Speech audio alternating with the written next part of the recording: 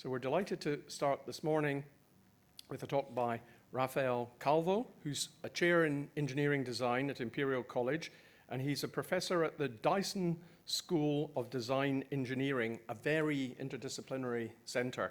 So interdisciplinary that Rafael told me he had hired a postdoc in philosophy, and so we're delighted to hear that.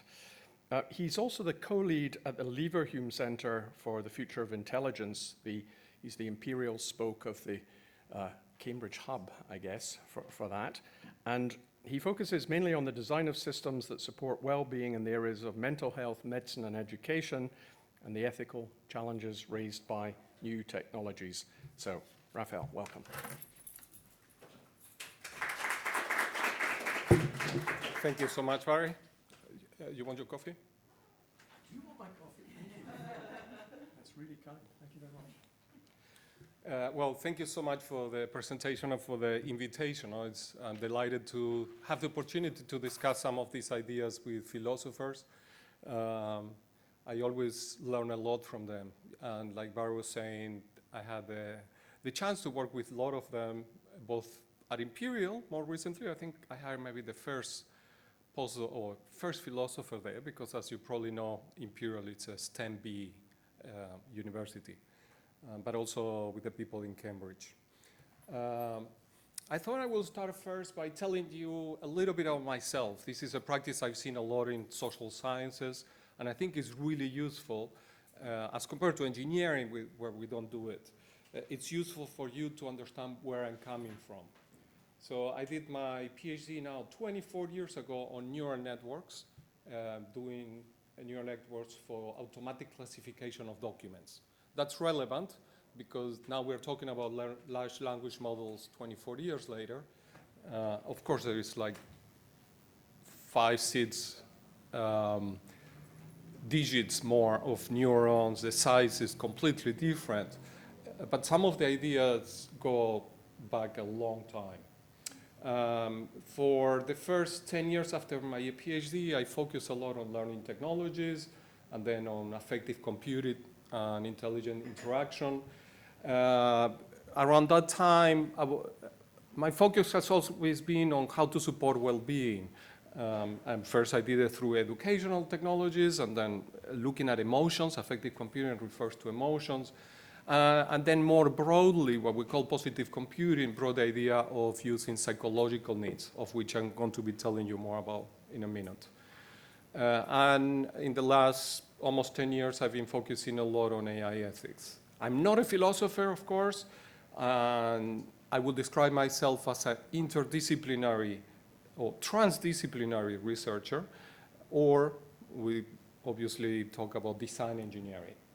So by transdisciplinary, I mean, of course, the interdisciplinary work between philosophy, psychology. I'm an engineer, I'm an engineering school, but most of my work is really with psychologists. And it's transdisciplinary because our focus is on bringing stakeholders' perspectives. And this is very important in design practice. This is the argument I'm going to make to you today. First, faced with technological and social change, humanity in general has created narratives. And I'm going to tell you about some of these narratives that people have put forward. Today, with AI systems that are challenging some of these social, economic, and human relationship structures, we are going to need new narratives, or we have to reuse some of the narratives that we used in the past. One of those narratives is the liberal democracy narrative that aims to understand human experiences and reach agreement when we have tensions through a collaborative approach, I will say.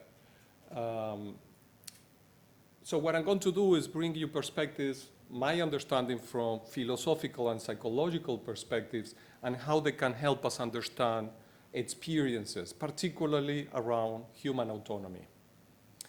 And then finally, I will show you how participatory design practices are used in the design of technologies or in some of my projects.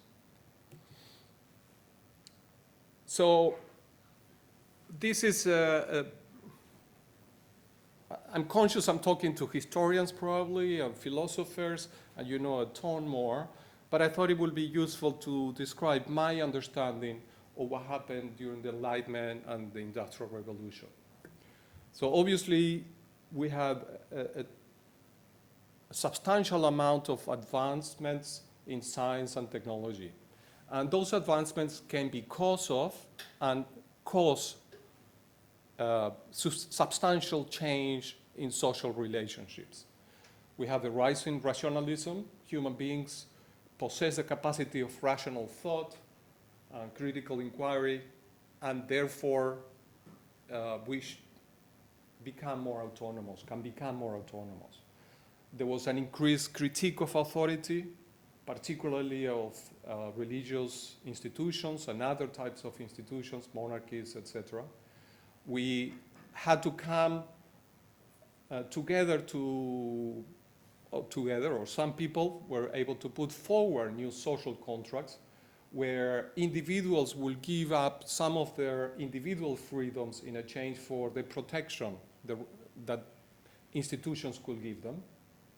And then there was an emphasis on individual rights, natural rights that were inherent to individuals, things like the right to life, to liberty, and property.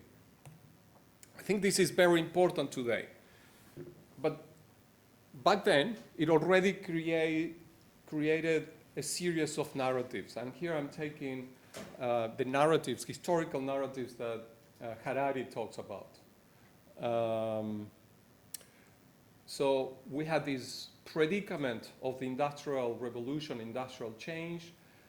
We come up with new social structures, power structures. Then there were these narratives that arise in 19th, 20th century that are about, well, communism, where you have conflict between classes. So the principle there is that the poor have to fight the rich to defend their rights, and that will happen in every country. It's a universal struggle. It happens in Argentina, it happens in Cuba, it happens in Russia, Europe, etc. The idea in communism is that the class struggle means conflict between groups. Fascism is similar. It's the conflict between groups within ethnic groups or even political groups, where if you belong to a particular party or group, you will be part of that class, that community, otherwise you are in conflict with us. And then there is another perspective that is liberal democracy, as I understand it, where there is citizen participation. Each individual counts, and the idea is to find processes, like the democracy process, where we come to agreements on how to solve those tensions, some of which are caused by the industrial predicament. So what triggers change? We can look at different philosophical perspectives or ethical perspectives. One is internalism, where we assume or we take for granted that the conditions of autonomy are all intrinsic properties of the individual. So psychology of the individual, the personality of the individual, that's what makes us behave in a particular way. That's a concept of internalism. We have also externalism, where the conditions of autonomy are set up, are structured by the technological environment, by the social factors, by things that operate beyond the individual. So it is the way the factory works that makes employees behave in a particular way. It is the way that we design large language models, the one that what makes people behave in a particular way. It is this comparison between the three ethical perspectives sometimes becomes very clear to me with gun rights. So internalism will say that the people kill people with guns. Externalism will say guns kill people.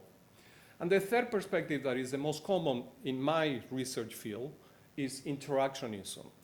And the concept there is that it's neither the individual or the machine where the ethical issues rise. It's when the two come together, when the two interact.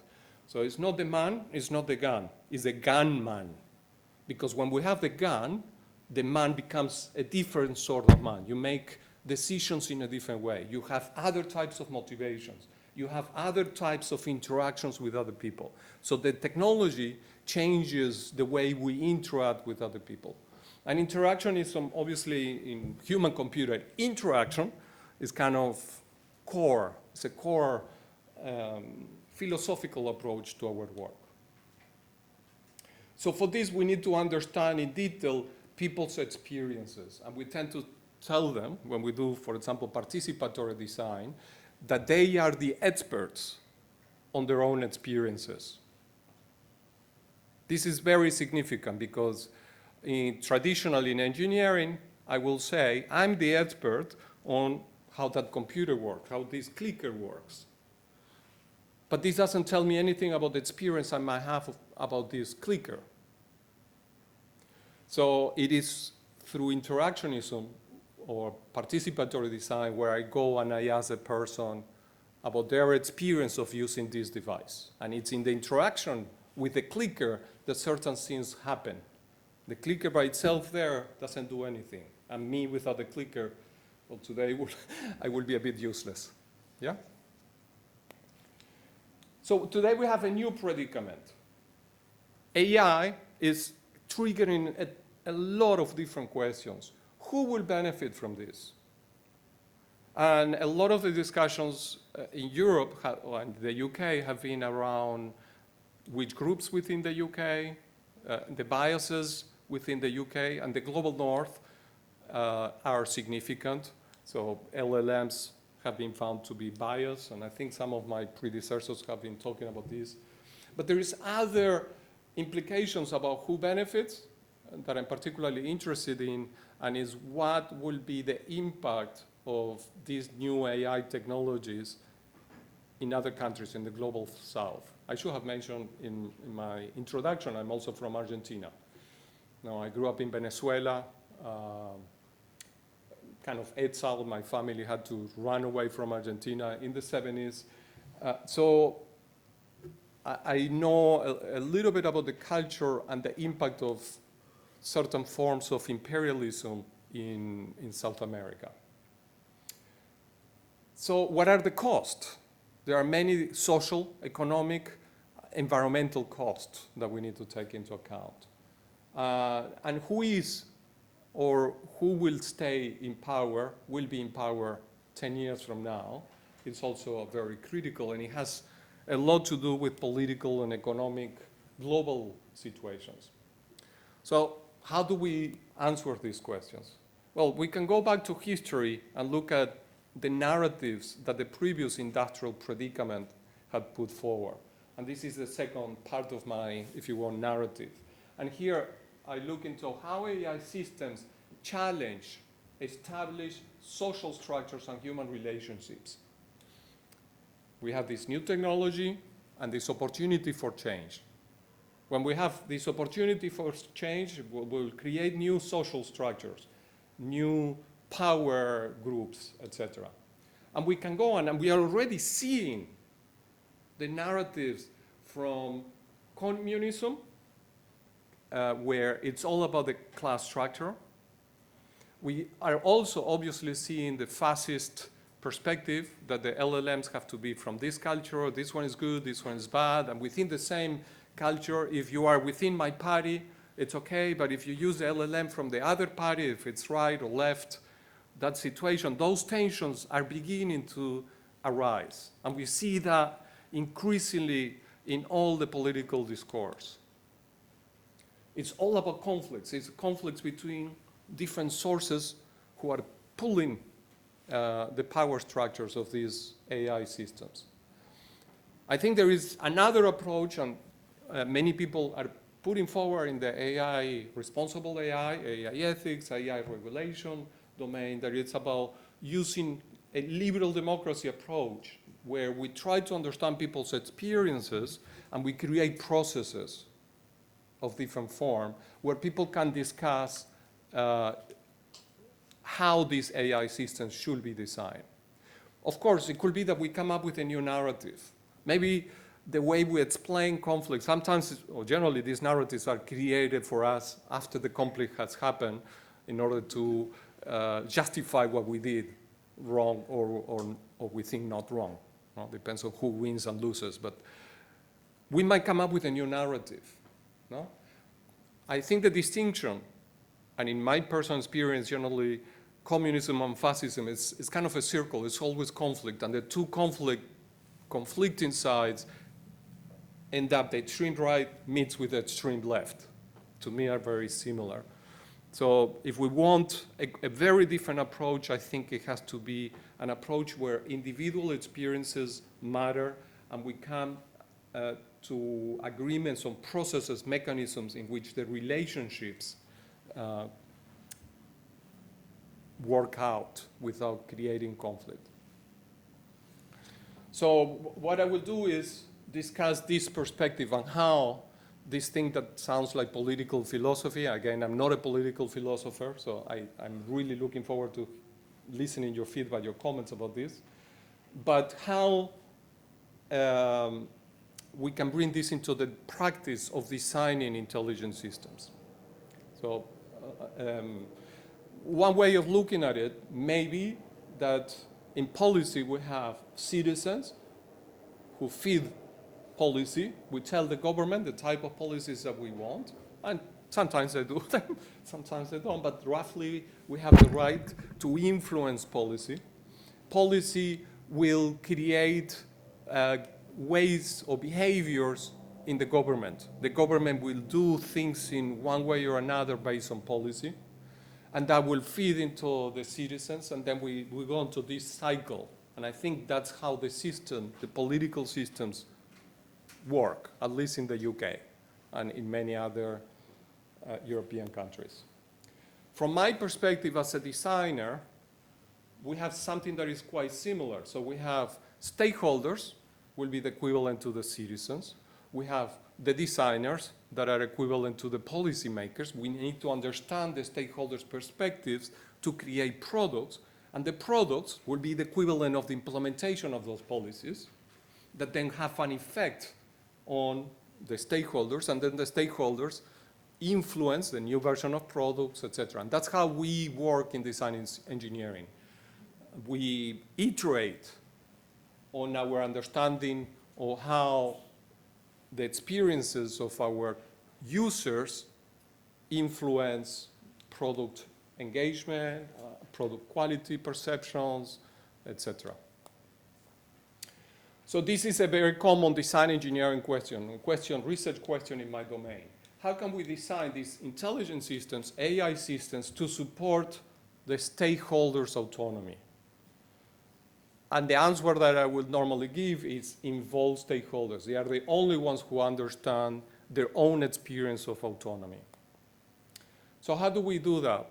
Well, the philosophical grounding from a lot of this work comes from phenomenology. And many of you will be experts on this, but just to give a bit of an introduction on how we think about it, Heidegger has influenced some of this phenomenological, or what they call post-phenomenological work. He used to call ready-to-hand is the practical relations that we have to things that are handy or useful. So you see someone there playing the piano. When you have already learned the piano, you can just, the piano disappears and you're playing music. You forget about that. When it becomes present at hand, when you're learning to play the piano, you see the same two hands. So if you had a camera, you probably wouldn't notice the difference, but the experience inside the individual is completely different. If a person is learning to play the piano, the person has to pay attention to the piano more than the music. The piano is an obstacle that is significant. So in post-phenomenology, people talk about the different types of human-machine interactions. One of them will be the hermeneutic relations where, for example, the AI is interpreting the world around us. And we see increasingly the ways in which large language models or other forms of AI interpret the signals that could be text, video, sounds, etc., and provide us with an interpretation of the world. So that's the sort of what we will call hermeneutic relations. Another are the background relationships. So background relationships are the things that stay in the back and we don't necessarily notice. The most common example of the background relations will be the cookies. And what regulators have made is that we bring the awareness. So normally, we don't even notice them. We use the browser, and the browser becomes ready at hand. We forget, we just go to Google, search, and we forget about that. And the only thing we pay attention to is the content. What regulators say, well, that's a problem. We need to make it present at hand, make people aware of what's happening there, for example, the use of cookies. So how did designers do it? Well, you get that pop-up window that asks you to consent to the use of cookies, because otherwise they are in the background. You don't notice, you're being tracked, all this information is collected, etc. And if you agree, cookies are used to track you. Now, one could ask, from the perspective, going back to the theme of the talk, which one supports autonomy? How do we better support autonomy? In this particular case, what regulators came up with the conclusion that people wanted to have some control on their data. And that was the most significant aspect, if you want. The experience of having to click consent was a minimal obstruction compared to the bigger picture with regards to autonomy. When we interact with the little bots, we are annoyed, right? And that's one level of autonomy frustration, one type of autonomy frustration, because we would just like to keep going. On the other hand, that autonomy frustration has been interpreted as being of much smaller significance than the autonomy frustration that it's caused or could be caused by the tracking and the loss of personal data. So how do we study these different perspectives? Well, we can use psychology. I work a lot using something called self-determination theory that has about 50 years now of empirical and theoretical evidence on what drives people to certain behaviors, what motivates people to engage with a teacher, a parent, different types of interventions. And the basic concept here is to look at satisfaction of needs, of human needs. So we use technology constantly to satisfy basic needs. Thanks to technology, we get food, shelter, water, etc. In self-determination theory, we look at basic psychological needs: autonomy, competence, relatedness. So these basic three psychological needs are essential for people to flourish, to develop as thriving human beings. Again, the empirical evidence here is probably the strongest in psychology. It has gone for many years, and you will find a lot of research online about that. So let's look first at autonomy. Autonomy here refers to the endorsement of a particular behavior. That is the willingness that I have in engaging with this behavior. It is the alignment that I have with the behavior, the goals, and the values of what I'm being asked or what I'm doing, right? It doesn't mean that I have no rules. We often assign authority to people that we trust, to a doctor. Doesn't mean that we just go and And do whatever, we often align our values with someone else, and we feel autonomous in that decision making. When we do user research, we find that autonomy frustration is reflected in statements from stakeholders like, it won't do what I want it to do. I hate it when it does that.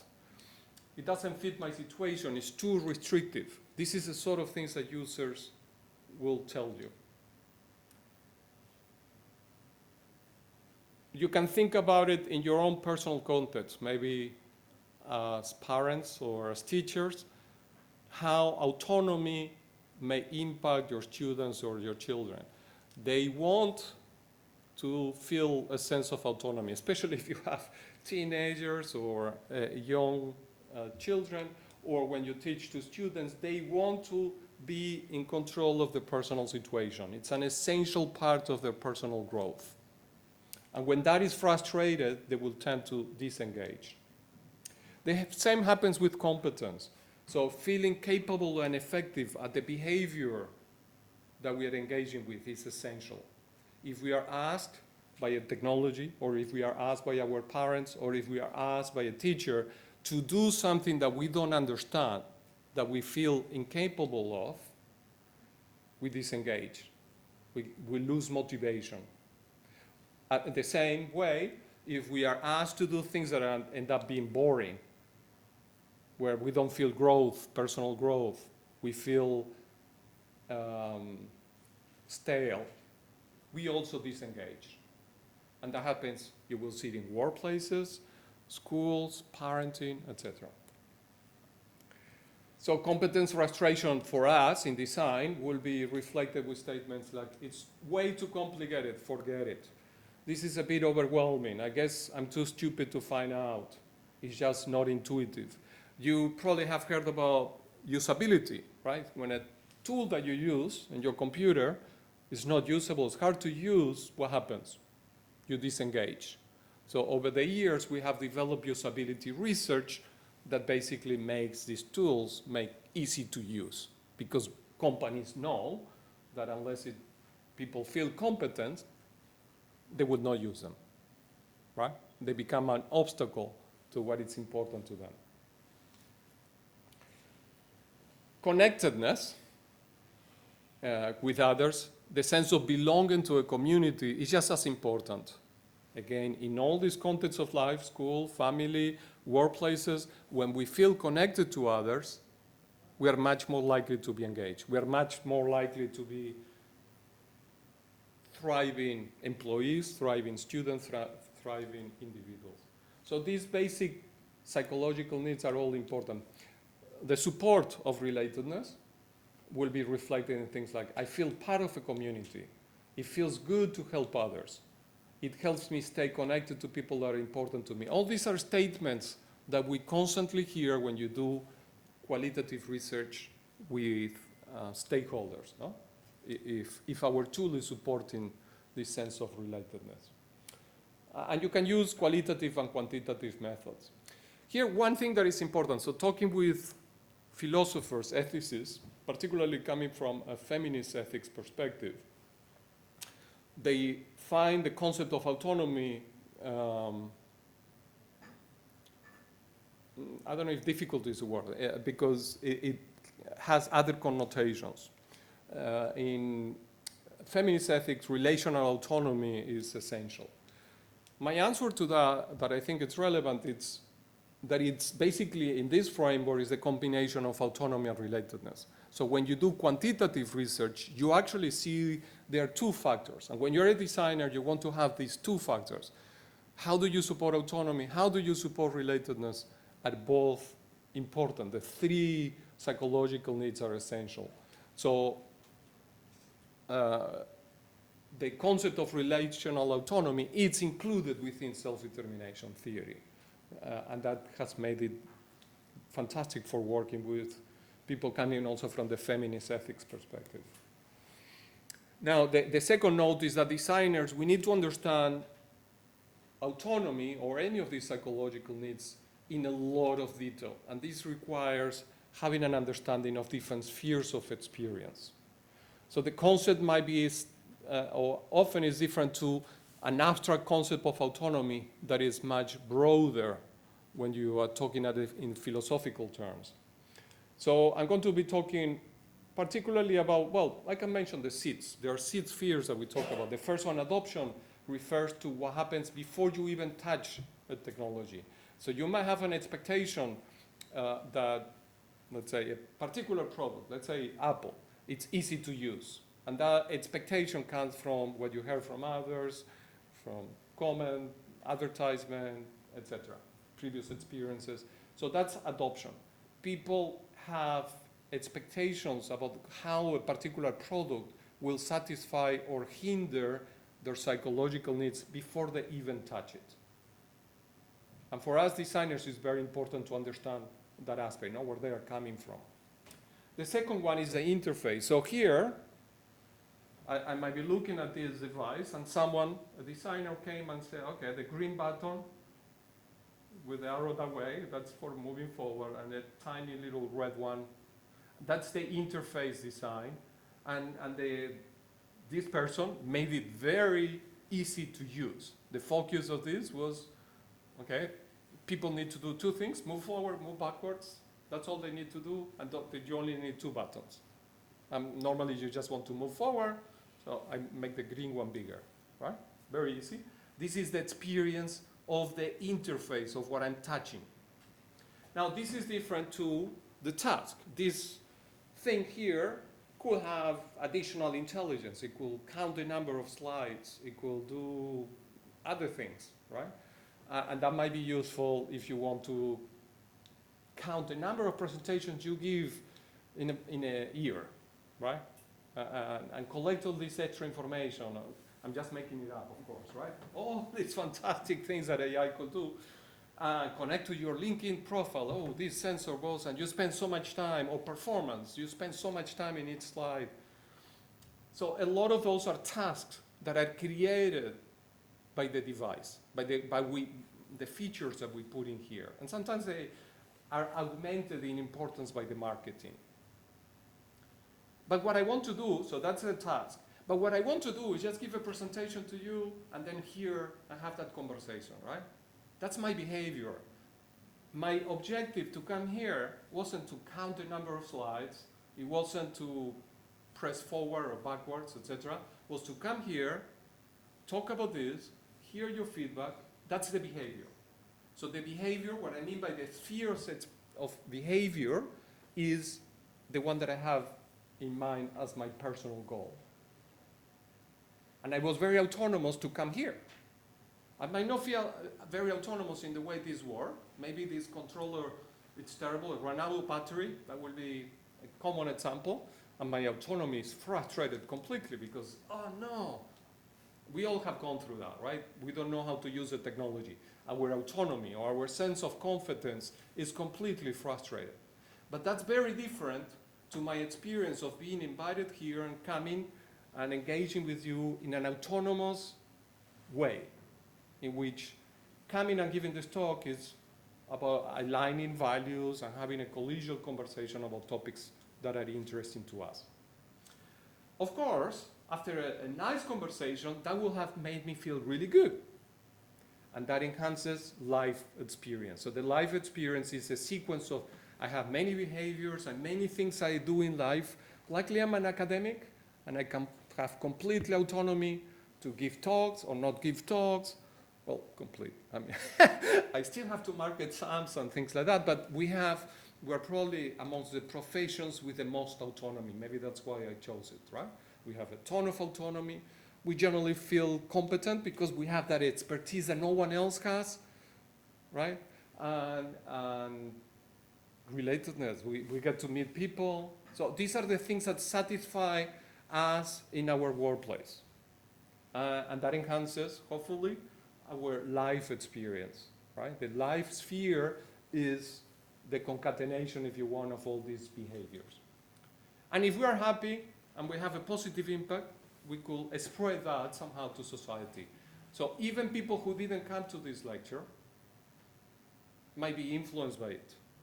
Even people that don't go to your lectures might be influenced by them. So we have an impact on society, and technologies, of course, we're talking about technologies here, will impact people even if they don't use them. Even if you don't use Facebook, Facebook will have an impact on you, right? It doesn't, that's the social impact. So it's not just about interacting with the device. Even when you're not interacting, that product will have an impact on your sense of autonomy, right?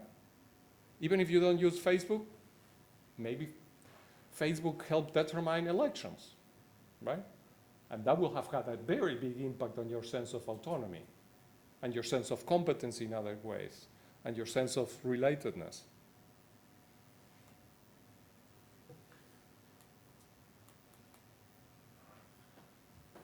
So how do we bring all this together? So I talked a little bit about my understanding of philosophy and history and how technology affects the narratives. I talked a little bit of the psychological perspective of looking at this. How do we use it in design? So in design, each designer will follow different methods.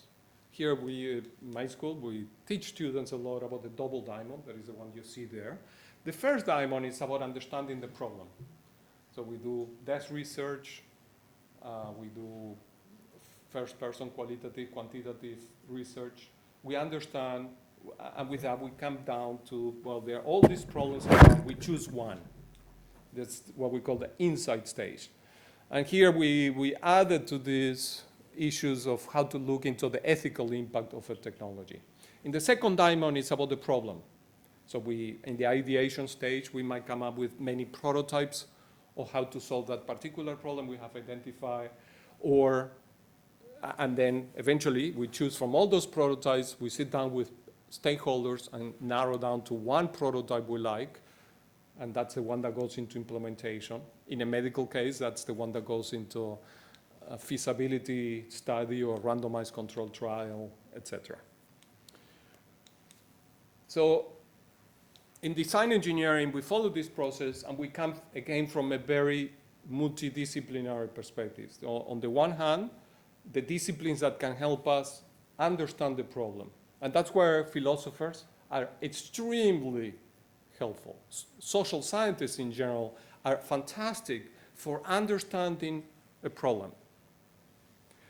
The systematic way of looking at the different potential consequences of a technology, that's what I have found, can never be, it's very hard to go as deeply as a philosopher can go. So understanding problem, we also, to do that, we talk to people, we develop expertise on innovation and cultural adaptation or understanding cultural issues, and then the specific domain. So in my case, I work a lot with health researchers that obviously understand their specific domain. And with that, we can focus on one particular problem. The second part is understanding technology. Obviously, we are engineers. I can code. We develop software. Many of my colleagues are really good in electronics. They can develop robots. They can develop batteries. They can develop, so they do the hardcore engineering. And understanding how to build things helps you understand what are the potential solutions to the problems you identify. Now, if you see here, these three kind of disciplinary domains, in a way, relate very well with a model of three models of ethics that I mentioned before. So you have an ethics, an understanding maybe where the technologies are at the core of the ethical concerns. We might be looking at, no, it's understanding stakeholders and society is the only thing that matters. I think when you look at the interactions, and then you use design methods to understand what happens when you get a technology together with the human, you get the most comprehensive perspective. So all these are very complementary perspectives and equally important. So I'm going to tell you, just to finish up, about 2 projects that we're working on. So you can see how this very high-level philosophical talk of philosophy, psychology, can also come concretely into the implementation of particular type of technology. So the 2 projects are around dementia. The first one is about helping people with dementia and their families here in London through the Dementia Research Institute. The UK has one of the largest dementia research institutes, the DRI, and this is part of that project. So I think I can't play, but maybe the people, thank you. I'm Tess, I'm Ollie. and we're in Chobham. I'm Esther, I'm David. and we live in Chertsey. I'm Zora. And I'm Mohammed Afzal. We're John. I'm John, and this is Anne.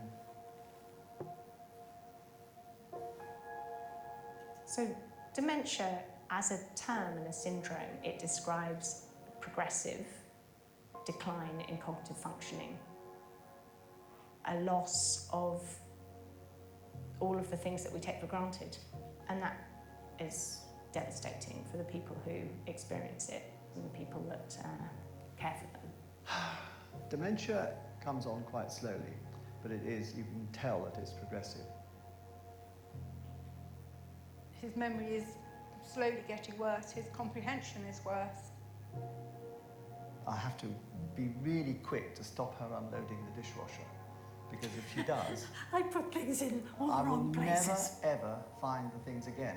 Your husband has dementia. Where do you go from there? When people are admitted into hospital, often a kind of cascade of consequences happens, and you'll get people suddenly made more dependent by the lack of familiarity in the environment, disorientated by the unfamiliar hospital setting. Yeah, it's very important that we should be together. Can we move forward, Most please? important. This is home. How would you describe home? It's somewhere you feel safe. Can we move to the next slide, please? Yes, that's as good You as feel safe. safe. And feel safe. So you heard there the type of content or messages that we will hear when we do the qualitative research. People losing their sense of competence, abilities to do things that were important to them.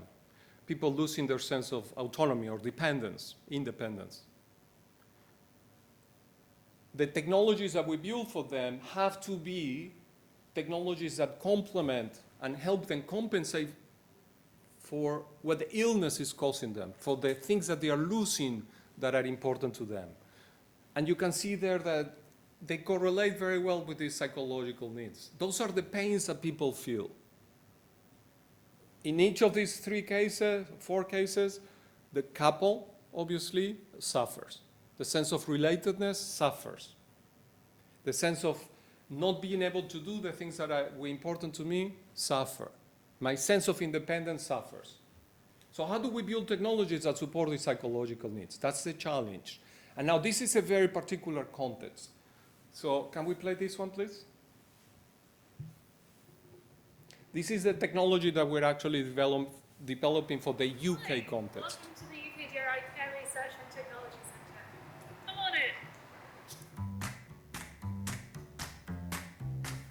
It's a little bit more cheery also after the other one to compensate a little bit.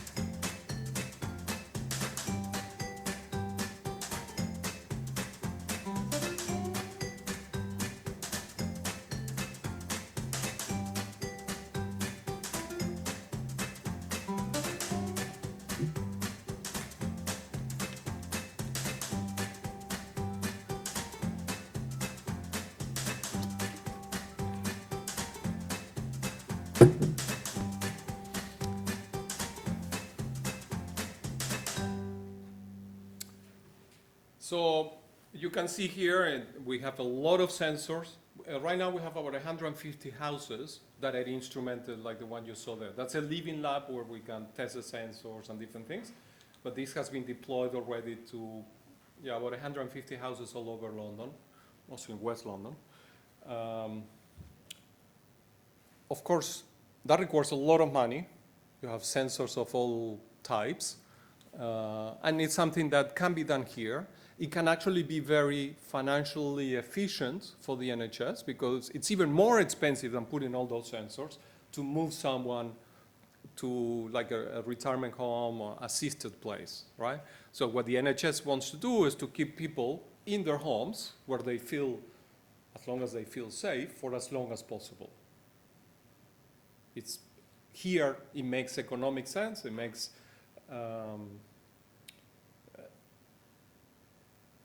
political sense, but you have to do it carefully because you can see all the potential privacy issues, all the potential control issues, etc., that come out when you are collecting so much data from individuals. In fact, we do interventions with them. So these people get messages about what happens with you, are you okay, and that sort of thing. So there's a monitoring clinical team that follows these families to make sure they're doing well. So the data is actually used for actions, to take actions. Now take that, the world of the UK, and now let's go to the next slide, please. Let's see. This is Peru. So we have here 4 sites.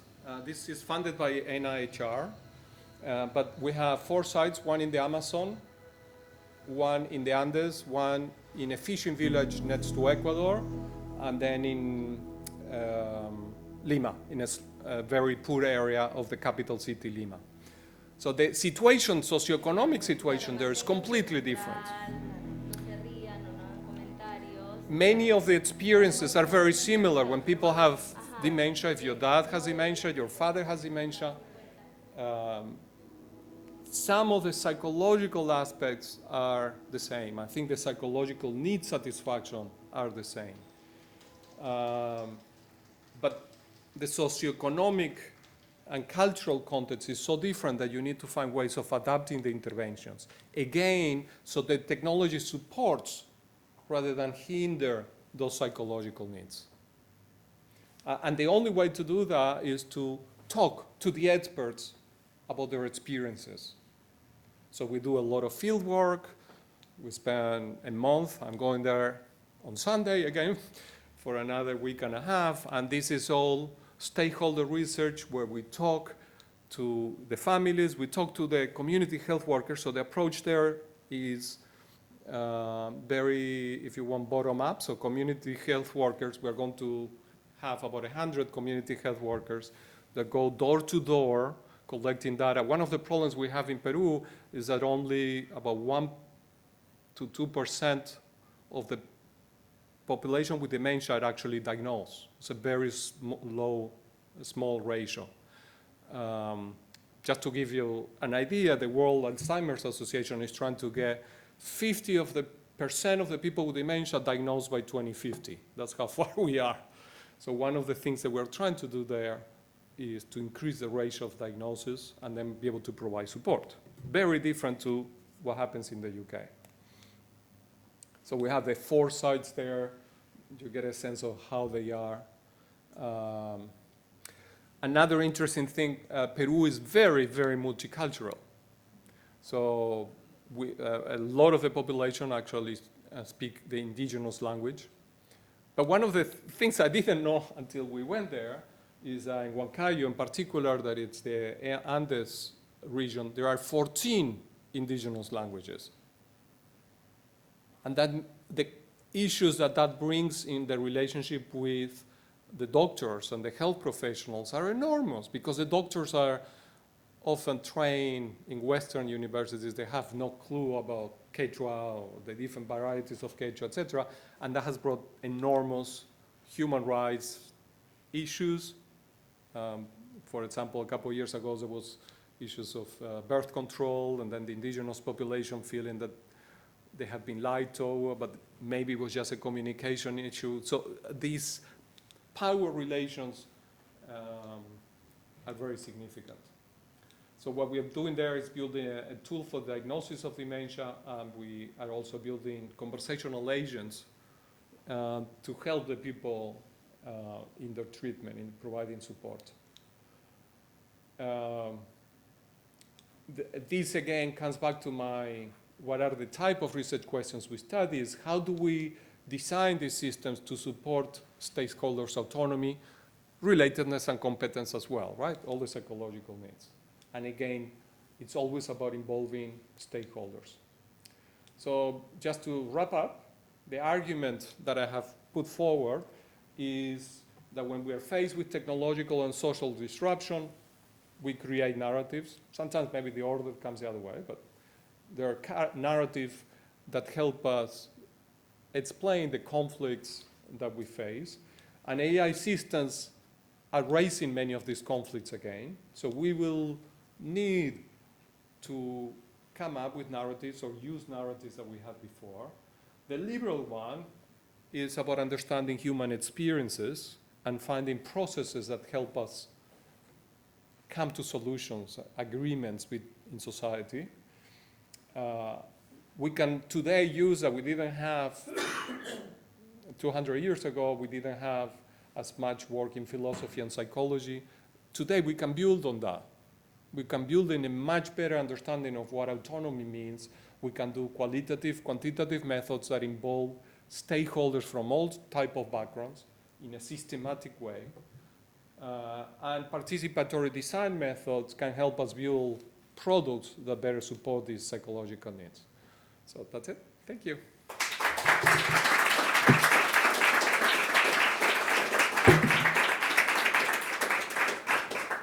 Thank you.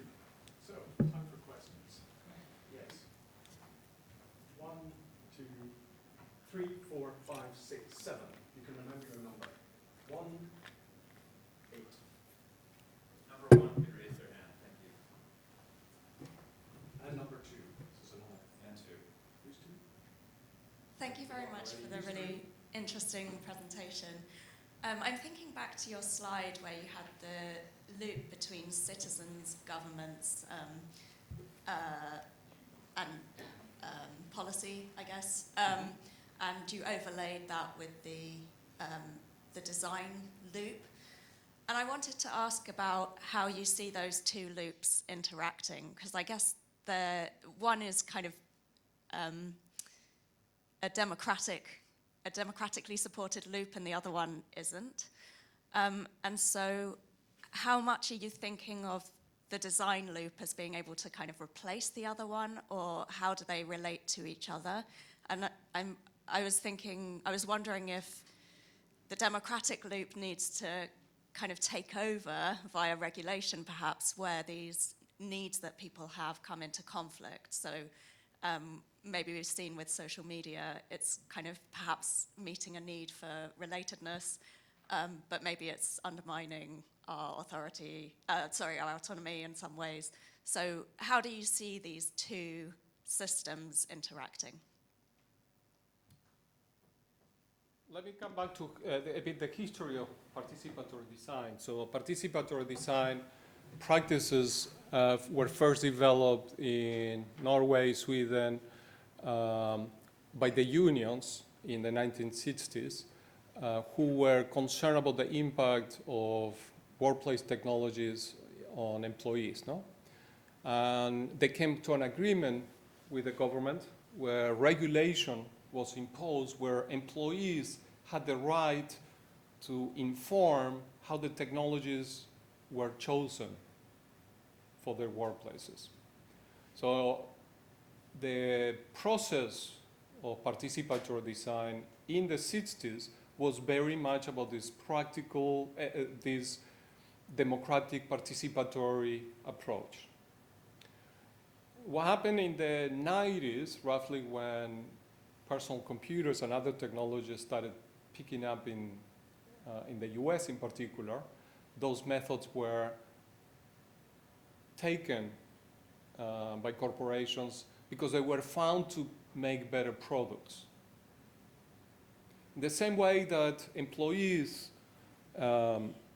were finding that if they inform employees and employers found that where employees engage in the decision making of how the workplaces should be arranged, now those employees were more engaged, happier, etc. What they found in product making is that those participatory approaches created products that people were more interested in buying. Now, I'm not naive to say that that's always for the benefit of the customer when those methods are applied.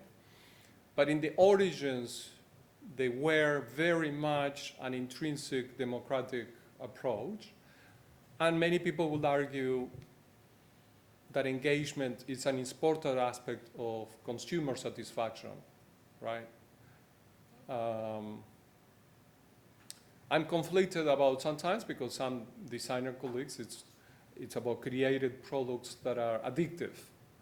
And I think that's not to the benefit of long-term benefit of consumers. And I think that's where the difference between the different spheres that I mentioned are particularly important. So some products might be very engaging at one level, but then will have a negative impact at another.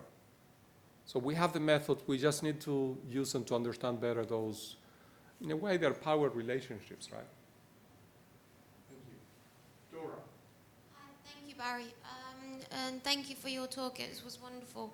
I will have my questions split up into two parts just to sort of make it easier to answer, but they kind of go together. So the first part you mentioned the ethical impacts that would happen of technology and in the design. And I'm wondering if you're therefore saying that during the design stage we have to reevaluate in technology that it's not about the end product, it's about what happens, you know, in the design, in the engineering, in the middle, in the process itself. Before you get to the end product, because for example you could make a product that in the end you actually find it's either not matching the needs of the people that you needed to, or there's aspects and things that you've actually completely missed out, is the first part of my question. Okay, so in the diagram where I had the two diamonds, I think the whole process matters. The outcome will be influenced by the process that you follow. But both in the diagram that I had before, that one where the circle, so the products influence citizens and citizens will, or consumers, and then the whole circle goes around. I think the second version of that product will be more adapted to the users. But what I wanted to find there, it's the slide about the double diamond. So yeah, there. You can see the evaluate stage is particularly important. And that it's something that companies generally don't look much into. And I think it's particularly important for AI. We don't know what the consequences of these technologies, and we need to have probably independent groups looking at the impact of those technologies. So the evaluate aspect of the process. Yeah, I'm not sure. Thank you. Yeah. Thank you. Yeah, no, that actually follows up quite nicely then to my second question, the second part of my question. So the research that you are doing, making it more simple here, because I'm sure it is complex, as you said, with the human rights and everything in Peru. The work that you're doing with dementia in London, is in the products and everything, are you looking then to build and have an external system in place in the people's homes and things that can link them with the NHS and other kind of systems and things like that when they're going through dementia? Or is it just as an assistant aid to help them in the house? How? Yeah, all the work is together with the NHS. So these are, the center is funded by the UKRI, but we work closely with the NHS, so that the idea is that eventually this product will be deployed nationwide. Yeah. Thank you. Who's three? I wasn't sure if I was 3 or 4. I don't know. Who's Because three? the pointing was really That was close. 8. And we're- Okay. you're All right. 8. Let's say I'll go through. 3, 4, 5, 6, 7, 3. So I'm 8, 3. Okay. 9. Okay? Remember your number. Okay. No, I couldn't tell where you were pointing if I was 3 or 4. So yeah, that's very complicated. Okay. All right. So I wanted to thank you so much for your talk. It's awesome. I actually, my PhD was actually systems engineering of AI, but I didn't have this design background at all. I just came from software engineering, so I just loved it. I want to make a quick comment. I know that's bad, and then I'll have a real question that kind of is related. The quick comment was about the piano analogy. So you said that once you're an expert, you can just think of the music and get it. But I would argue that the piano and the music and all these things are already structured out of. So when you're learning, it's not that you're being impeded, that you have a concept of the music you want to play. It's more like you want to play. But the instrument actually enables and shapes what kind of music you can produce. And so you almost become a part of the socio-technical system as you're learning this thing. So I don't know for sure if that's totally related to the question, but it's I was just at a meeting literally right before this one. And it was the big privacy meeting that's going on in Brussels right now.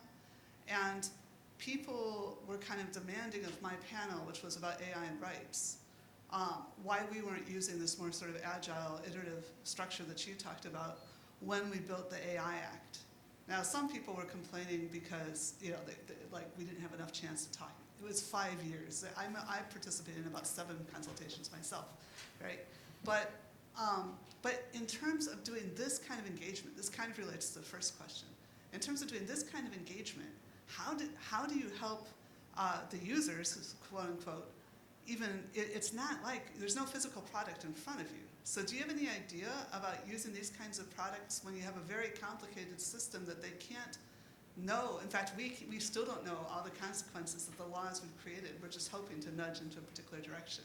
So do you know anything about these kinds of structures for those kinds of democratic processes when you're trying to design an institution which we know there'll be emerging consequences for?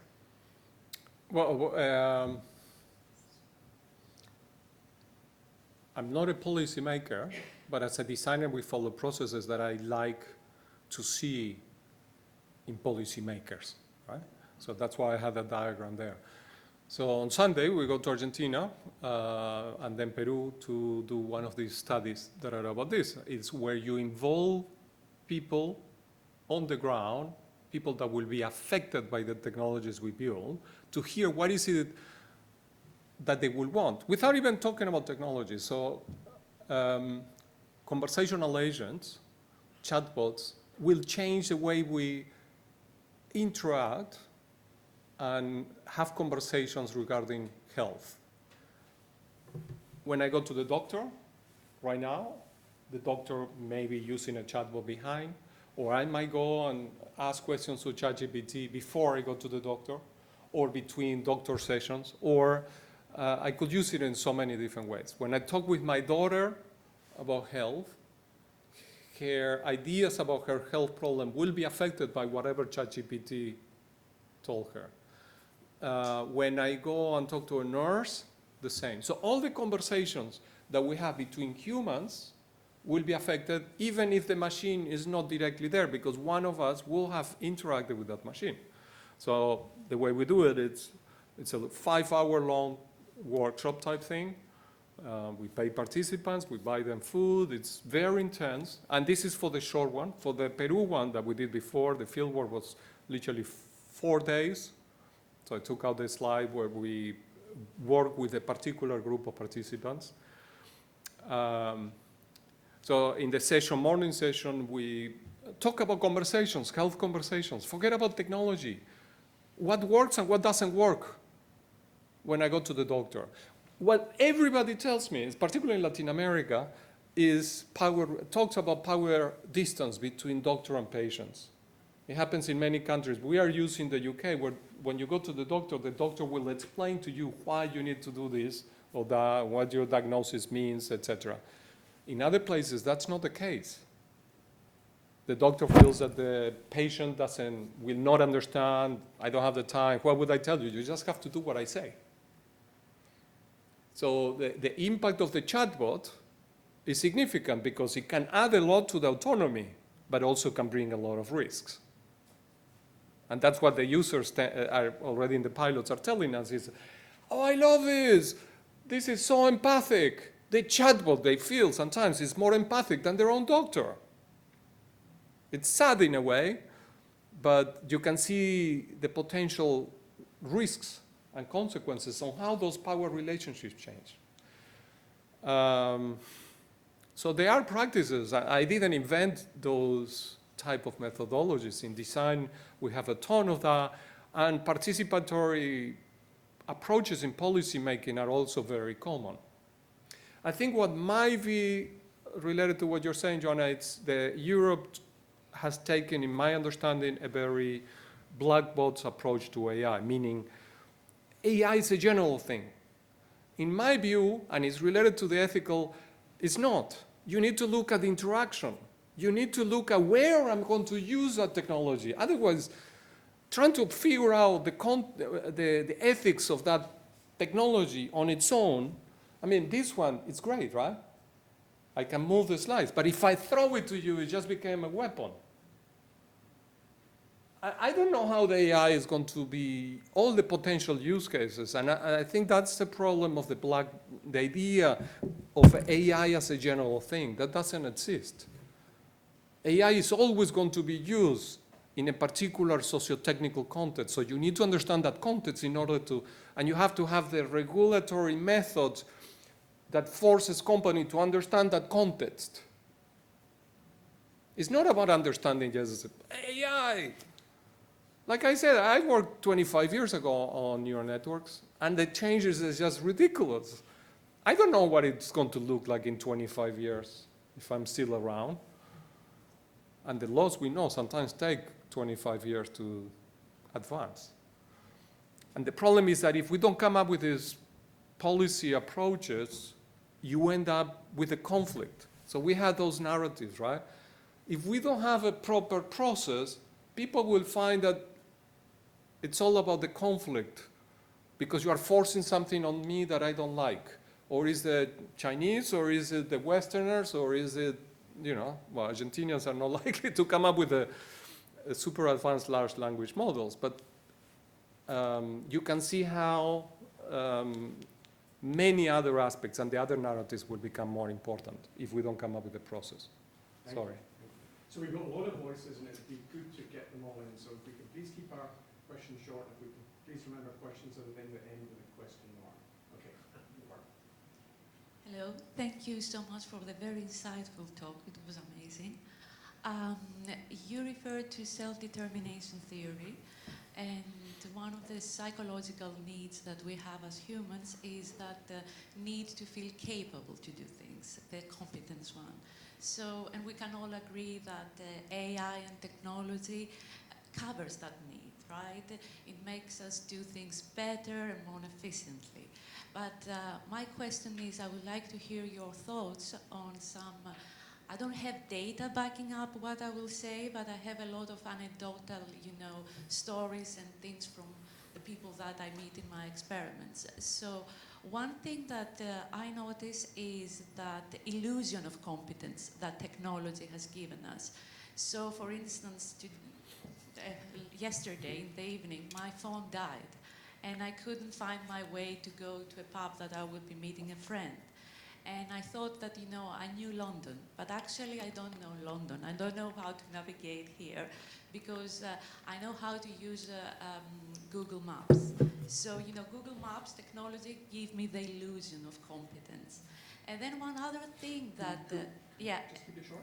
And the second thing is possibly a decline in our capacity to remember things or a different pattern of remembering things. So now when you mention self-determination theory, I couldn't try to remember what are the three components, but immediately I remembered links to go and look up the information.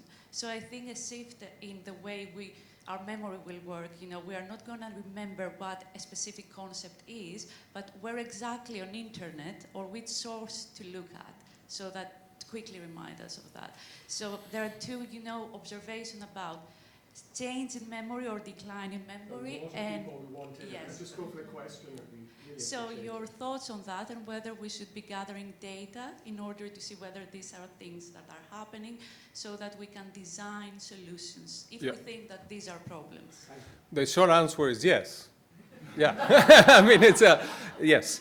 A little bit longer, we have gone through these processes before. I think it was called The Shallows. It's a fantastic book. I came out like 10, 15 years ago when Google came out, and the author was arguing that exactly what you just said, right? Except just using Google rather than Google Maps. I think what I was pointing to, this might have an impact of actual competence, but I think the more serious one could be impact on motivation. What is the purpose of us humans if AI does all the things that we think we enjoy? What are the utopias that we are aiming for? It used to be that in the 1800s, I take my students to the V&A often, and we look at the gallery that shows utopias in the Enlightenment period.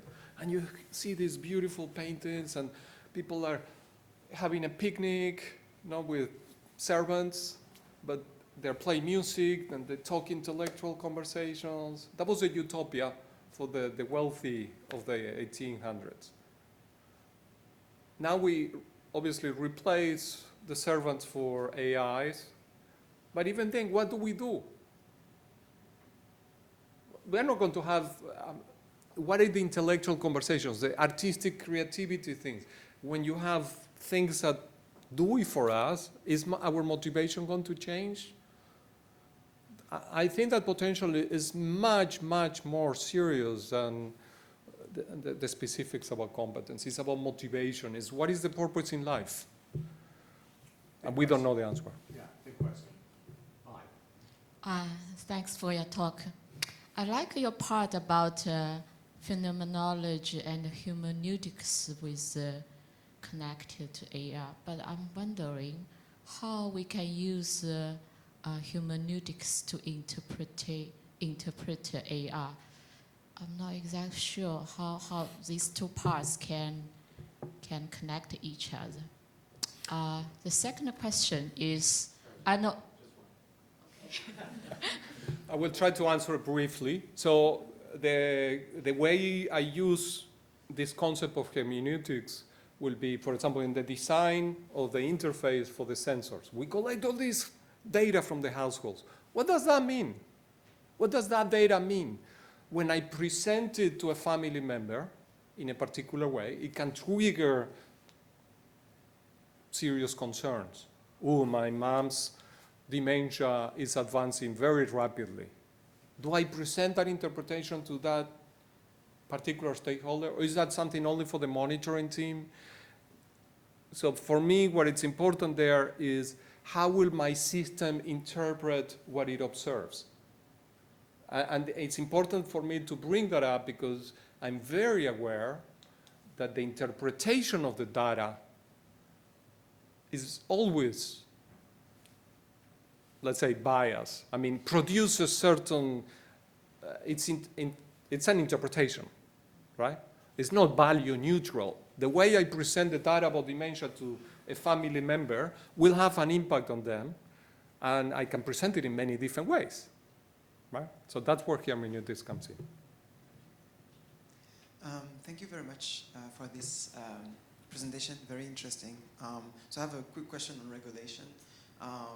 So I agree that we should definitely regulate to see how we get to these AI systems and some bad consequences that you can anticipate already. But I also on the view that sometimes the worst consequences, we cannot foresee them and we have to wait for them to arrive for us to be able to regulate, such as like for social media, for instance. There are impacts now that we see that we could have never thought about 10 years ago. So what's your take on this? Like, how do we balance regulation while still not hindering, blocking innovation and technology?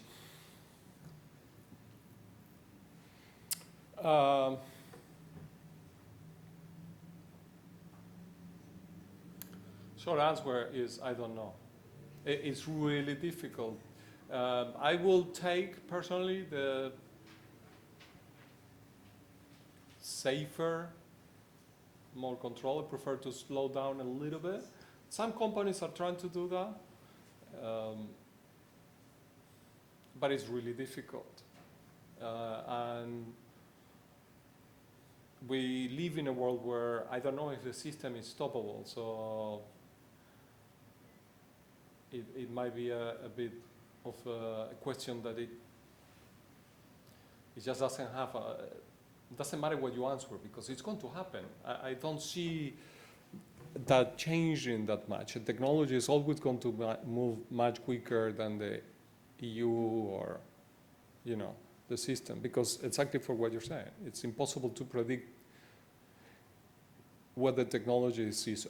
Having said that, there are regulations. So, for example, in the pharmaceutical industry, we never allow a company to launch a product without having run a randomized control trial. So society has approaches to do to regulating new products in ways that work. And of course, the AI industry is going to push back against initiatives to do the same. And there are methodological issues on how to do that are not the same when you give a pill than when you have a long-term interaction effect, very complex effect. In medication, it's very easy to have a treatment and a control. In these kind of situations, it's not. Even on issues like what is the impact of technology on well-being, we have enormous debates. So, yeah, it's not easy. Great, thanks very much. So I think my question is very much kind of follow-up to that. So I was thinking of your virtuous circle kind of picture of regulation and the participatory design aspect as well. And I wondered how much you think that's a model of what we've actually got, or whether it's a kind of ideal that we should be aiming for. Because I was thinking of something like the passage of the online safety bill in the UK.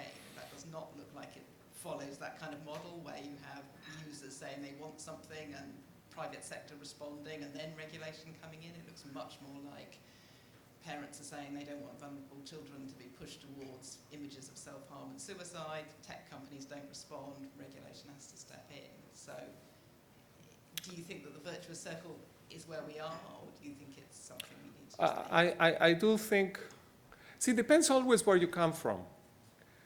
I think the UK has a system that it's not perfect, obviously, but somewhat works. It's much better than in other places where you have zero chances of influencing what the government does or say. And that's not just in China, right? I think that applies to many other countries, because sometimes if you suggest that the technology should do this or that, you will be clustered with a political group immediately. It's like class or group belonging, identity politics comes up, and you are this or you are that. Oh, if you're saying this, you're this. And so at the end, that shuts down any political debate about a particular issue, right? And I think that happens in our societies, Western societies as well. But within that, the UK, I think, in the 0 to 100, maybe we are, obviously we are not 100, but we are above 50 maybe. Yeah? Last question. Participatory practices is based on the preassumption that those users can rationalize their experience and can effectively communicate that experience. And usually the communication is already mediated by technologies that are designed using the same processes. In the two case studies that you showed, the two projects that had completely different ways of communication, senses versus interview. How do you see the quality of data being different and quality of the end result being different? Thank you. Actually, if I understand your question, the quality of the data that informs the design is pretty much the same. We run qualitative and quantitative methods. We interview people, we survey people. It's not the sensors. The sensors comes afterwards. Once you have created a particular design, some of the issues are more related, for example, in the UK households, people are given an iPad where they can see the data about the family, what's happening in the household, right? And it's a secure system, just only them can see. The monitoring, clinical monitoring team sees pieces of that. But that comes after the participatory design. Of course, that keeps flowing in circles. No? We get the feedback and people will complain, oh, this doesn't work, this works well, etc. In Peru, the data in that sense, obviously we don't have sensors, but the idea there, well, we do have a tablet where the data is collected by community health workers, not door to door. But again, the data collected to inform the design process, it's about a user experience, right? It's interviewing people, spending lots of time in workshops and interviews and surveys, etc. So that's, I think, there are certain things that are the same across all cultures. So self-determination theory tends to be much more quantitative, and we have run surveys with thousands of people here in the UK, in Germany, in China. You will see data from other groups on workplaces, on education, on technology design, and the questionnaires are relatively similar. No? I could go deeper into some of the differences, but I don't think we have the time.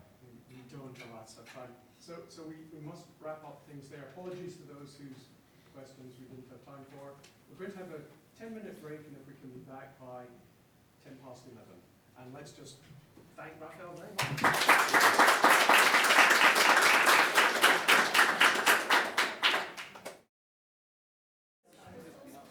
Okay, let's resume if we can.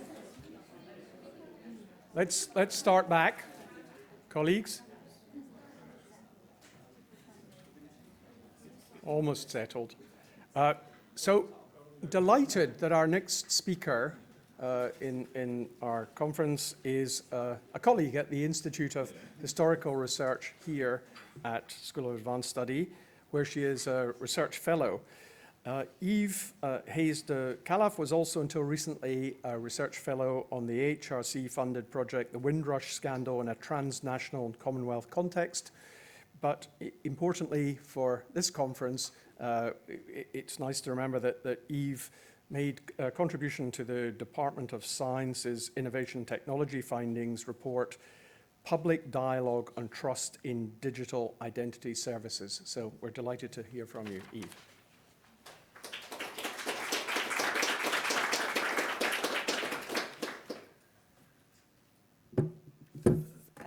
Thank you. Gosh, the light is quite bright.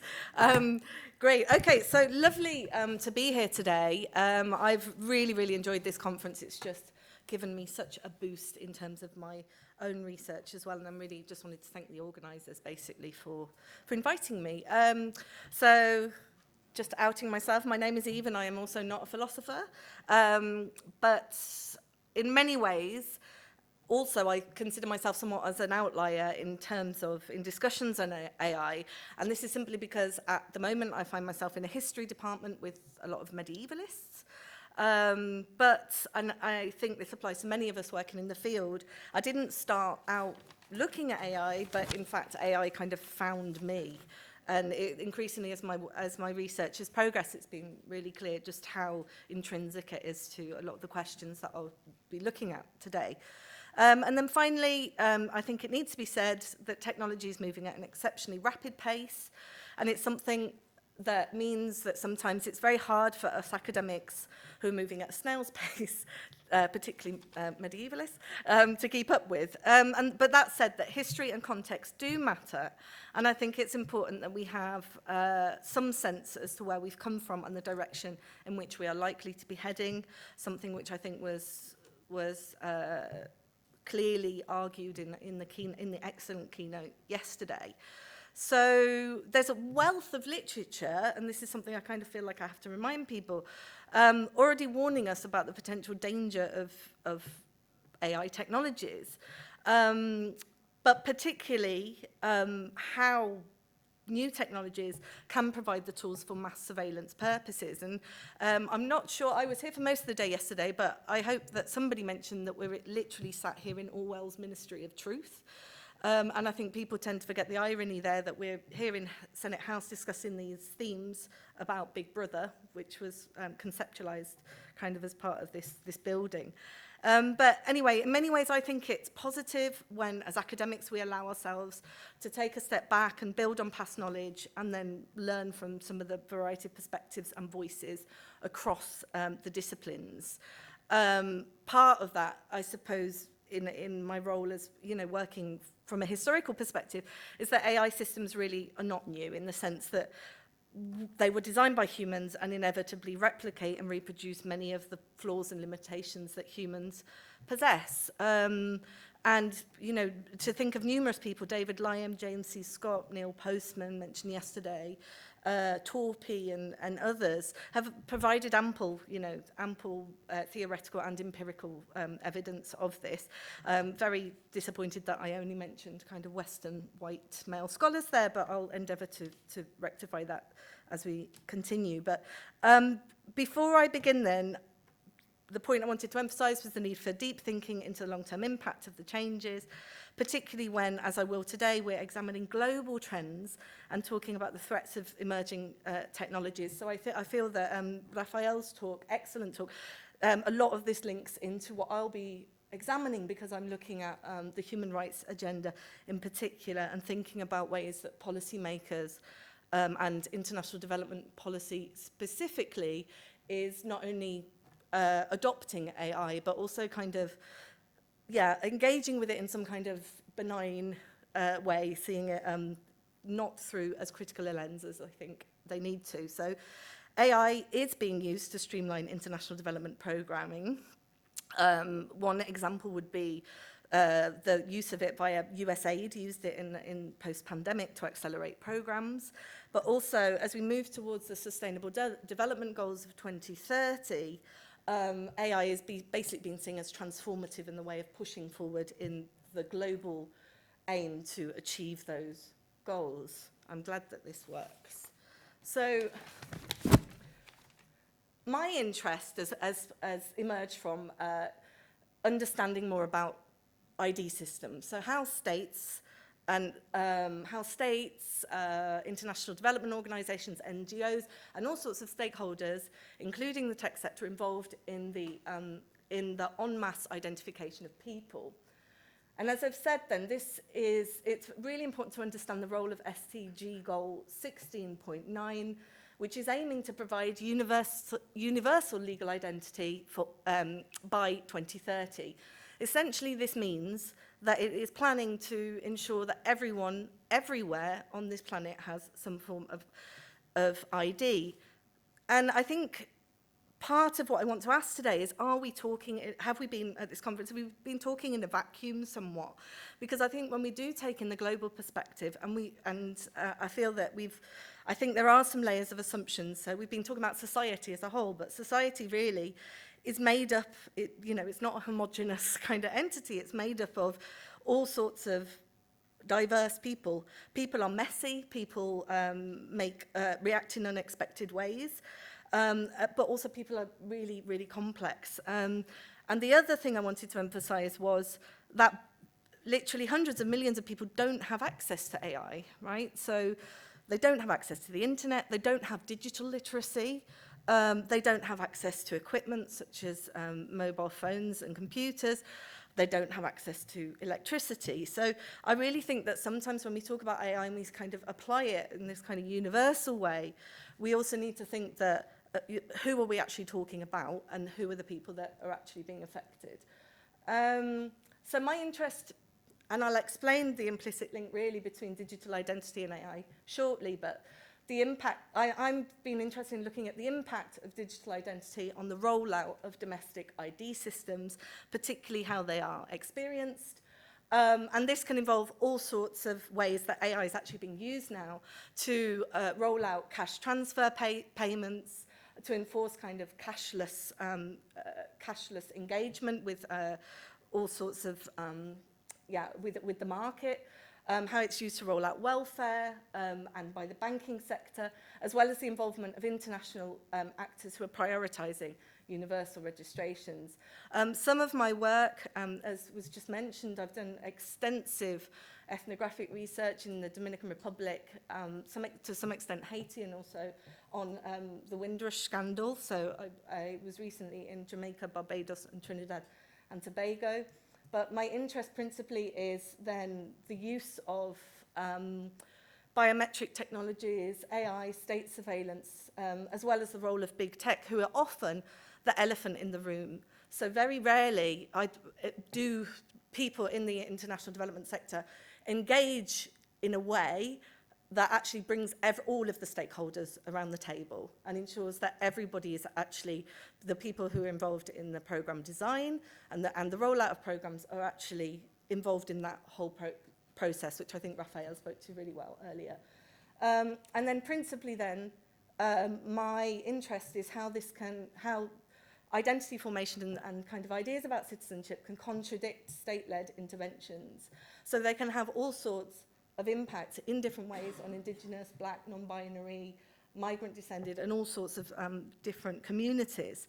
So when I started out my PhD journey a decade ago, I was interested in, rather than what it means to be human, as our keynote, as Shannon Valler spoke to yesterday, I was interested in what it means to be a citizen. So asking about how international organizations, the role that they play in the definition and recording of our legal existence.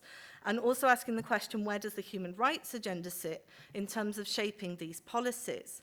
So what initially began for me 10 years ago as an exploration of our legal existence, so looking at how people's citizenship is constructed within law and how that plays out on paper in the form of documents, so in the form of birth certificates, ID cards and passports, eventually has kind of morphed into this, this fascination then with the digital infrastructures that are underpinning these systems now. So since the kind of the discussions around this and the program changes were brought in the 1990s, but from the mid-2000s, we've really seen a huge shift in the way that states are recording their citizens.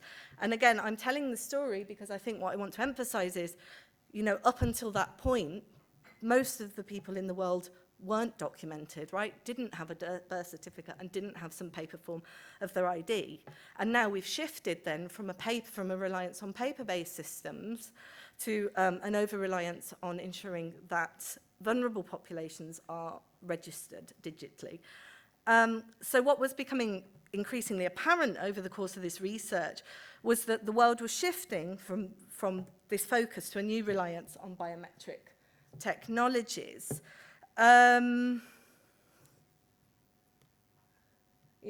So this is an example of a report that I co-authored with my colleague Kimberly Fernandez at the University of Pennsylvania. This is fully open access and accessible via SAS space as well if you want to download it. But this was really something we wrote in collaboration with the NGO Women in Identity, who are a membership organisation kind of really promoting and celebrating the involvement of women in technology. But really, I think the thinking behind it was to create a manual for non-experts in the field, kind of to explain what digital identity is, basically putting forward that digital identity is, you know, the digital version of a person's physical identity and a digital representation of self. But essentially, digital identity provides the baseline for AI, and that's the point that I'll be kind of exploring more in depth during this talk. So in order to attain a digital identity, there are a number of layers of privilege and a number of layers of kind of processes we have to go through before we are able to access a unique identifier number, which is something that all of us who have some form of ID have. So first of all, it's a three-stage process that involves identification and then authentication, and finally, authorization. And it's this idea of unlocking rights that really forms the central basis of the kind of international development, the human rights agenda, and the discourse, right? It's the fact that you need an ID because it's about the right, you know, Hannah Arendt's right to have rights, and a digital ID will essentially be the facilitator in helping you unlock access to those rights. So what we're seeing is a centralization, right, in terms of ID being at the center, but actually all of these services that I've talked about, so cash transfer payments, access to banking, healthcare, welfare, education, voting rights, being able to, you know, register for a mobile phone, and a wealth of others being linked to this unique identifier number and people's ability to show that they are who they say they are. So it's this idea of inclusion then that I want to focus on today, because the baseline assumption that dominates narratives is that ultimately this technology will be used for good, and then it will seek to include the right groups into its design. So therefore, you know, if people are of a certain low income bracket, that they will be targeted and be recipients of government state benefits or aid assistance. But you know, nevertheless, and again, stating the absolute obvious, or something that I think is obvious, is that, you know, we have a history of, as we discussed in detail yesterday, you know, rounding up minority groups and using ID systems to treat them in the most horrific of ways. I'm not doing it justice, but to mention Nazi Germany, Rwanda are, of course, two examples, but there are numerous examples around the world. And another thing I think that's important is asking who are the people that are designing these systems, right? Who are the people that are actually having this immense level of power, I think, and access to this kind of global system that we're creating. So I posed the question to ChatGPT, because I quite like that we did that yesterday, and I thought I'd follow the trend, but I wanted to ask if it could tell me the specific relationship between digital identity and AI in the international development sector. And as I've said, it provides the crucial infrastructure for identifying and verifying individuals, whereas AI leverages this data to enhance service delivery. So that's the point. Without digital identity, it's very difficult for AI to be effective in in achieving the Sustainable Development Goals and in achieving the specific aims that have been set by the kind of international, so-called international community. And this goes on and on. So I've got multiple examples here that were generated when I asked this question. But an example would be that digital identity aids in the distribution of welfare, whereas AI analyzes the data and tracks spending. For educational purposes, it facilitates acceptance onto educational programs, or so people can send their kids to school or university, but then AI is used to monitor progress and adapt content to individual profiles. I could go on. Access to services, financial inclusion, healthcare, legal, and humanitarian responses. There's all sorts of ways now that this is becoming uniform, basically, across the sector. And I think part of the critique then is that while digital identity provides the infrastructure and AI leverages the data, the question really is what happens when people are locked out of these systems, right? What happens when systems are not being used in the way that they're intended to? So I just looked this week in preparation for this talk, and there are numerous examples. I think even they just announced on the radio this morning that the post office scandal as well has been overturned, which again I think is a hugely important aspect of this. But This is just a denunciation of the University of Sheffield that the Home Office basically is using data basically to report student attendance to the Home Office. And this is what people have been warning about, and now we're seeing it in real time and in real action. And when I say about who are the people that are designing these systems, I think it's super important to note that Israel is a huge contender in this. And I think a friend of mine said, she goes, that you can show your political awareness and you can boycott certain products, but you can't boycott your passport. And I think that's a super important thing to observe. Our project, the Windrush Scandal in a Transnational and Commonwealth Context, again, is something that I think is a hugely important issue. The UK doesn't actually have a national ID system, but that didn't stop the UK government from blocking legal citizens from accessing healthcare services, from accessing their pensions. People ended up, as part of the scandal, losing their income, losing their jobs. Some people were forcibly deported, all because the system was flagging up that they were in the country without legal status, whereas the reality was that they always had legal status, but that had never been kind of put formally onto a system, and it affected them in all sorts of ways. So, right, so now moving on to my own work. So I lived in the Dominican Republic for a number of years, and this is the book that I wrote about my PhD research. The Dominican Republic shares a Caribbean island with neighboring Haiti. And at the start of my research, I became really interested in a constitutional tribunal that took place in 2013. Now, this ruling involved a decision by tribunal judges to strip its plaintiff, Juliana de Guispierre, of her Dominican nationality. So this decision rendered her stateless, right?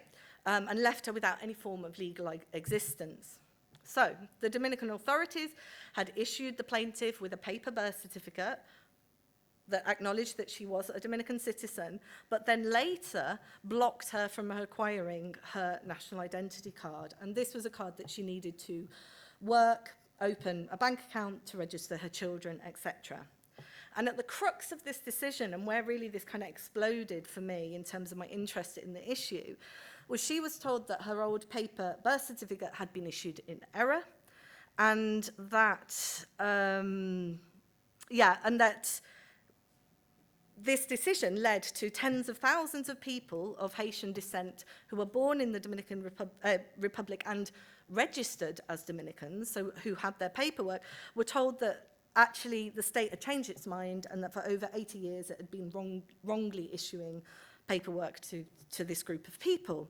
And what this led to then was a national and an international drive to effectively re-record all Dominicans. So to say, right, we've had our old system, we're now updating it, we're now revising it, and we're going to introduce a new biometric identity card. And via the introduction of this biometric identity card, it was kind of as vulgar as this. There were people who were told, no, actually, you are in this group and we're not going to acknowledge your citizenship.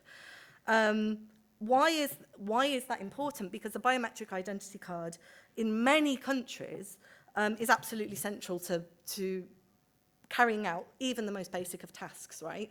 You need an ID card in every situation and I've alluded to some of this, but from getting a mobile phone to registering your kids to being able to travel, to being able to apply for travel documents.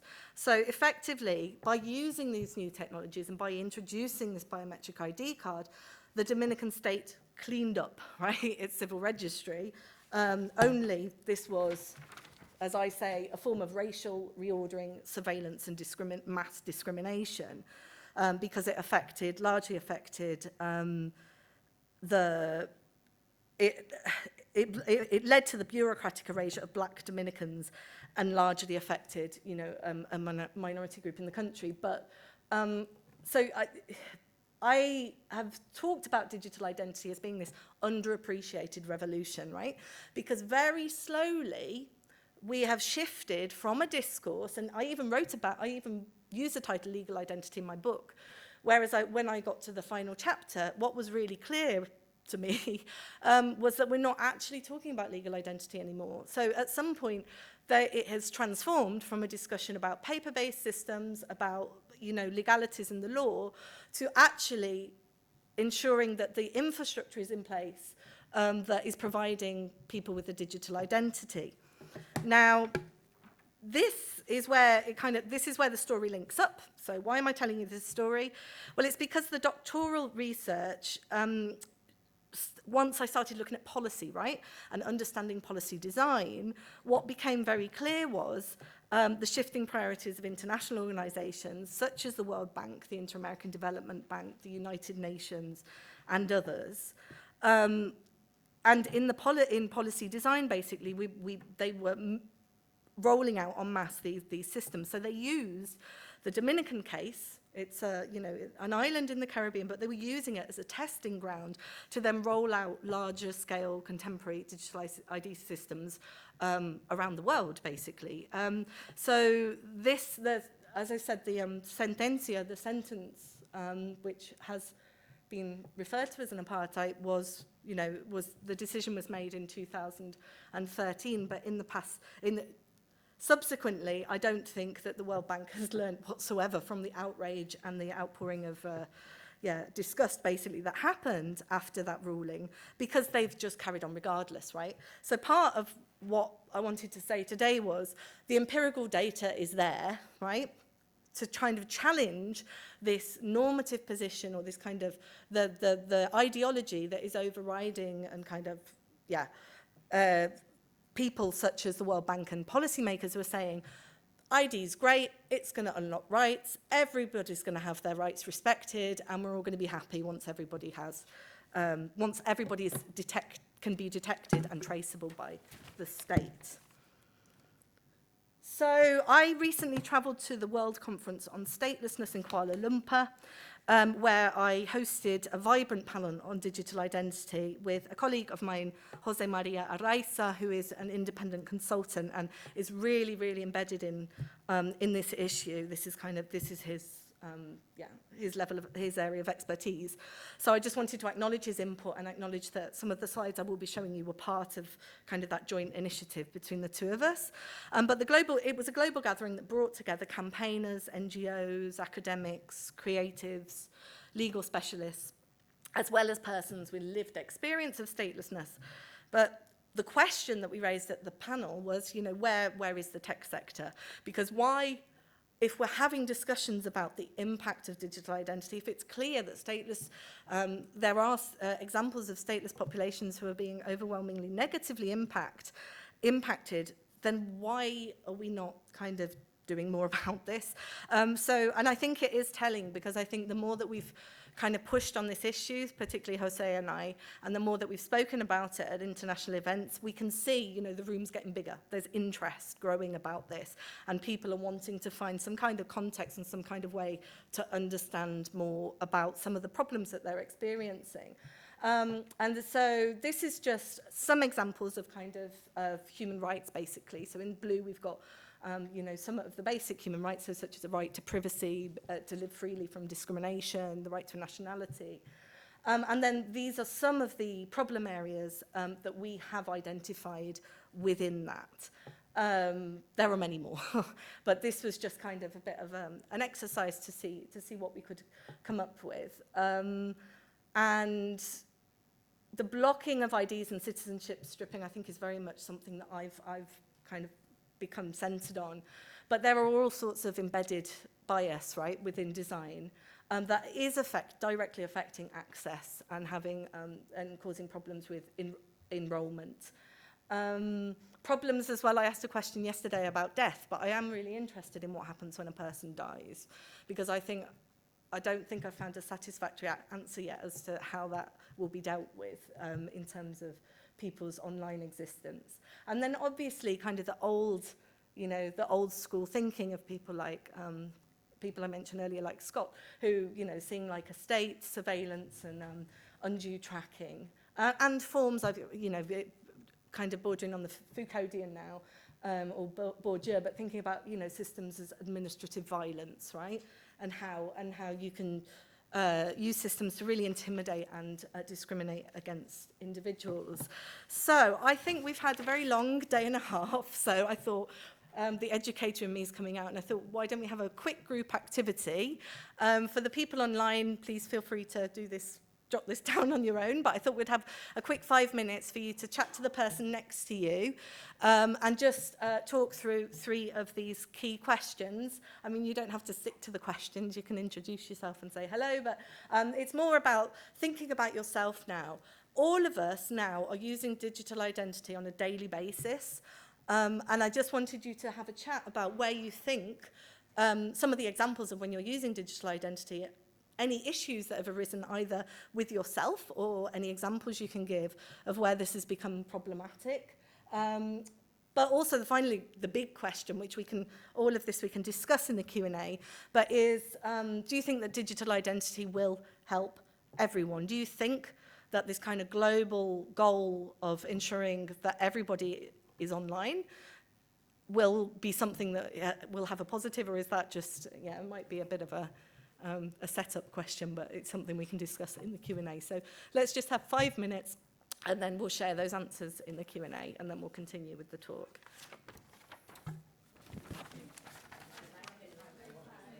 Okay, I'm really sorry to interrupt people's conversations, but I think the idea is kind of to get you revved up for the Q&A. So we've got some, I'd really like to hear back during the Q&A kind of what you've discussed. But what I think, was it Dora? Yeah. Dora and I had a chat. And one of the takes was, and this is, you know, super important, and I think this is what Raphael was making really clear, was that you have to listen to the users of these systems, right? Without engagement with the users, without talking to people about how they experience specific processes, then what are you doing? And this is, you know, this is a policy that's affecting hundreds of millions of people around the world. And the amount of empirical data and empirical engagement is woeful, because also when you present, for example, evidence, which we have in the case of the Rohingya, which we have in the case of the Assam in India, which we have in the case of Kenyans, and multiple cases coming out of Africa. It's actually ID4D in Africa, so the World Bank's ID global conference is taking place right now, so I'm quite sad I didn't get the funding to go, but anyway. They're having these discussions, right? So grassroots organizations are saying, here's the data, this ain't working the way that you're saying that it's working. So something, I think, has to give. And then I thought what was really, really valuable in my discussion just then with Dora was thinking about groups at risk, right? This is just a baseline, right? This is just kind of a hypothesis, but the people that we are seeing who are being affected by ID systems are a variety of different people, right? So, for example, the trans community, so people whose identity is not even recognised, right? So they might be recorded in ways that they're not recognised. People whose nationality is not recognised, or who either because they've been, you know, the state refuses to acknowledge their existence, or their state has ceased to exist. Refugees as well, and AI is the massive topic. So there are some great researchers. I think Margie Cheesman, and Karen Weisberg are 2 great examples, although there are many, many other scholars who are working on these and producing just really transformative and exciting research about the impact of AI in this arena. So we've got obviously ethnic, religious, and or national minorities. I say this obviously because these aren't the discussions that I think have been dealt with in any serious way in the kind of literature that's coming out of World Bank, UN, and kind of discussions on this. Indigenous peoples, of course, the elderly, so a huge part. So, you know, the UK has a really significant ageing population who, when you speak to people about, you know, what they say is, my high street bank is being closed down, the post office being closed down. I find these systems really difficult to navigate. I'm not saying that people can't learn. I'm not saying that, you know, but it's a huge shift and a change that people are being expected to kind of adopt without really considering their voices, I think, is the point. And then, of course, the role of intersectional discrimination as well. So the ways that these different forms of experiencing ID can speak in all sorts of ways. So, for example, you might be an elderly woman as well as being a refugee, for example. But then I think the point, the most important bit for me is that digital identity is affecting all of us, and it's going to keep affecting all of us. And that's the point, I think, to see this as a universal thing. Then there are additional considerations in terms of privacy and data protection. What are the concrete risks to data protection and privacy within the sector? The emerging threats, so this is something my colleague Lindsay Kingston talks about as the weaponization of identity systems, so of digital identity technology. And she's asking about, what kind of misuse have we seen so far? The human rights aspect here is about public infrastructure and safeguards. The first point is, does the International Human Rights Framework offer adequate instruments to create safeguards for digital ID? I think the short answer to that would be no. They're woefully inadequate, and in fact, these discussions are only kind of starting to take off. And then in terms of litigation and advocacy, to what extent has litigation advocacy helped address digital ID-related concerns so far? So I'll give you some examples. So YID was a campaign group that I got involved with, I think probably 2 years ago. So this was formed by, there was quite a lot of grassroots groups. So Derechos Digitales, for example, which is a group in Latin America. And this was led by lots of other people who were concerned about the impact of digital ID. So they wrote a letter to the World Bank and its donors to say that they must protect human rights, but also that they must start listening to some, paying attention to some of this and not just pretending that, these contestations don't exist. And it was quite a controversial report that was published, I think last year. Caitlin Kiofi and her colleagues at the Center for Human Rights and Justice in New York wrote this. But again, I think it was really the first attempt, in addition to kind of a few articles that have come out and a few publications, but really to say this is the issue and to try and kind of articulate it and provide some context to it. This was a workshop that we participated in, again, with colleagues at the Alan Turing Institute. This was spearheaded by Karen Weisberg at Queen Mary and a number of her colleagues as well, and they very kindly brought me along. But I thought this was a great way of visualizing, I think, some of the problems and some of the issues that I think people have experienced in different contexts. So the one in the middle at the bottom was from kind of what was gleaned from my presentation, but also we talked about lots of different contexts, so sub-Saharan Africa, Pakistan, and then talking about the invisibilization of people, so how certain voices and certain people and their experiences are being invisibilized within these processes.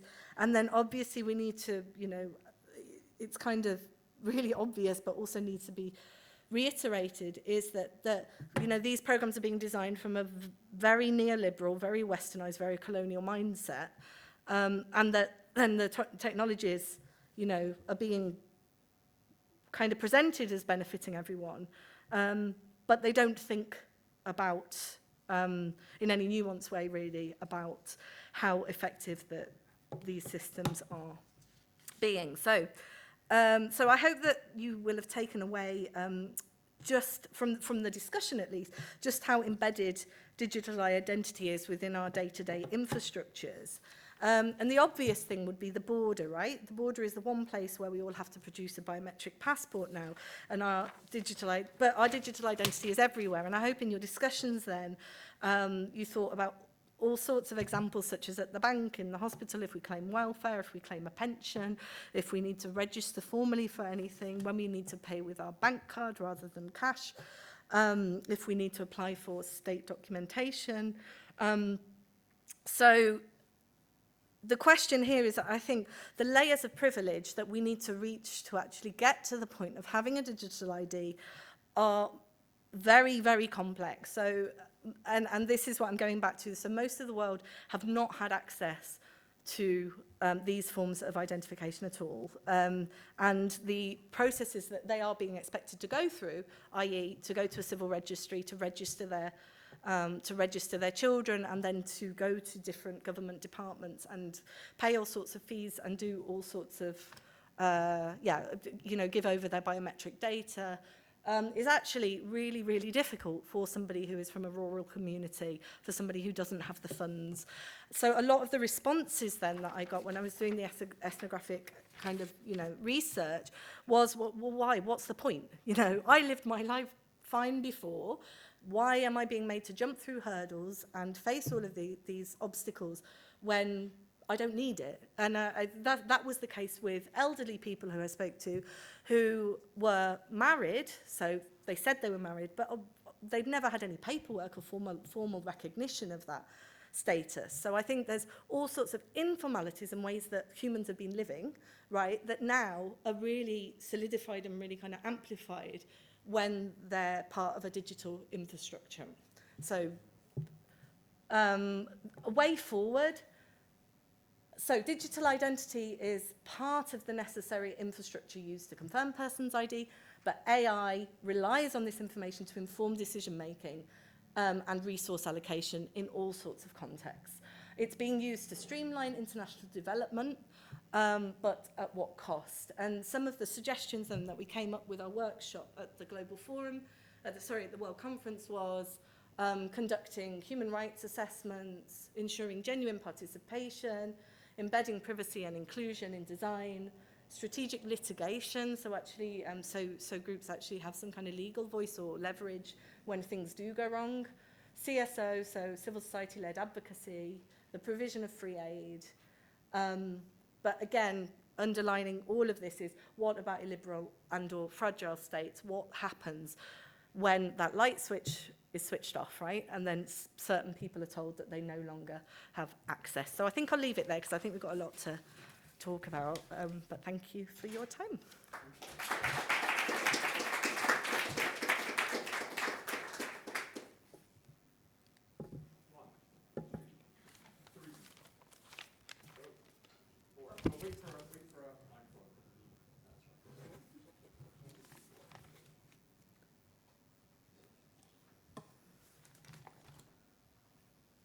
Okay, thank you very much. I'm going to do a super quick comment, which is just this something you did very early and then again in the conclusion about saying AI uses this thing. Again, we get to choose how we implement all these things. So I almost think like AI, wonderful talk, but I almost think like AI is barely a part of this talk. We're really just saying within our context of digital governance. So the question, it strikes me when I think about my digital IDs that they actually help me diversify, so I can use Gmail, so I can have a reduced password load as an ID for some things, and then just only remember the really critical ones. I have multiple banks. I think the exposure comes when there is a single ID, which is this problem with this concept of the government ID, especially if it's a one world government ID. And then, but I think this in a way is only the stateless. And I just want to point out that there's this example, which is the Ukraine, that they allow 4 different kinds of passport, right? They have one of the most advanced, I think they're the first nation with digitalized passports, but they still recognize the last 3 forms of ID so that you can't just be eliminated if Russia hacks into the digital base or something. So my question is basically the problem, and you mentioned again also the tech, like what is tech doing?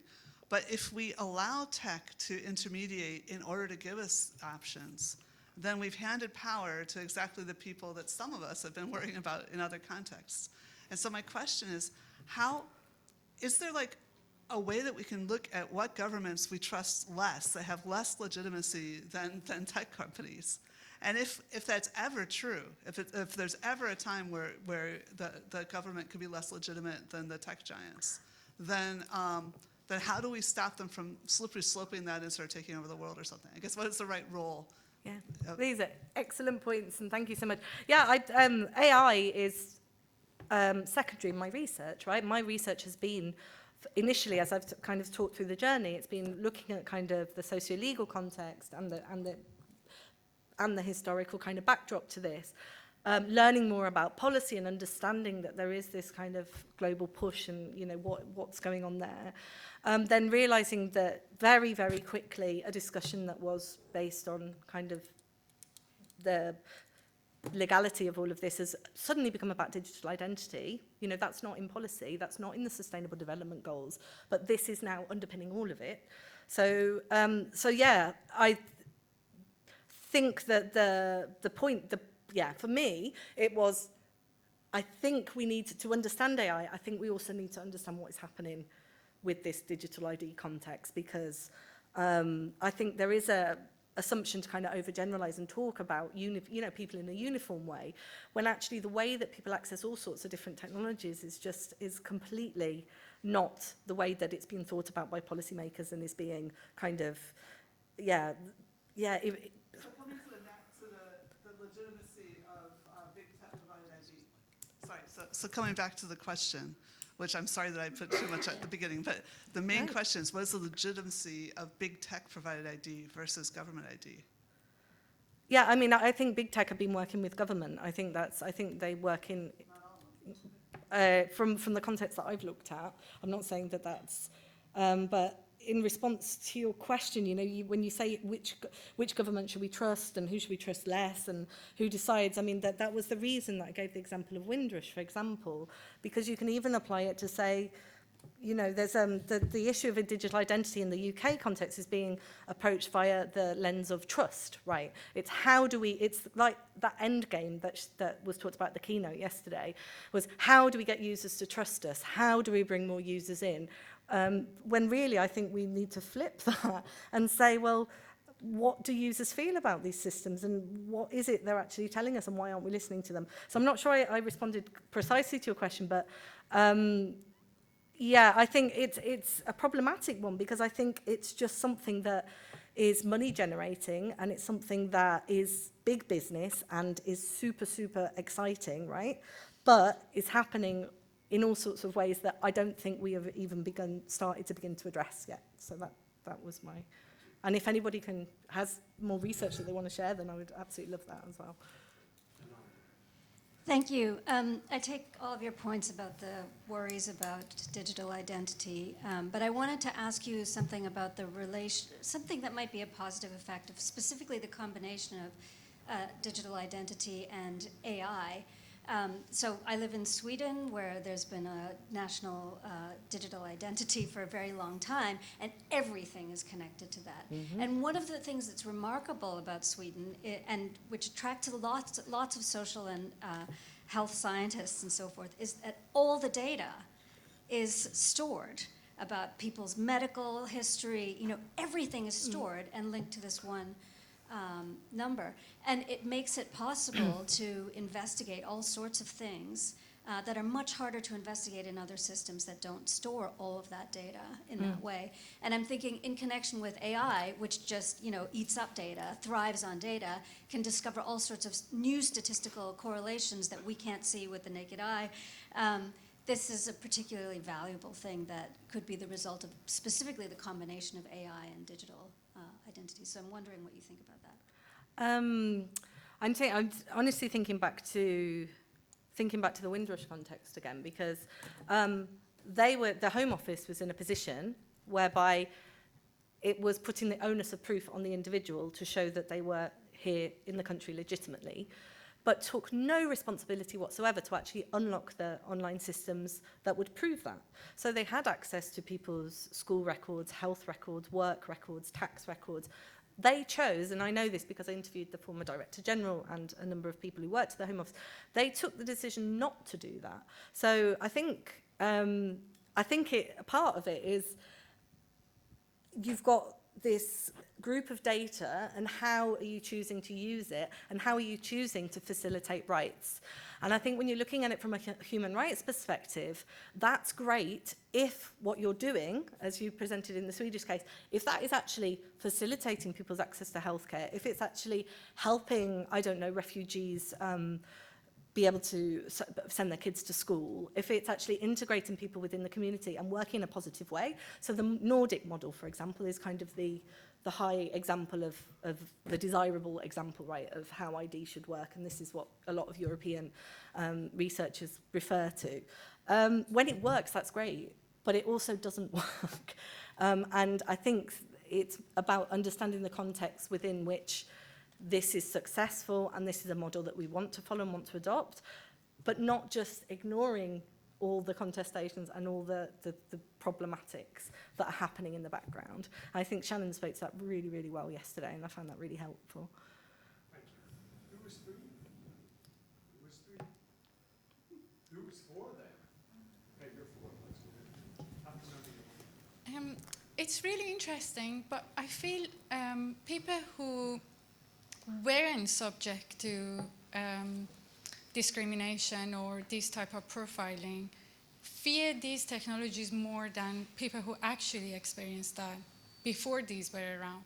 So 12 years ago, when I came to UK, I had to go for student reporting every 3 months. I had to book an appointment, all that. Every address change, I had 10 days to report it to police. All going through appointments, the stress of like going through all these. So for me, as a person who was discriminated in all these or burdened, I'm very happy with these digital IDs. And I feel like, so question, is there any longitudinal studies on how these technologies actually increase the surveillance? Because I feel like a lot of these surveillance were there already before this happened. So it's just even better for us who were surveyed. Yeah, well, that's fundamental actually. To not have a stress. Yeah, when I teach, well, I've taught in the past students on this, so I taught a digital sociologies course, and part of what I just starting to feel my age, right? So I'm 43. I think I got a mobile phone when I was 24. And when you speak to students who are now, 18, 19 years of age, they cannot imagine a technology-free world or a mobile phone-free world. It's just not within their realm of existence. And we tested this by giving them specific exercises, for example, spend the day without your phone.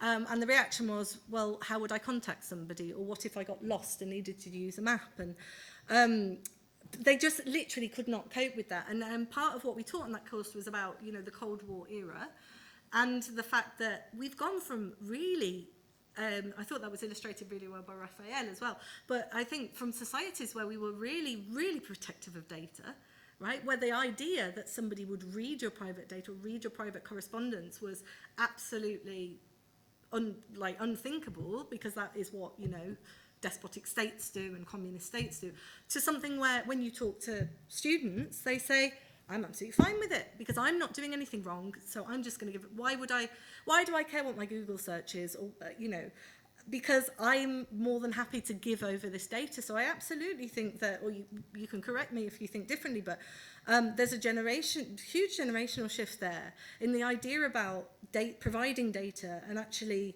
what that means, what privacy means to different people. So I suppose I would go back to the point that that's great that the system, you think positively about the system and that works for you, but what about the people who it hasn't worked positively for and actually, that it's had adverse effects on as well? So it's a bit of a double-edged thing, but there's a part, and I suppose what I'm trying to highlight is that this field is very polarized, right? Just as AI is polarized, digital ID, again, is really, really polarized. There's a group of people, I work with a group called Belissa, who are based at Wits University in South Africa, but it's kind of a global network, and they all most of them agree, and actually when I've presented to them, I've sat around the room with people like Alan Gelb and Mia Harwitz and some of the decision makers who've actually made these decisions and implemented this for the World Bank. So,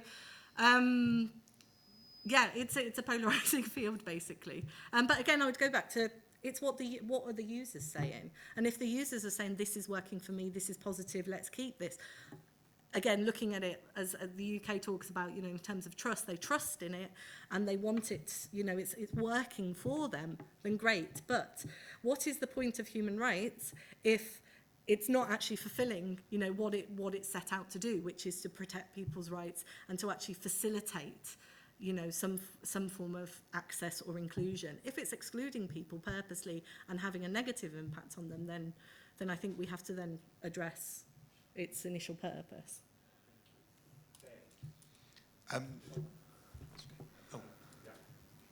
Hi, Eve. Yeah, Hi, I've got the lights are really bright, so this is why I'm just kind of moving back and forth. But.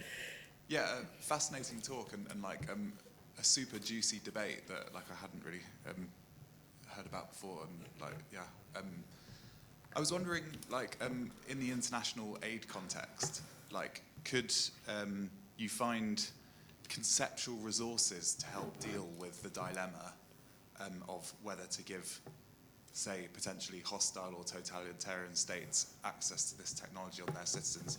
Can you find sort of analogies with other technologies that we would often sort of help governments to procure, like, you know, expanding their militaries or defense capabilities or whatever? I guess it's just like, this is a more general, profound question for the international aid community, and to what extent can we just rely on that? Thank you, great question. I'm not sure if I was clear on this, but you know, having worked in the past for I suppose I can say for the UN and various international organisations, I'm not a fan of the global infrastructure, and I think that shows really clearly here.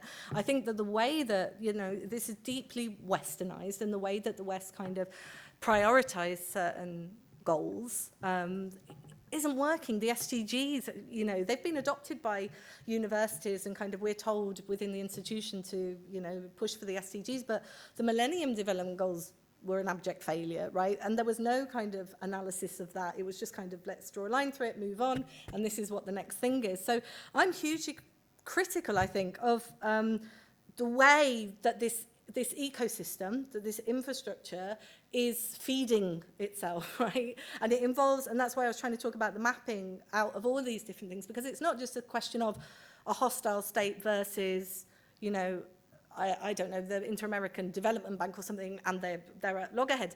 No, it's the fact that, you know, they're rolling this out regardless. So there's no kind of, well, let's stop and think about this. The World Bank, as I said, with the Dominican case, I think is so important because it was, you know, it was effectively the case study to show the World Bank what you are saying is working has caused this massive human rights infraction and issue for hundreds of thousands of people. They knew that, but they carried on regardless. And the policy documents show it really, really clearly that they were aware of the cultural sensitivities, they were aware of the kind of really complex, like, historical problems with rolling out a policy and, you know, amplifying their ID kind of capture in those environments, and they did it regardless. And I also think there's something to be said that there's a reason that they did that in the Dominican Republic, which is like, it likes to put itself forward as being, you know, the developed state and the more advanced state, and it's always done this, right? This goes back to the era of Trujillo and the fact that, you know, who was the dictator, talking about we're more advanced, and, you know, all of these ideas of being advanced, which are linked to whiteness, being Spanish, right, and not being Haitian, right? So there's all these things where actually they've had the opportunity to roll it out in smaller, you know, smaller environments and see how it works. But they've got this goal, and they're going to, you know, they're going to get there regardless. They are not going to listen to the grassroots groups and to the people who are saying that that's not working. So I think part of my critique is I'm really critical of the whole thing, basically.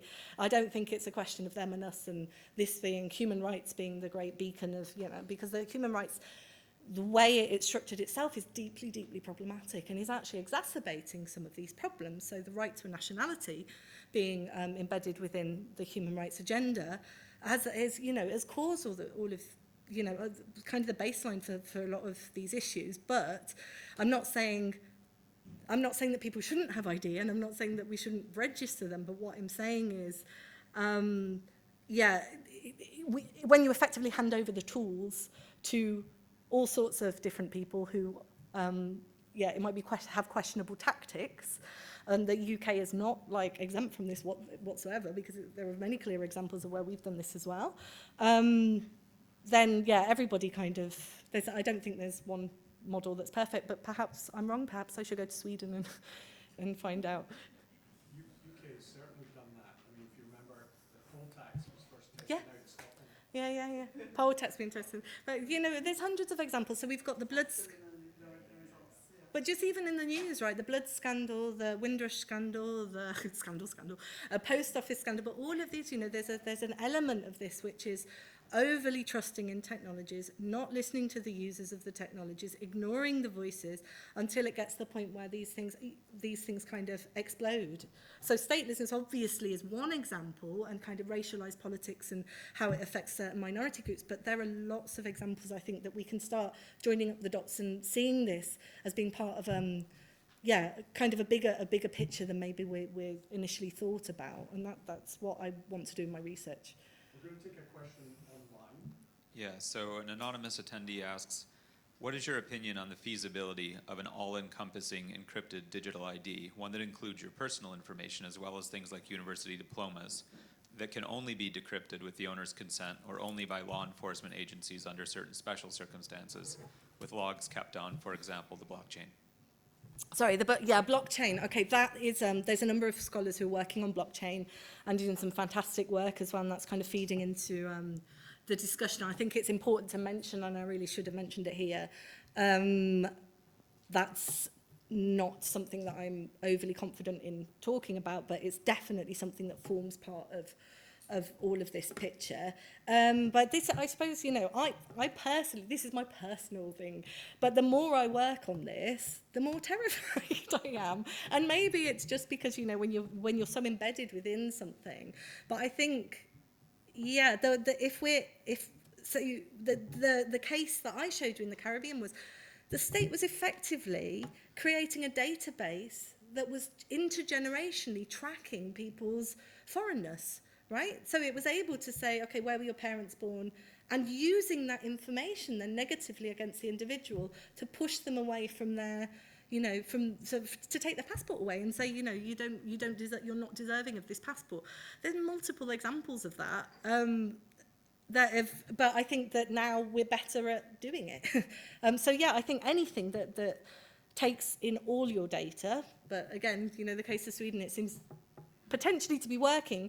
I personally am fearful of it, but I also am very appreciative of that this is something that is to do with people's perspective and kind of how they interpret AI and kind of see it where it's going. But I kind of tend to side on the I do side on the kind of vision of our keynote speaker yesterday, really, which is a pretty bleak vision, really.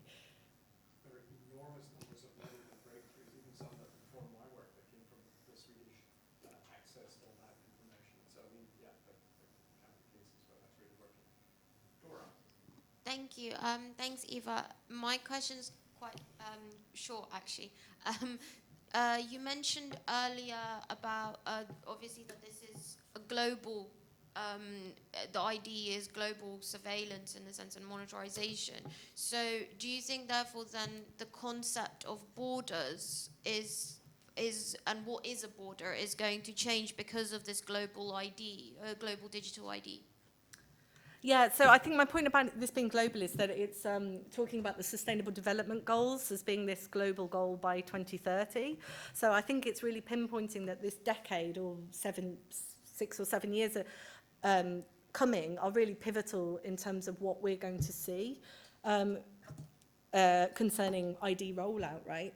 And it's, you know, as I've said, it's got many positive values to it in terms of, you know, the argument would be that it improves transparency, that it's great for actually effectively paying, you know, welfare and making sure that it reaches the right groups of people.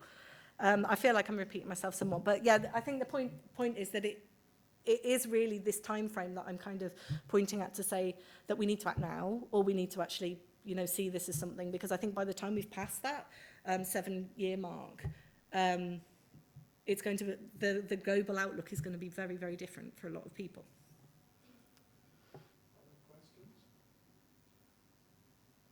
Perhaps I can ask a question. So there's so many dimensions. Sorry. There's so many dimensions to this, and I'm wondering how they interact. I mean, you can certainly be thinking about, the digital divide, and is it really equitable if a lot of people are not included, but it's being described as though it had this sort of, general reach, wide scope, and so on. But I'm also thinking that, the desire for a corporation or a country or government to think, yes, we'll be able to, keep tracks on, keep tabs on, have the information that we need for our whole population. It's sort of forgetting, I think it's naive and forgetting there's digital poverty. So even in a very highly developed society like this, as we saw during the pandemic, there are people who couldn't go and check things online, and the cafe is closed and you can't get in, and your mobile phones run out of credit and so on. So there's both a sort of imagination that everybody's got this technology, and the fact that they don't. That's precisely it. And I don't know if you've seen the Ken Loach film, I, Daniel Blake. I'd really recommend it because it gives a perfect example of somebody who is locked out of the system, right? So he loses a man who's living on his own, he's lost his wife, he loses his job, and he goes to the job centre and it tells him to use a mouse because everything, so he has no, limited interaction with a human being, which is also a huge part of the changes that we've seen for people who register. Before, people would go to a consulate or an embassy or go to the civil registry and they would speak to people. And now all of these systems are being, people are being told, go online and sort it online. And Daniel Blake, he took the mouse for the computer and he puts it up and down the side of the computer, right? Because he doesn't know how to use a mouse. He doesn't know what a mouse is. I think it's a really good film because I think at some point he says, if I'm not a citizen, then what am I, or something to that effect. So it's like, what does it mean to be a citizen if I'm treated like this? If I'm treated in a way where I can't get support, I can't get help, I can't get, government assistance.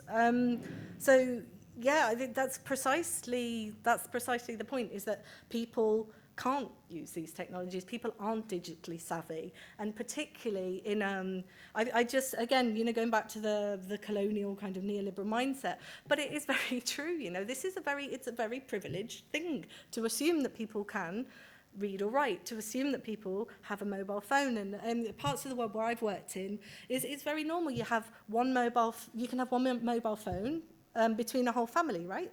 Or between a village.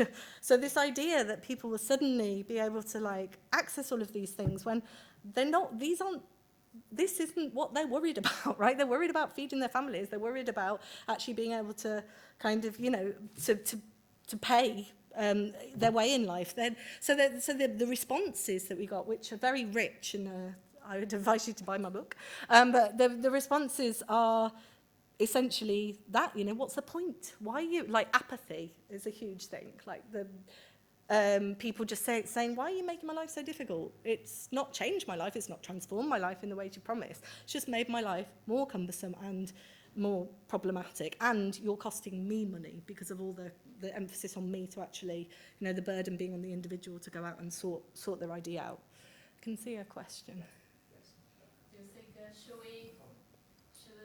the state to help individuals like these vulnerable people to overcome this sort of digital poverty, or should we still use the old paper-based system, or these two systems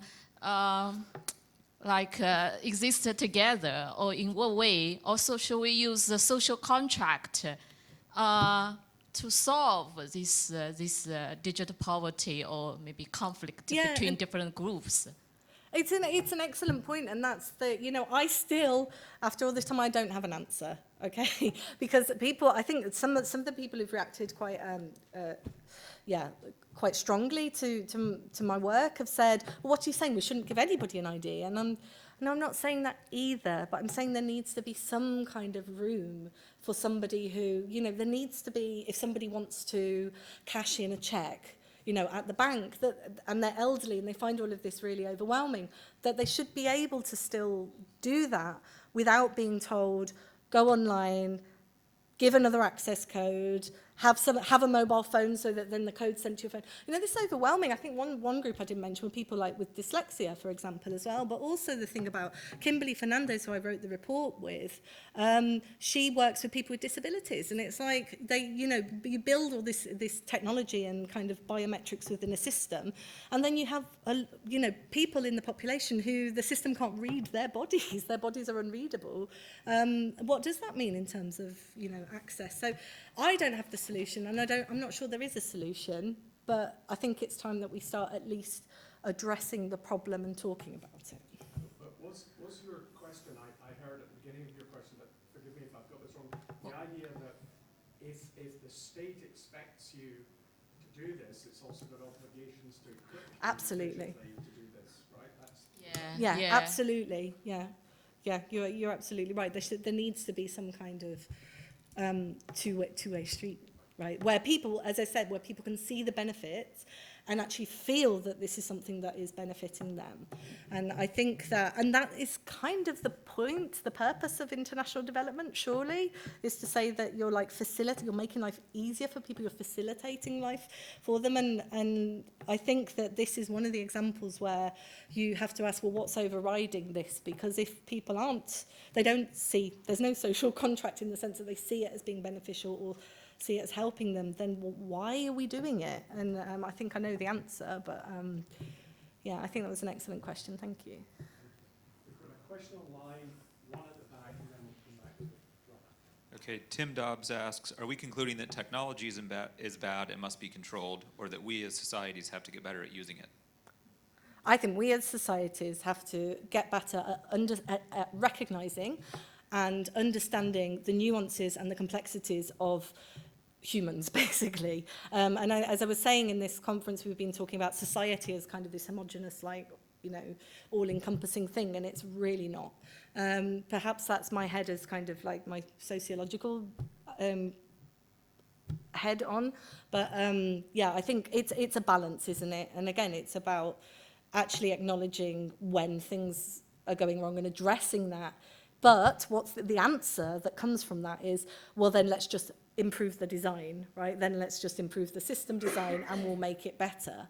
And I'm saying that it's not, if it's the system itself and the way it's built is the problem, then what do we do? Question at the back. Yes, just on this subject of the scandal sclerosis that has infected our polity and institutions in recent years and decades, shouldn't we be looking forward to the possibility of AI being able to be used in a much more forensic way to uncover these scandals? I mean, the post office case would be instrumental in this way, because all of the documentation would be attributed forensically to the individuals involved, and they wouldn't be able to turn up to inquiries and say, it's not me, Gov, nobody told me, it was somebody around the corner, which is, our kind of ready-made excuse for everything, Shouldn't we be presenting AI as a way of arbitrating between the deficiencies of human beings? There's so many possibilities of tagging people with AI so that they can't turn up later on and say, I didn't know. Yeah, that's a brilliant point. I think specifically from the UK context, what's really interesting is the debate that is, the kind of the liberal debate, which is, and the Conservatives really, you find some really ardent Conservatives who there's absolutely no way they think ID is a way of the nanny state and everything being kind of taken away, our autonomy, and absolutely rejecting it. But also it's something that's the argument that the left use as well, and I find that quite... And that applies, it applies across the board. But after the scandal initially in 2018, there was a drive. Basically, people were saying, "Well, shouldn't we just ensure that everyone has an ID, because then Windrush would have never happened?" I'm sorry, I'm not responding to your DNA point, but I think the point still stands that. But the systems will still inevitably, reproduce those biases, right? Whether they be racial biases or any sort of kind of I've lost my train of thought. Systems initially, I think, reproduce biases. So the question is either, do we all give in and just give over everything, as you were saying? Like, do we just accept this as a global goal, everyone's registered, and we just give over everything and let AI sort it out? Or do we push back? And I don't have the answer, but potentially, and I'm also not saying that AI isn't being really useful in some contexts, and particularly in like some refugee contexts. It can be very, very useful, but not always. Isn't part of the problem there that if we say let AI sort it out, we're thinking the AI that's going to do the forensic work is somehow that's going to be perfect, whereas these flawed systems that led to the troubles are worrying. And somebody like Stephen Murdoch at UCL, who's a sort of expert on advising banks and big companies, says there just is no hard software that doesn't have bugs in it. What you do is you minimize them. Minimize the risk. We shouldn't just think we've got a perfect solution, sort of overseeing the whole thing, because it's always going to be riddled. And you can try and get the bugs out of it, but that costs line-by-line analysis of the code, which is really expensive. Maybe you've hit on the point there, that is the problem the system itself then, or is the problem the fact that we're ignoring the problems with the systems or not addressing them? Because that's what we've seen with the post office scandal, that's what we've seen with the blood scandal and all of the other ones that we mentioned today, is it's actually the human component within that is the resistance to, there's no way I can tell my bosses that this has a glitch or has a problem. So I think it's a bit of both, isn't it? This was absolutely the point of my talk yesterday, that you cannot think of AI as a unitary actor. It will never be perfect. And so therefore, what we're talking about here, and I was really liking the progress of your questions up to the last couple, that I felt like we're really building an understanding of how do we build a competence. And so the question I have the microphone for is that I really liked your answer again 2 or 3 ago, where you said, of course we get it now, we need to have these multiple strategies, there has to be fallbacks, we need plurality, that's always a necessity for robustness. Now this was coming into my question now is coming into the sort of a little bit the last question too. The issue though, that I've heard the most passionate call I've heard for fully biometric, really the DNA or eye thing or whatever. And of course there will be some exceptional people who will have to come up with exceptional solutions. And so don't go that direction. Please focus on even if it could be done in principle for some large proportion of humanity, is it a good thing because now there's only one identity that way? And the people who were passionate about this were actually the United Nations because of the refugee context. So the problem was they call it vital statistics. Yeah, countries were denying that these people had ever existed. And so they said, we have to have a database so we can prove these people existed and that they were this country's problem before. And I'm wondering, basically, does that ever work? Is it actually a solution or is it, I mean, at the statelessness conference, there were people who stood up and said, my identity is I am stateless, right? That's who I am, and that's how I see myself. I think the logic, so the vital statistics logic, works to a certain extent, but the obsession with applying it uniformly doesn't. And that's the bit. And I think when you sit in these conversations with the policymakers, right? They're not talking along these lines at all, right? This is our end goal and this is how we're going to get there. But no consideration, it really dumbfounds me, no consideration of, well, have you ever talked to somebody who's experienced this? What do they say? What's their feedback? Where's the data that says, they're really happy with it? As you were saying with the university case, they're really happy, this is working, they want to continue. Where is that data? And I would love to see more of it because I just think their priorities are on, this is our SDG goal, this is how we're going to get to this point. I think the highest priority is on tracking criminals, and that's a fiction that this actually would help people because the states are still going to deny even if you have good It's post 9/11, right? It is post 9/11 that it's not a coincidence that this came in, because it was a way for, not just the US, but globally to push through some of this. And the argument, again, it's the age-old argument that we need to track people, we need to know where they are. But initially, I think where lots of people have assumed that's taken place is, again, at the border, right, when you're crossing the international border. And what I'm trying to say with my research is this is now something that is going beyond the borders, right, but not just physical, geographical borders, but also the borders of who we are and how our own identity looks. So for somebody who is Dominican to be told, actually, for over 80 years you thought that was your identity, but we're going to tell you with this system that you all have to adopt that you're different, you're different to what you thought you were. That's... So the point I was going to make about the post office case and then the fact that Joanna had raised in her talk that, and other people have said that, there's no system that's completely free of bugs. Another actor in here, not the tech companies, not the government, is the legal system. So the law in the post office case was a huge part of the problem, because the law has it in its understanding that if people are using machines that are commercially employed all the time, they must work, and any error is human error in the use of that machine. So the law simply hasn't updated from having things like cameras and gadgets for chopping and so on.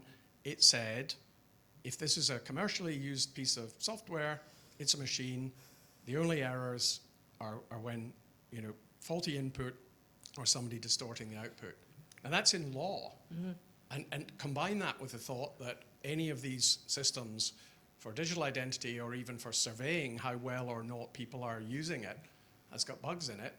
Unless you change that law, you're in real trouble. Which is what the Dominican state did effectively, right? That's why they pushed through the Constitutional Tribunal, because they were like, hold on. It's actually really clever what they did, because they went, if you're going to make us... So they had a completely informal system, right, where, the majority poor really, it was something in Spanish it's called el tollo, which is like a mess, basically, where people had all sorts of informal forms of ID or lost documents, or, it was really, really a mess. And they flipped it. They did the opposite, right, where they said, right, if you're going to say we have to ID everybody, we're going to do it, but we're going to do it our way. And this is why, and that's where the tribunal came from. And that's why, actually, at the time, it was huge, because it was kind of the pre-Trump era and everything, But actually, it's kind of become a bit more normalized, I think, in that, because it's this battle against jus soli and jus sanguinis citizenship, right? And the idea of you being born on a territory and then obtaining the citizenship where you're born. So I really think it was pretty forward-thinking what the DR were doing. In terms of being like, right, if you want us to recognise our citizens, we're going to do it on our terms.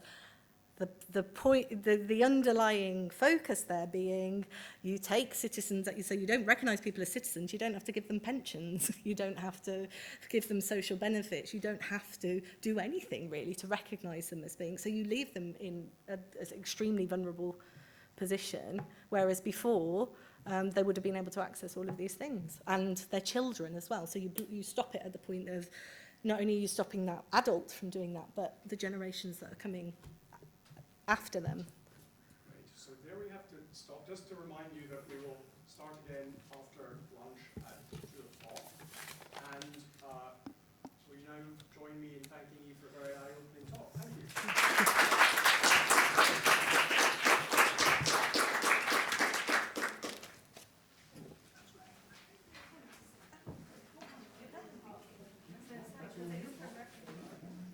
Okay, let's go ahead and get started again. Very pleased to introduce Will Fleischer from Georgetown University. Will is assistant professor of philosophy at Georgetown. He's also a research professor in Georgetown's Center for Digital Ethics. He works in ethics of AI, epistemology, political philosophy, amongst other things. And I've got the wrong sheet, so you've got to remind me of your title. Oh, yeah, it's a good question. It's like, why should we care about understanding AI? Yeah. Why should we care about understanding AI? Will Fleischer. Thanks.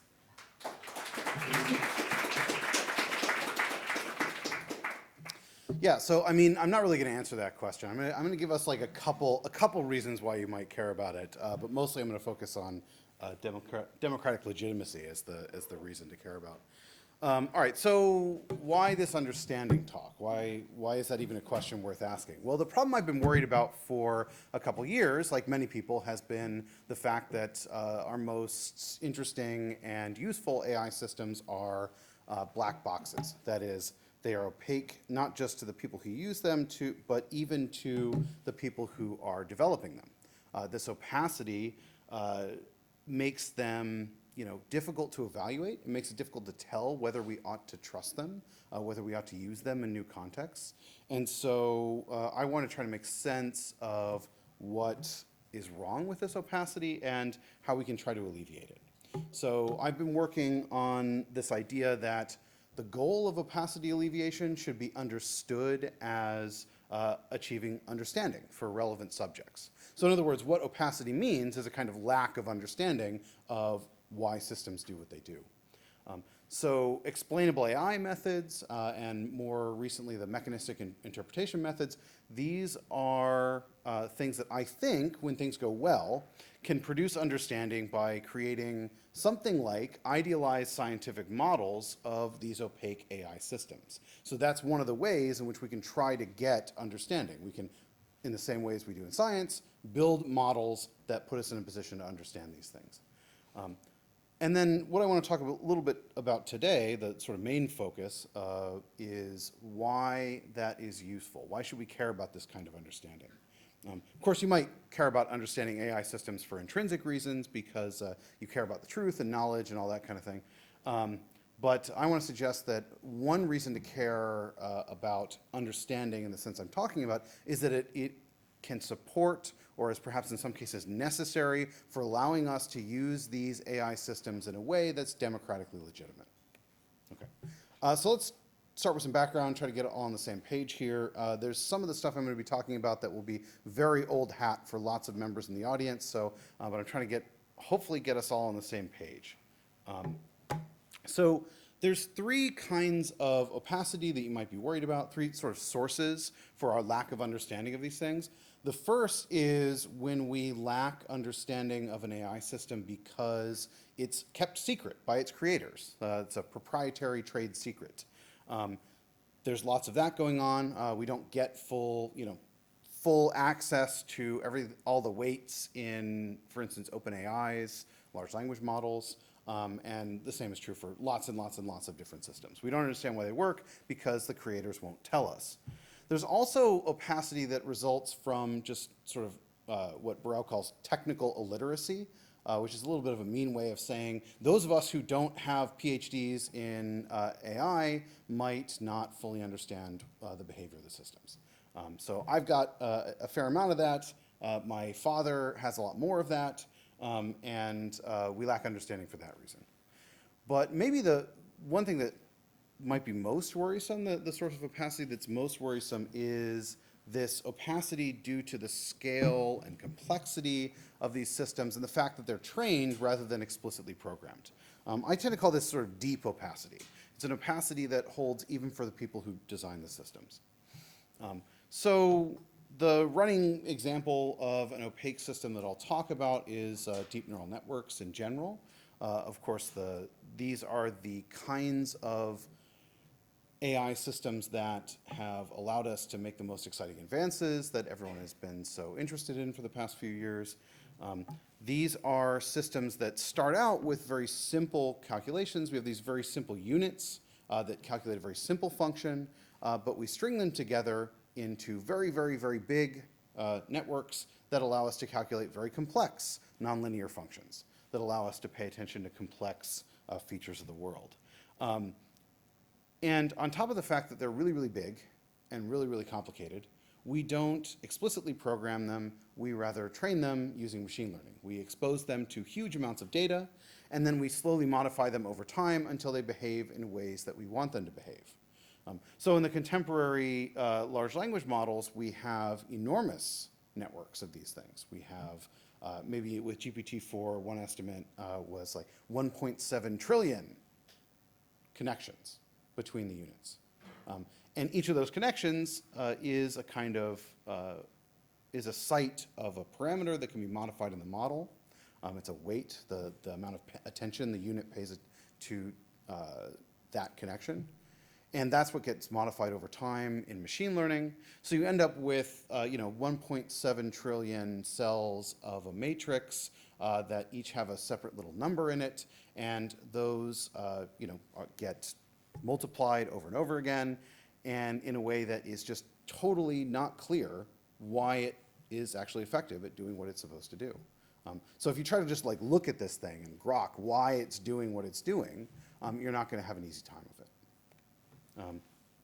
So we use generative AI systems, for all of the cool stuff that we're doing now. So they're generative in the sense that they make stuff for us, they have conversations with us, they make images, they make music, and all of these systems are built using just very, very complicated, very large deep neural networks. So these large language models are built using this transformer architecture, and again, it's just a very large, complex AI system trained using machine learning. You can imagine that each one of these boxes, for those who haven't seen this image a million times and know more about it than I do, you can imagine each of these boxes as being a deep neural network or a set of layers in a deep neural network. That's a little bit of a simplification, but something like that is going on. And so you just have this enormous system that's calculating out these individual weights over time and spitting out something that is what we want it to spit out, but for reasons that we don't fully understand. So, said that already, even the developers don't understand why it's doing what it's doing, and this opacity results from the complexity and the fact that the systems are trained rather than explicitly programmed. One way to get at what we're missing here is that it's sort of unclear, at least initially, which parts of the system are tracking which parts of the world. So you can't point to the particular unit and say, this is the unit that's paying attention to pronoun anaphora. This is the layer that's paying attention to, faces in an image recognition system. They're not easily decomposable in that way. And the features they're paying attention to can be very complicated ones. So for instance, if you're doing facial recognition, if you're trying to program a system to recognize faces the way most of us can, it would be very, very difficult. I mean, I can't sit down and write down all the rules that I use to recognize one face from another. The kind of features that my visual system is tracking is not the sort of thing that's like easily linguistically representable. So the kinds of features that the systems are tracking are really, really complicated, and we don't know which parts of the systems are doing the work in tracking them. So one thing that we lack is the kind of decomposability that you can get with like a simple decision tree.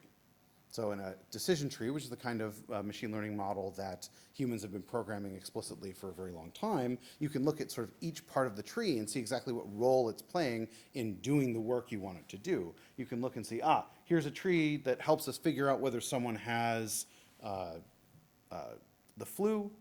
We can see that that part over there in the red circle is paying attention to whether the person's coughing, and that has a particular effect on the probability that they have the flu, according to this system. That's exactly the kind of thing that's missing in the deep neural network, at least initially. We can't look at it and say that's the part of the system that is paying attention to coughing. So this has some at least prima facie problems, this kind of opacity. If no one understands why the system's doing what it's doing, we can't explain to various stakeholders who are affected by these systems why the systems made decisions about them. So if we use a system to help drive a car and it runs into someone, we can't explain, here's what happened, here's what the problem was. We can't provide recourse to people. We can't say, this is what went wrong, we're going to fix it. We can't do that easily in a system that we don't fully understand. We can't help people avoid the same problems in the future.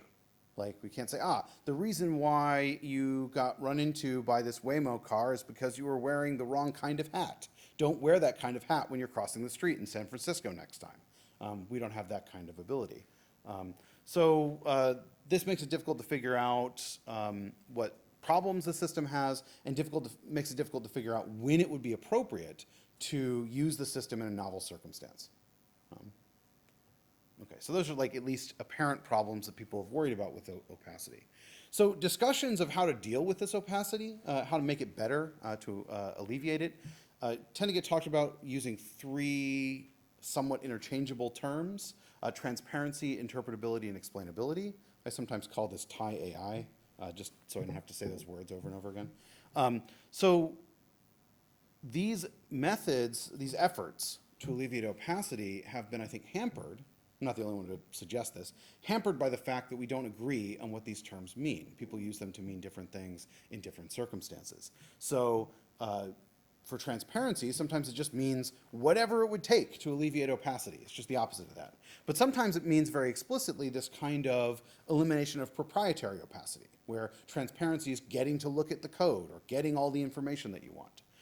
And sometimes people use it to mean the same thing as interpretable. So there's a lack of consensus on how to use these terms that I think we'd be better off if we had some unifying notion that would help us make sense of our goals in this space. Similarly, for interpretability, there's no agreed upon meaning of this term. Sometimes people use it interchangeably with words like intelligible or comprehensible or understandable. I'm going to say that that last thing is on the right track, that we should take seriously that notion that we should see this as understandability. But in most of these discussions, interpretability is treated as a kind of know it when you see it property. We apply the term interpretability to the kinds of systems like decision trees that we know how to program explicitly. They're the kinds of things that humans intuitively grasp, like a linear regression or a decision list or decision tree. And there isn't a lot of theory about what it takes to be interpretable, at least not theory that people tend to agree on. And then there's this term explainability, which is used, I think, sometimes in the most unusual way compared to its ordinary English usage. Usually, explainable AI refers to a certain set of particular methods people have come up with to try to give us some understanding of AI systems. Sometimes this research program is called post hoc explainable AI. And that's the kind of thing that I'm, in the past that I've tried to defend as like a reasonable research program. I'll talk a little bit about that in a minute. But this term also is sometimes used just to mean interpretable or transparent. But most often people, when they're talking about explainability, they're talking about these XAI methods. So there's sort of two strategies going along with this set of terms. There's two strategies people have taken to deal with the opacity of AI systems. The first is just avoid it. Don't use deep neural networks, don't use random forests, don't use the kinds of things that you might think are hard for us to understand. Just train systems that are inherently interpretable.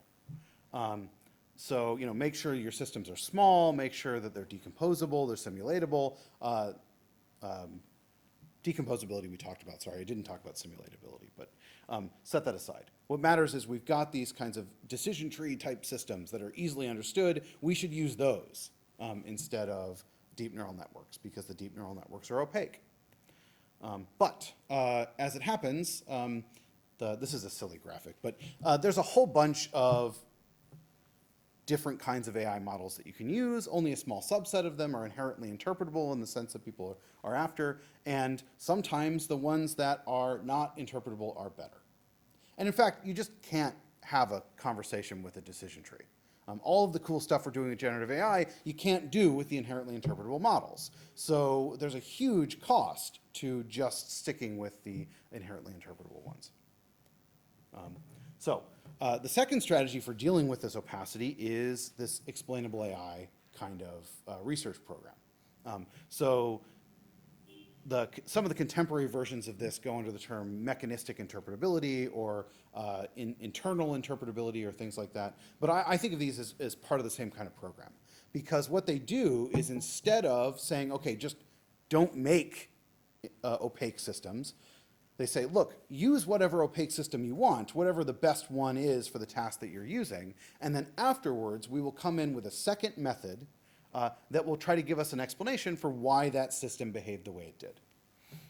So use your best system, and then we'll build a second model using a second instance of machine learning, in most cases, to try to give an explanation for why that system behaved in the way that it did. Maybe an certainly an incomplete explanation, but some explanation for why it behaved that way. So for instance, you might get a heat map of which areas of the input image were the most important in driving the decision of a deep neural network that you're using for image classification. So you want to know why it said that there's a bird in the image on the bottom. Well, it's that second over on the bottom part, the second to the right. It's paying attention to the bird. You see that it's all hot over there on the bird part. So that suggests that the thing that it's paying attention to is like roughly the kind of thing that you'd want it to be paying attention to when it's classifying images for whether they have birds in them. So schematically, what you do is you take your best AI system for your task. Say you want to classify images as containing insects or not. You just let that system do its thing. You give it this butterfly image. It says, aha, it is an insect. Great. Now you want to know why it did that. Well, you take this second system, this XAI method, and you apply that to the behavior of the original system in this context, and it gives you an explanation. It says, it's because it has 6 legs, say. Really, it would probably say something like, well, the original system was paying attention to the leg area of the insect, and that's why it decided it was an insect, something like that. And that's supposed to give us some explanation for what's going on.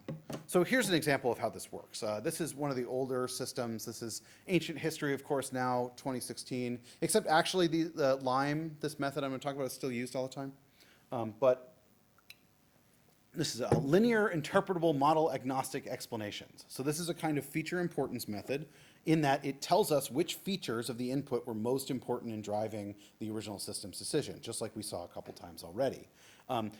What it does is it builds a very simple linear equation model that is supposed to predict or approximate the behavior of the original model, at least for inputs similar to the original input we're asking about. Here's like, and what we get out of that is, again, information about which features were most important in driving that decision.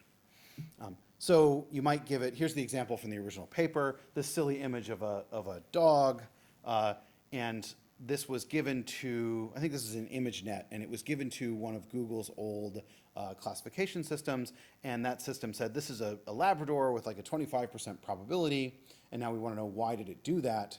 LIME, its output says, oh, it's the face part. That's the part the original system was paying attention to. It's those regions of the image that were driving the original decision.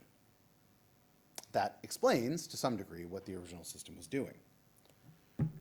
Here's a really, really, really simplified toy story about what's going on here. So suppose, against all good common sense and reasonability, you wanted to use a deep neural network to decide whether to give people a loan on the basis of their income and the number of past loans.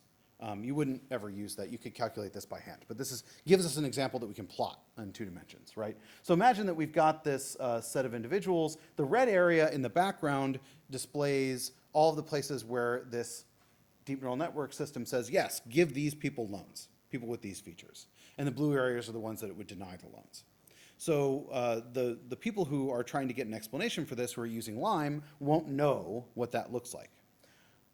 What they'll have is the original input, the original person who asked whether to get a loan, and the knowledge that the deep neural network said, okay, go ahead and give this person a loan. What LIME does is it takes that original person, it perturbs their features, and it makes up a bunch of new people with slightly different features, and then it asks the original system, okay, how would you treat these people? And that gets you the circles and the crosses.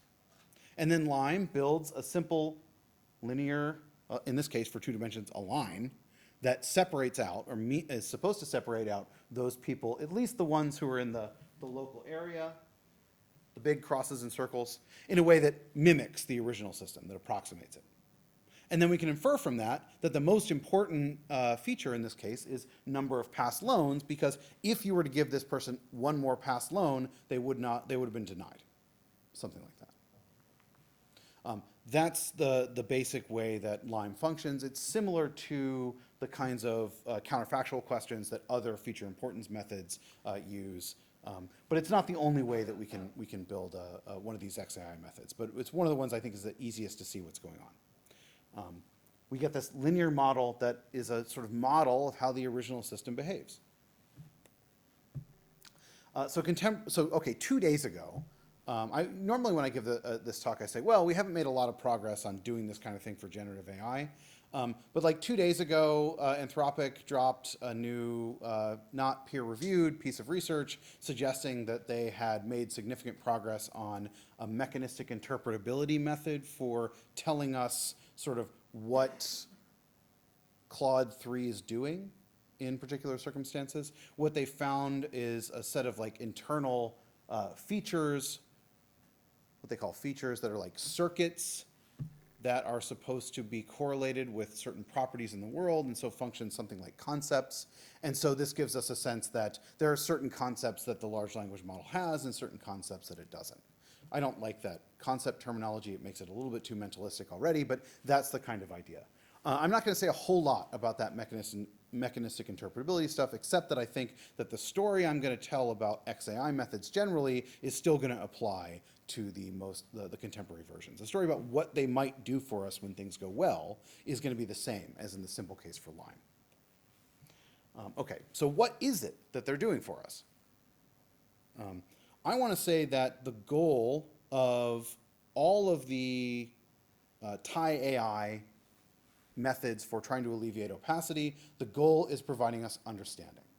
You might think, okay, well, how does that help? That's just another word for interpretability or intelligibility or whatever, all the words that we've been using. But what's nice about the concept of understanding is that there has been a lot of research, intense research, in epistemology, philosophy of science, and psychology about what understanding is as an attitude.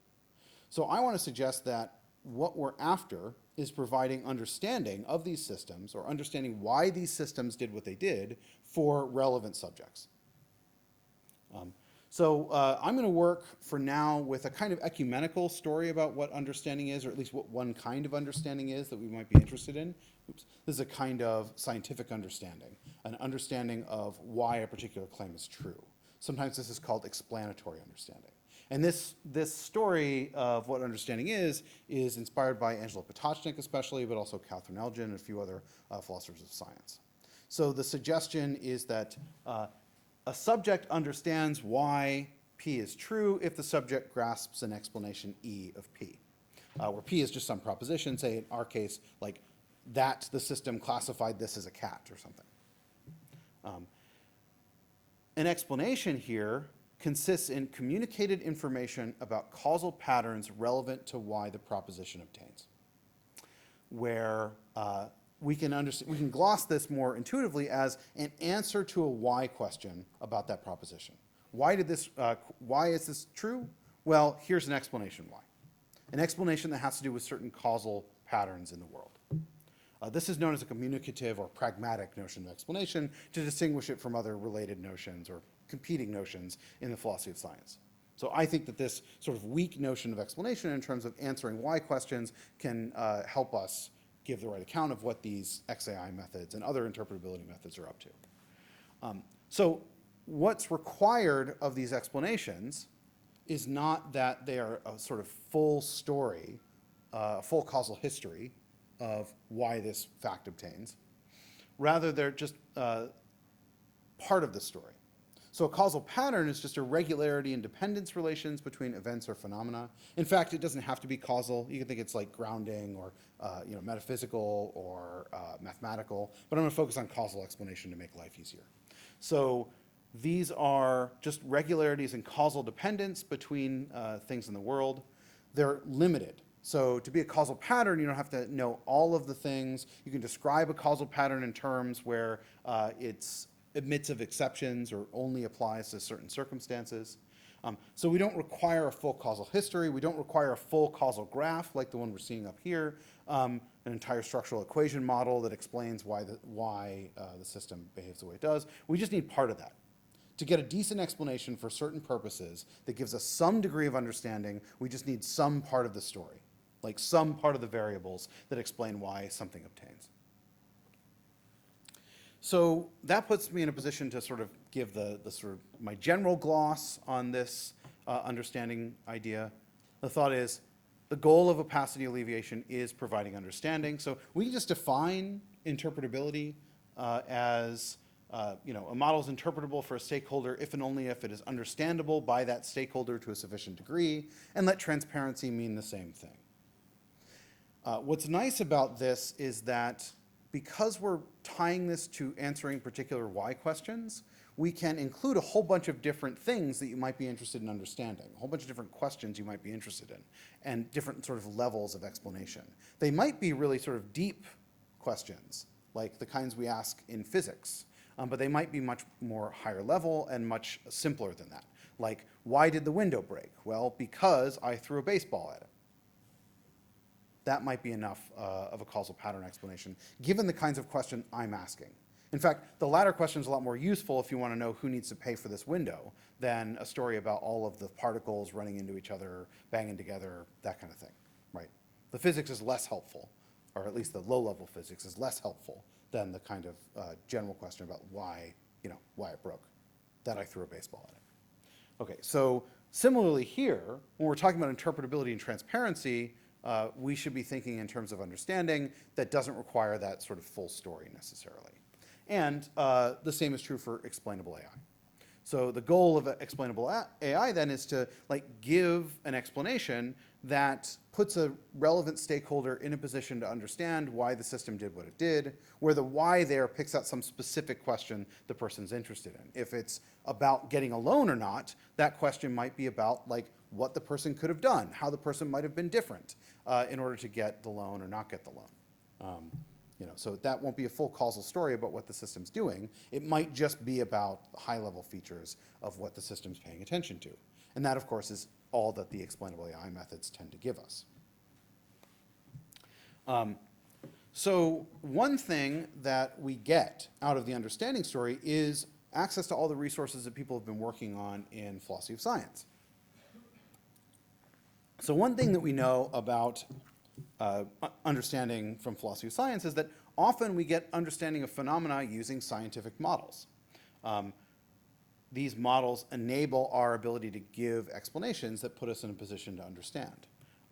So scientific models represent their target in some special way. Maybe it's a certain similarity requirement, but there's some special representation relation between a scientific model and the phenomena that it's modeling that allows us to engage in what's called surrogative reasoning.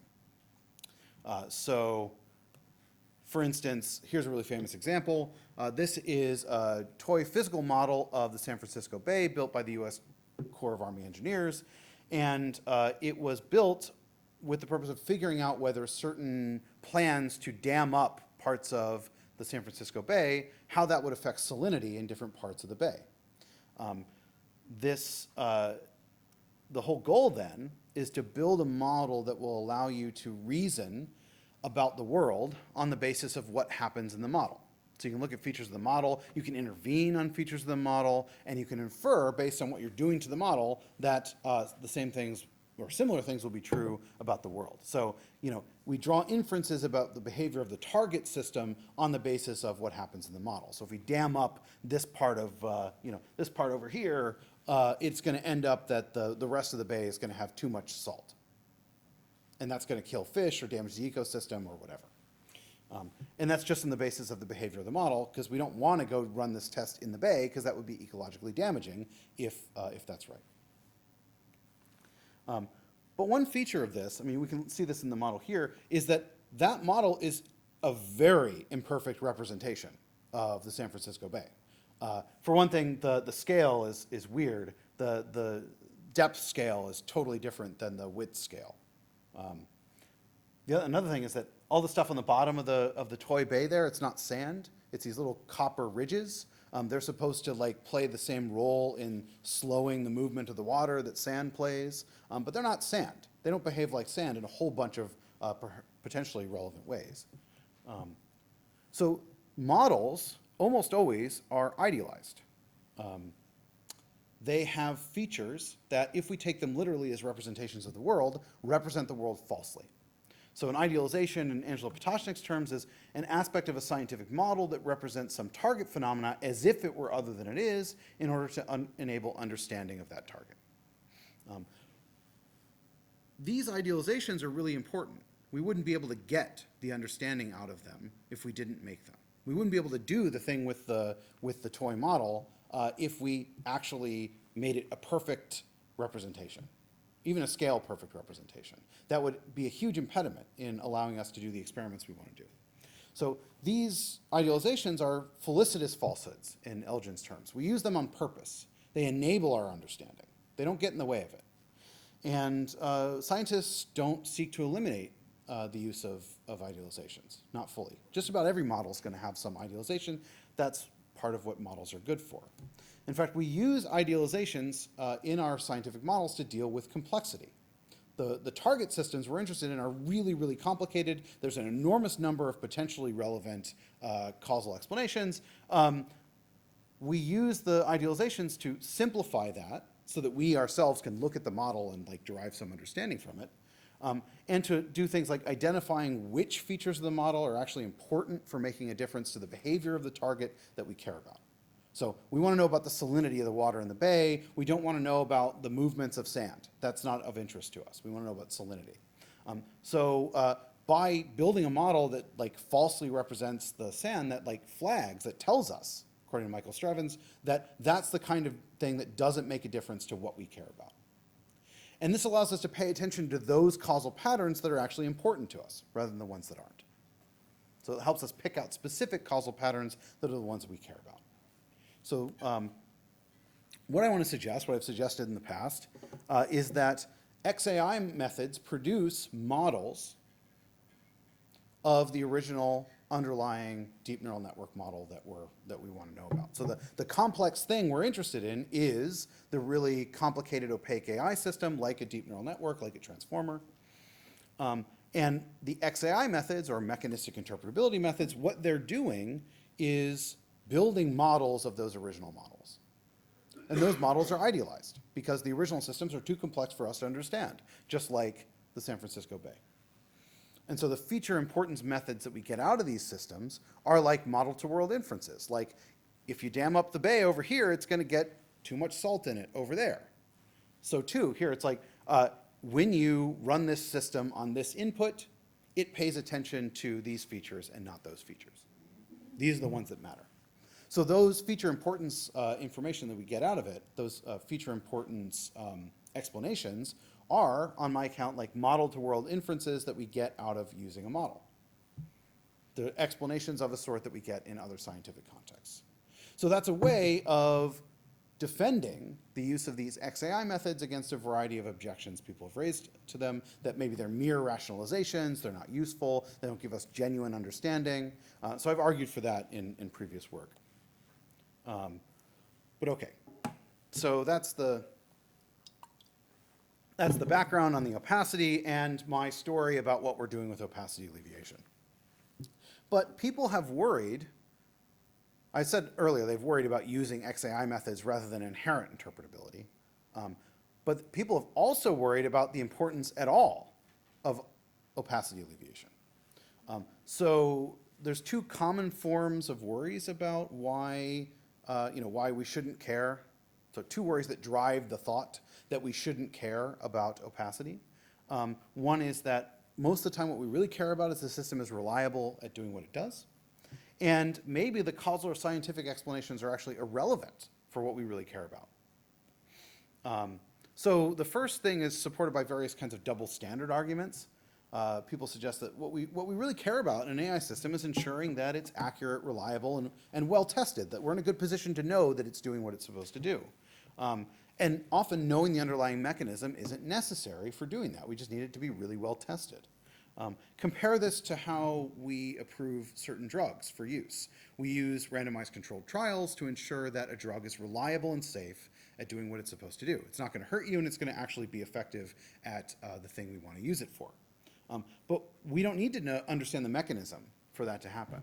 And in fact, we don't understand the mechanism for lots and lots and lots of our drugs. In fact, Tylenol or paracetamol is one that no one fully understands the mechanism for why it's a good pain reliever, but we use it all the time. I use it plenty, unfortunately.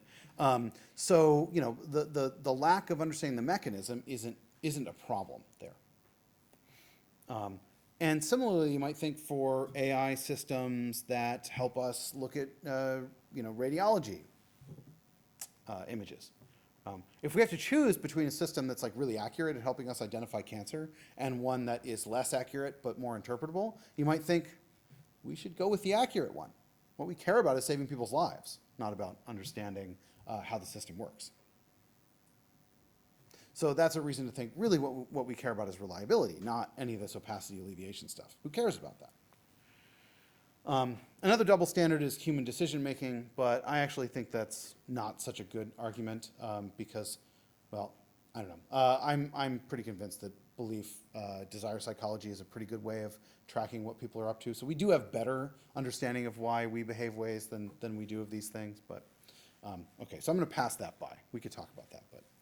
So I'm really worried about the drug case and the radiology case and not so much double standard arguments about the human brain. I know, I can predict what y'all are going to do based on belief desire psychology really effectively, and I think the best explanation for that is that it's roughly accurate. Jerry Fodor style. Okay, sorry. Aside. All right. The second worry is that these explanations of the sort I've been talking about, the scientific understanding that I've been pushing so far, is that it's not the thing we actually care about. What we actually care about when we ask why it's okay to use an AI system is moral justifications for the acceptability of its use. Merely looking at the mechanism sort of misses the point of what we care about.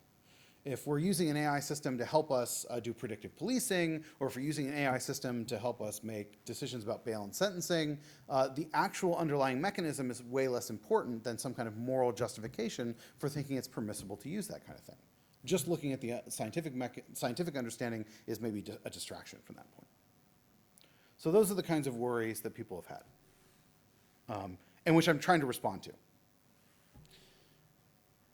There are a couple of benefits that we can point to of this scientific understanding.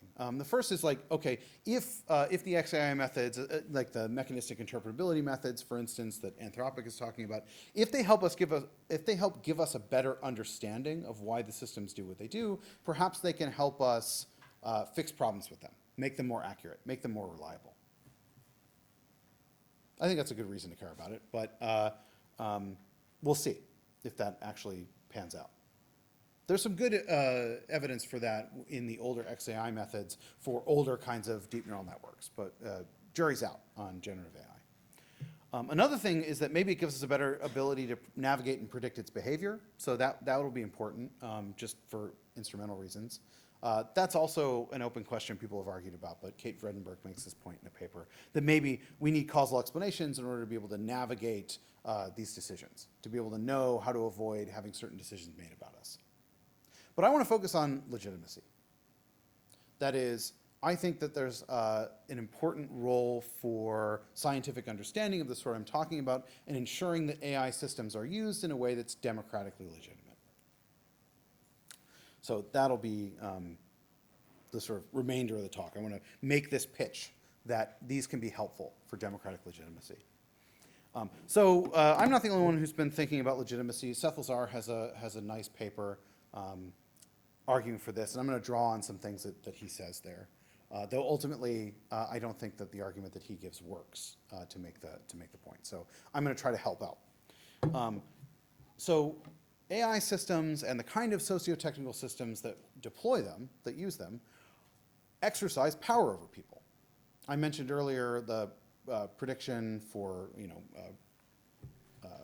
risk recidivism prediction for bail and sentencing, predictive policing, facial recognition software.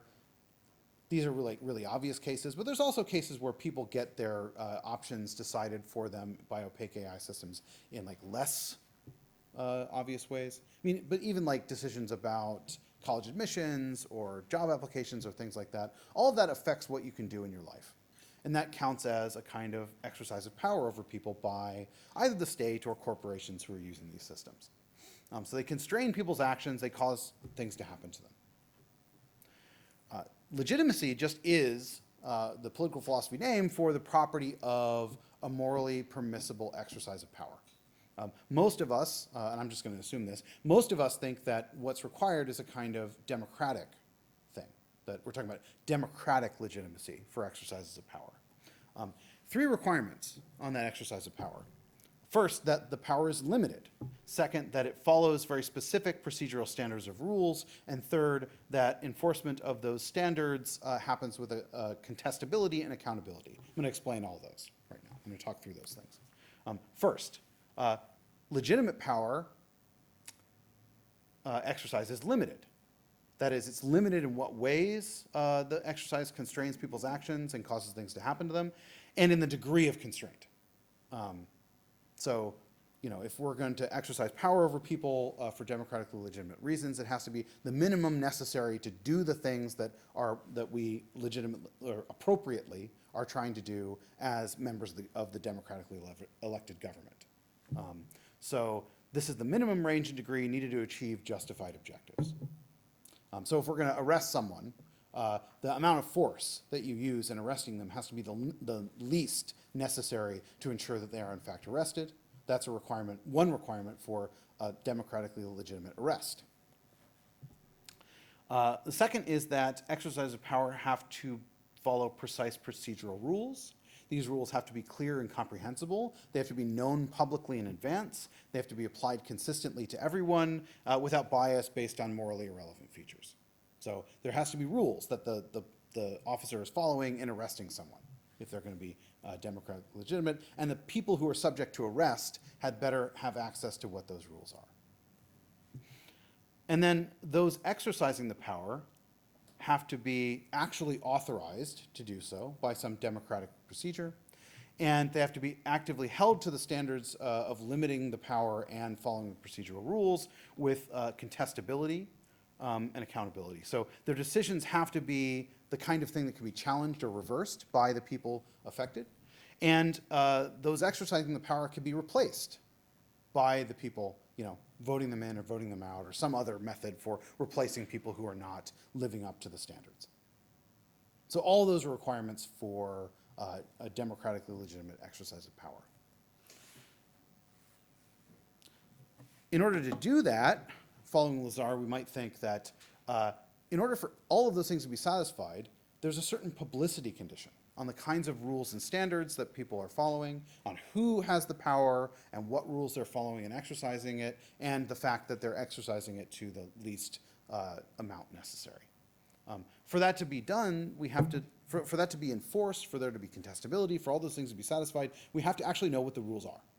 There's a kind of publicity condition. It has to be made public that these are the rules. So Lazar thinks that by itself is enough to get us that we should not use opaque AI systems for important exercises of power. Because opaque AI systems are operating under rules that we don't know, that we don't understand. Right? They're calculating out some very complicated, 1.7 trillion parameter deep neural network thing, and we have no idea what the rules are following are. So it can't possibly be legitimate to use such a system because then we would not be able to have all of those, the publicity conditions satisfied. So I really like that idea, but I don't think it quite works. Because actually, there's lots and lots of pretty good looking exercises of power, decisions that are made that nonetheless are very opaque to us already. Even before we get into the AI systems. AI is in some ways not that different from bureaucracy in that it involves a very complex system that's very hard to get a full picture of, that ordinary people don't have a full understanding of, that's not fully transparent in various ways. So this raises two issues. One, sometimes we get perfectly good justifications for the behavior of a bureaucratic agency that does not require like a full understanding of all the rules they're following. It's just like, here's an explanation that it's reliable enough at doing what we want. And in general, we just can't get the full story of one of these bureaucratic systems because there are so many decisions being made. And it would grind the gears of government and the court system to a halt if we were able to demand and contest every single decision that's made. So I don't need to know what the rules are being followed by the Office of Personnel Management, their actual seal. I know it looks very terrible, but that's the actual seal of an actual federal government agency in the United States. This is the HR agency for the federal government, which I only know about because I live in DC. Anyway, they have rules for ordering their supplies, like office supplies, like staplers and stuff. And like that's like an exercise of power because it's an expenditure of tax money that's been appropriated from me, by Congress. But like, I don't need to know the full set of rules they're following, and demanding it actually is too onerous. The U.S. Supreme Court's ruled that like demanding the full story of all of these decisions is not required for government transparency because it would be a huge disaster if we required that. Like, we would have even more opportunity to grind government to a halt based on bad lawsuits. And similarly for like simple decisions made in a court case by a judge. Decisions about when hearings will be scheduled or whether the judge is going to give particular extensions on certain discovery requirements, like that someone give you a piece of paperwork by a certain period of time. When a judge says, I'm not going to grant that extension, they're not required to give full further explanation. You can't appeal those decisions, and for good reason, the court systems work slowly enough as it is. So it can't be a requirement, I think, that we have this like full-on explanation of every piece of what's going on in these systems. So Lazar's publicity condition is just too demanding. So we need some story about which decisions we need publicity on, which decisions we need to know why the system's doing what it's doing. It needs to be more limited than everything, but we need to have a story for those cases where it's very clear that we do need some explanation of the rules being followed, like in criminal risk prediction or in decisions about who's going to get to go to college. There's certain kinds of rules that we want to make sure are not creeping in there, like biased rules. And we have a right to know that that's not happening. That's super important. We need some story about which decisions are the ones we need an explanation for. I do not have a full general story about that. But I think that we actually do make decisions like this already in lots and lots of contexts, and so we can follow our ordinary ways of making these decisions for other kinds of bureaucratic or legal situations. So the full publicity condition is too demanding. But there are cases where we really do need to satisfy those requirements, the publicity conditions, so that the other requirements are satisfied.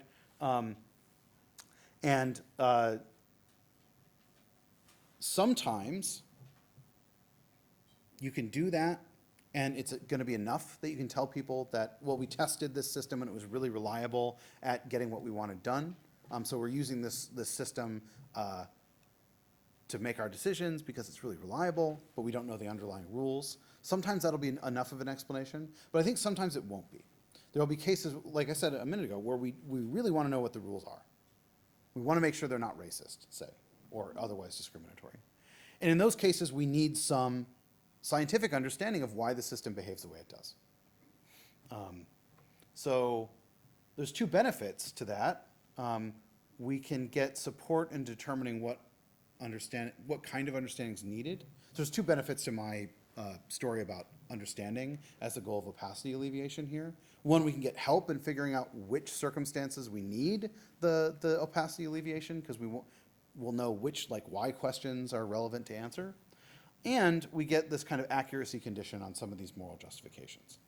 So when we're told that the system is following a rule that ignores race, we want to get an explanation of the system's behavior that is accurate, that is a genuine explanation. Now that doesn't mean it's perfectly accurate. It just means that it is adequate enough to get us understanding, like an idealized scientific model is. So an idealized scientific model has some intentional falsehoods, but there's also genuine causal patterns it's picking up on. You need that in order to get genuine understanding.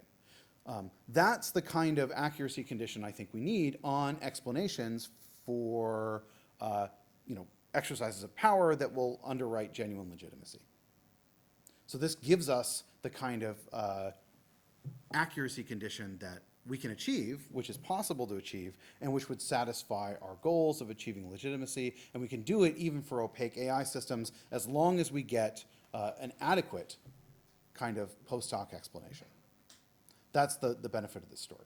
It tells us one of the benefits of the XAI and MI methods that people are developing right now. What's one benefit? Why should we keep doing this research? What's it good for? Well, it can underwrite democratic legitimacy, democratically legitimate uses of these systems in some circumstances if we do a good enough job of it. Now, caveat, all of these methods are at very early stages. Even though in some, like I said, 2016 is a long time ago, nonetheless, there's way, way, way more money in building fancy AI systems than there is in trying to understand them. So we've been making sort of slow progress on this. But the thing that came out 2 days ago might be a cool new addition. We'll see. I'm very cautiously optimistic. I mean, very cautiously. Like right now, I wouldn't say that using these systems often is going to actually satisfy these legitimacy requirements. I'm arguing for a weaker position, that this is a really valuable research area that people should be working on, because if we want to use these systems in a way that's democratically legitimate, we'd better have something like this. At least if we're using them for the important kinds of systems that we're using them for now. Okay. Yeah, I just said that, caveat. Okay.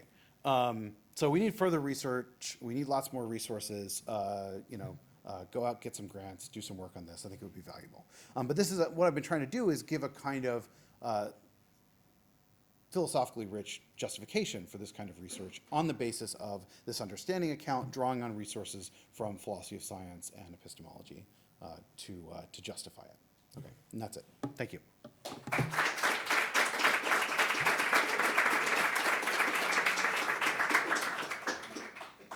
Okay, lots of questions. We need some microphones.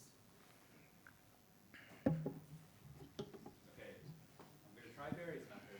You're going to make eye contact, and you're going to know your number. 1, 2, 3, 4, 5, and then we'll see where we're at. Okay, who's the one? You got to know your number. Okay. Thank you. I'm very convinced by everything that you said. And yes, all right. Question over. Yeah, but I'm going to suggest another argument for the need for understanding the kind of mechanisms that underlie AI systems for the sake of democratic accountability that does not rely on any kind of publicity at all, which is just that agencies and people who work in these kinds of public governmental organizations are bound by certain normative constraints on how they make the decisions, that they have to be made for the right reasons. Whether they actually follow those constraints or not, or work within them is a different question, but they're expected to do that. And so if you are expected to make a decision on the basis of certain kinds of reasons, and you use a system where it's opaque to you as a user of that system, then you're violating these kind of normative constraints on your exercise of power within that context, regardless of whether it's publicly available or not. That's right, yeah. I think that's very plausible. I think that's a very plausible argument. So there's a really great paper by David Gray-Grant, Jeff Behrens, and John Basil that makes that point among others. That's actually my favorite paper on this topic. I usually mention it, but I didn't get to it today. But I would like to have more than that. I really like the notion of the publicity condition. The original presentation of it by Lazar, I think, doesn't quite work, so I'd like to pursue that line. But yes, that's absolutely right. I also just agree with you. I'm extremely unsympathetic. Awesome. So basically the thing that I was thinking, so I think a lot of what you're putting in, let's say, the second part of the talk in the why question, I worry is really an issue of causal selection, not a question about how you specify the why question. So I don't sound like a crazy person. What does that mean? So think about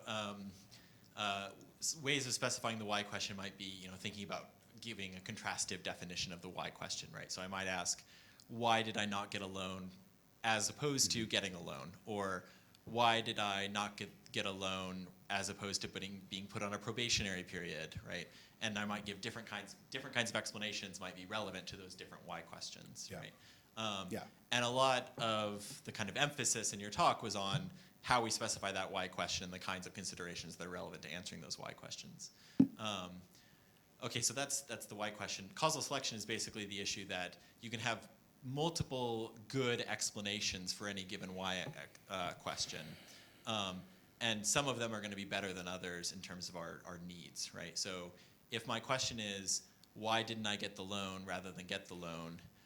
One explanation might be, well, here's the entire set of weights of my model. Here's how the parameters that I put in interacted with those weights in order to produce an output. You might think that is actually an extremely good explanation, but it doesn't serve some purposes we have in giving an explanation, right? And in fact, in this context, you might think a kind of constraint on what we should be doing when we're selecting our causal explanations is that those explanations should not just be causally explanatory, they should be justificatory, right? So you should give explanations that justify why I didn't get the loan, not just merely explain why these parameters produced this output. And that's going to give kind of different constraints. So those are kind of two different things that are related to explanation. And I guess the thought I was having is a lot of the emphasis that you're putting on why questions are really in this latter category.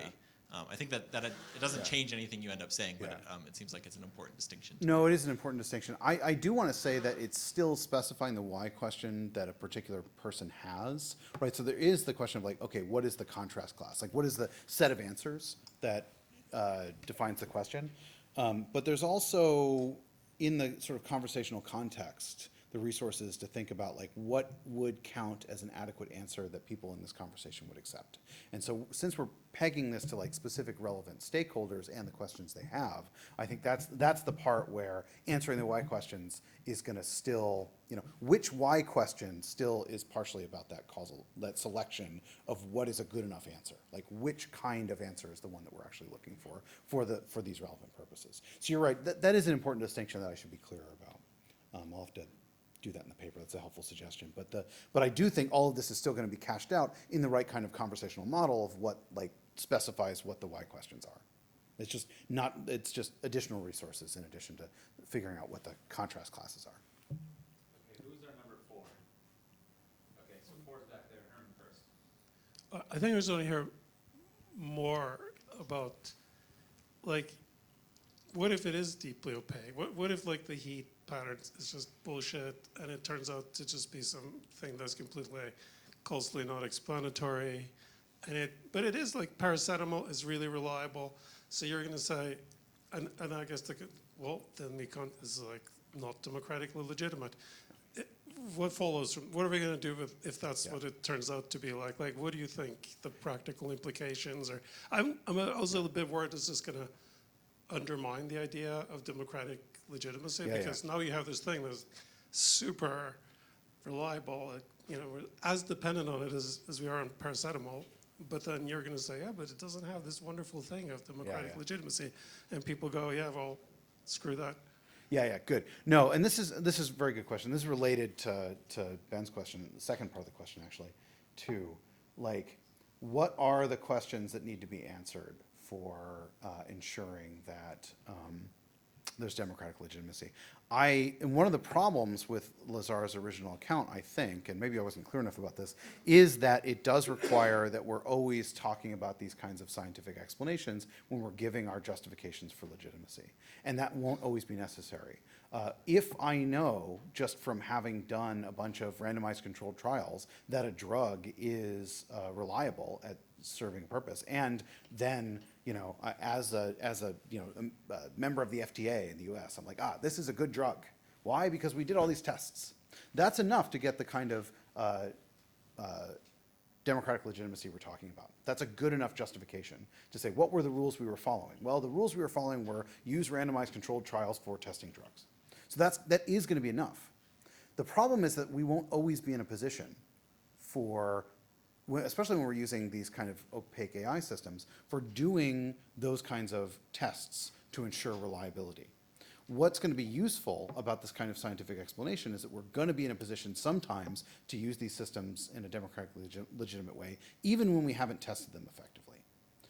When you combine that with, I think I'm worried that the kind of standard testing in AI state-of-the-art right now isn't adequate. It's not like randomized controlled trials for drugs.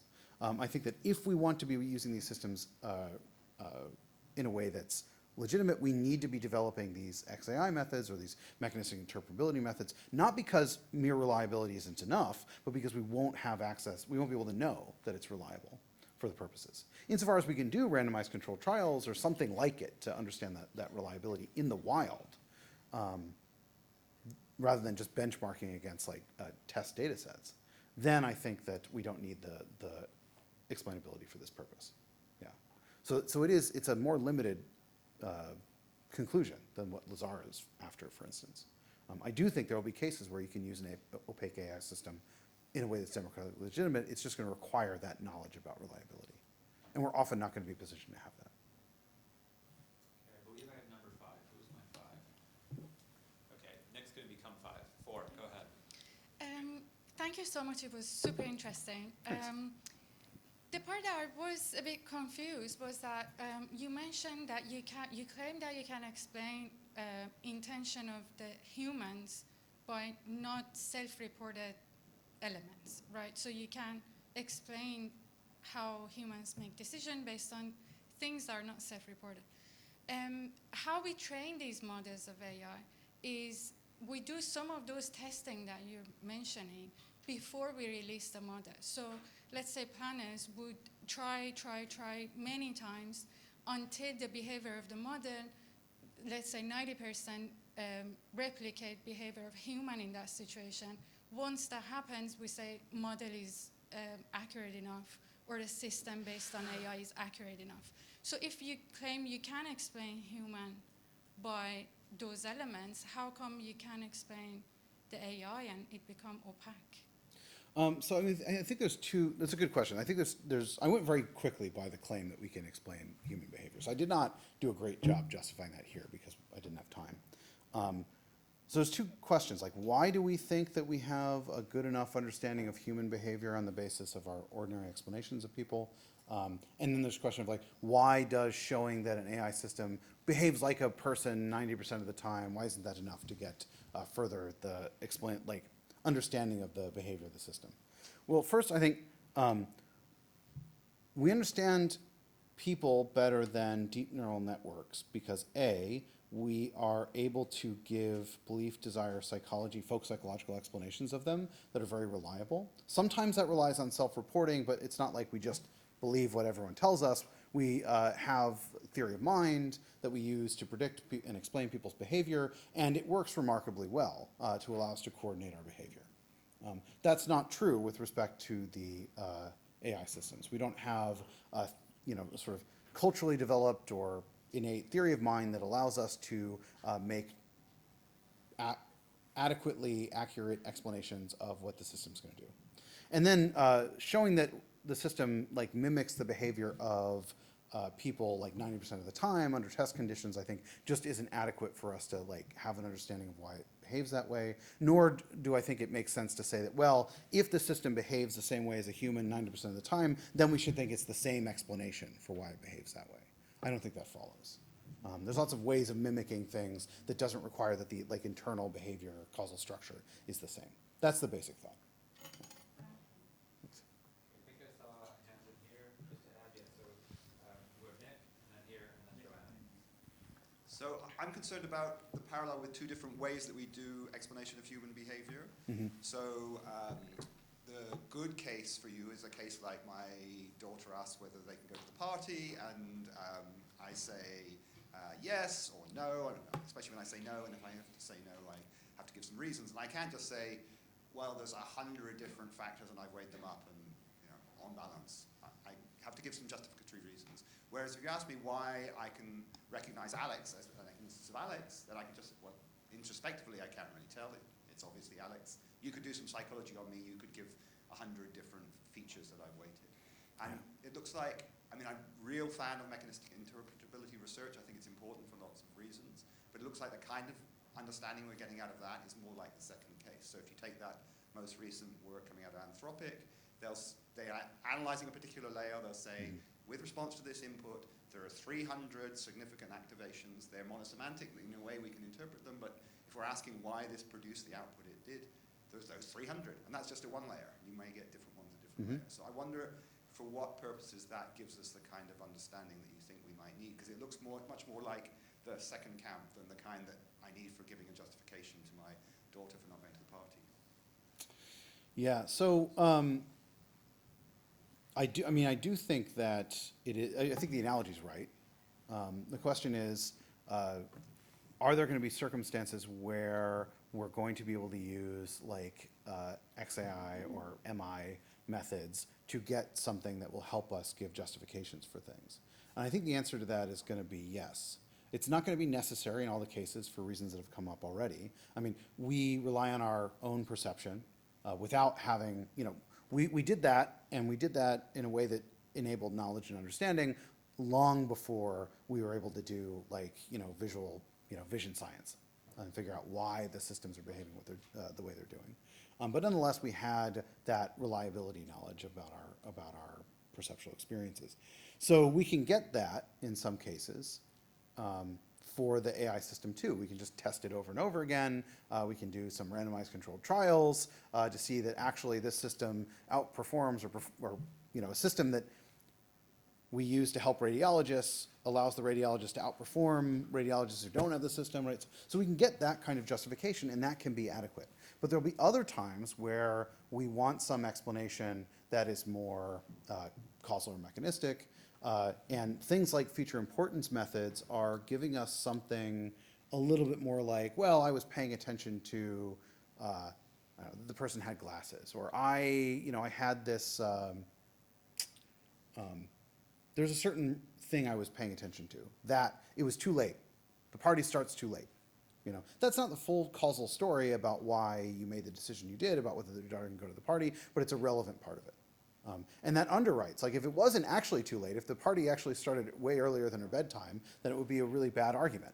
So you need it to actually be true that it does start that late. So I'm thinking that we can be in a position to get those kinds of high-level explanations out of these causal explanations. They're not necessary. Thousands and thousands of semantically relevant explanations. Oh yeah, so the mechanistic interpretability stuff might be less useful for some of these cases than others. And it might, so unlike other people, I actually think that some of these older XAI methods that are giving us less internal, inside the black box kind of stuff might actually be better for those kinds of explanations, right? So I don't think that mechanistic interpretability is going to replace those older methods. The older methods don't work for these systems. So, but I don't think it should replace it as a research line, right? We should be trying to do that kind of thing, the higher level XAI, even for these more complicated systems.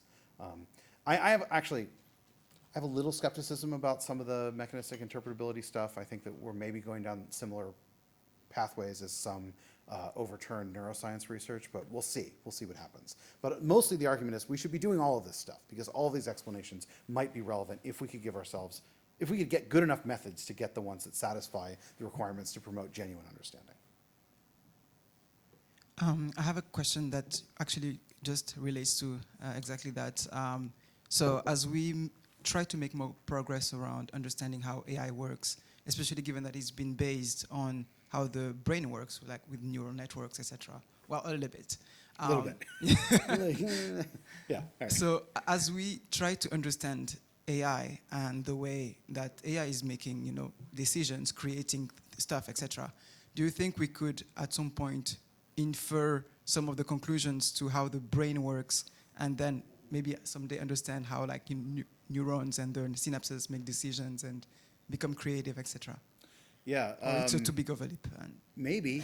I think that raises some additional interesting questions about whether certain deep neural networks can serve as an idealized scientific model of the brain or of the mind. That's kind of an open question. I mean, that's the driving ideas behind a lot of research in computational neuroscience, right? Is that we can actually build neural networks sometimes that are supposed to model what's going on in the mind. And I think it's really an open question whether transformer models are going to serve that role, maybe for certain modules within our psychology, maybe more broadly. I'd be very skeptical of it as a general model of human cognition, but maybe I saw an interesting talk recently where someone was using it to make sense of solving relevance problems as a component of a mixed system. One of the components was a transformer model, and what it was doing was trying to solve relevance problems for more general cognition. So if that's right, if that works as a good model, then it could turn out that doing these models of the AI system serves as like giving us understanding of the model we're using for the mind, and maybe that would result in further explanation. But that is all very speculative. Like, it really depends on whether this stuff works. Okay, thanks. So I shouldn't be surprised. I love your talk. I absolutely agree very with kind most of of you. the directions you're going. This is actually a comment that was raised by Herman's comment. I mean, I have a question actually too. So going back to legitimacy. So first, the comment part is just that legitimacy isn't a binary. It's a continuum, and actually even no matter what government you are, however autocratic you are, the more you're perceived as legitimate, the easier it is to govern. So it's something that we're always trying to increase. And so then my question is that you guys had a discussion that was very much on this, again, democratized, by which would mean anarchic, fully, that everybody understands what's going on. Yeah. But is it also, so to me, the thing that, as I was arguing in my talk, the most important thing is that we can improve and that people can see improvement. Yeah. So is there a kind of legitimacy that derives from people seeing improvement or seeing companies held to account, even if they wouldn't have fully understood the explanation, but they kind of had a feeling the company was doing bad, or maybe they didn't even have that, but that there's a sufficiently strong explanation somehow in the newspapers that they go, oh, good, the government's doing something. Yeah, good. No, I think that's right. Totally, definitely correct that legitimacy comes in degrees. I tend to think that maybe there's like some minimal level that's required for like genuine democratic governance, but set that aside. I do think that it comes in degrees, and we can improve the degree of legitimacy insofar as we're getting better explanations and better understanding. And we there, as you're right to point out, can be different groups. It could be that what we're talking about is that the decision makers themselves are elected officials, or the appointed officials in government agencies have better understanding, and that improves legitimacy. Or it could be that it's the kind of case where better understanding in the general public improves actual legitimacy. And hopefully not merely in appearance, but the underlying thing too. Great, okay, I'm ready to start with you. Okay, then 2, and then blue, 3. Yeah, thanks. Really interesting talk. Is there a huge opportunity here where if you had a successful XAI system, not only could it help to add legitimacy, but it could also maybe rival the traditional way that scientists do theorizing, i.e., you get it to try and explain quantum, and it gives you an alternative to string theory. And I just wondered if you could sort of comment on what a world looks like where you have the trad theorizers versus the AI-generated theories. Good, very good question. There's actually a reasonably old history of discussion in philosophy of science about the role of of computational modeling that has given birth recently to discussions of like use of machine learning for various purposes. Lots of people worry that machine learning opaque systems are going to be a big problem.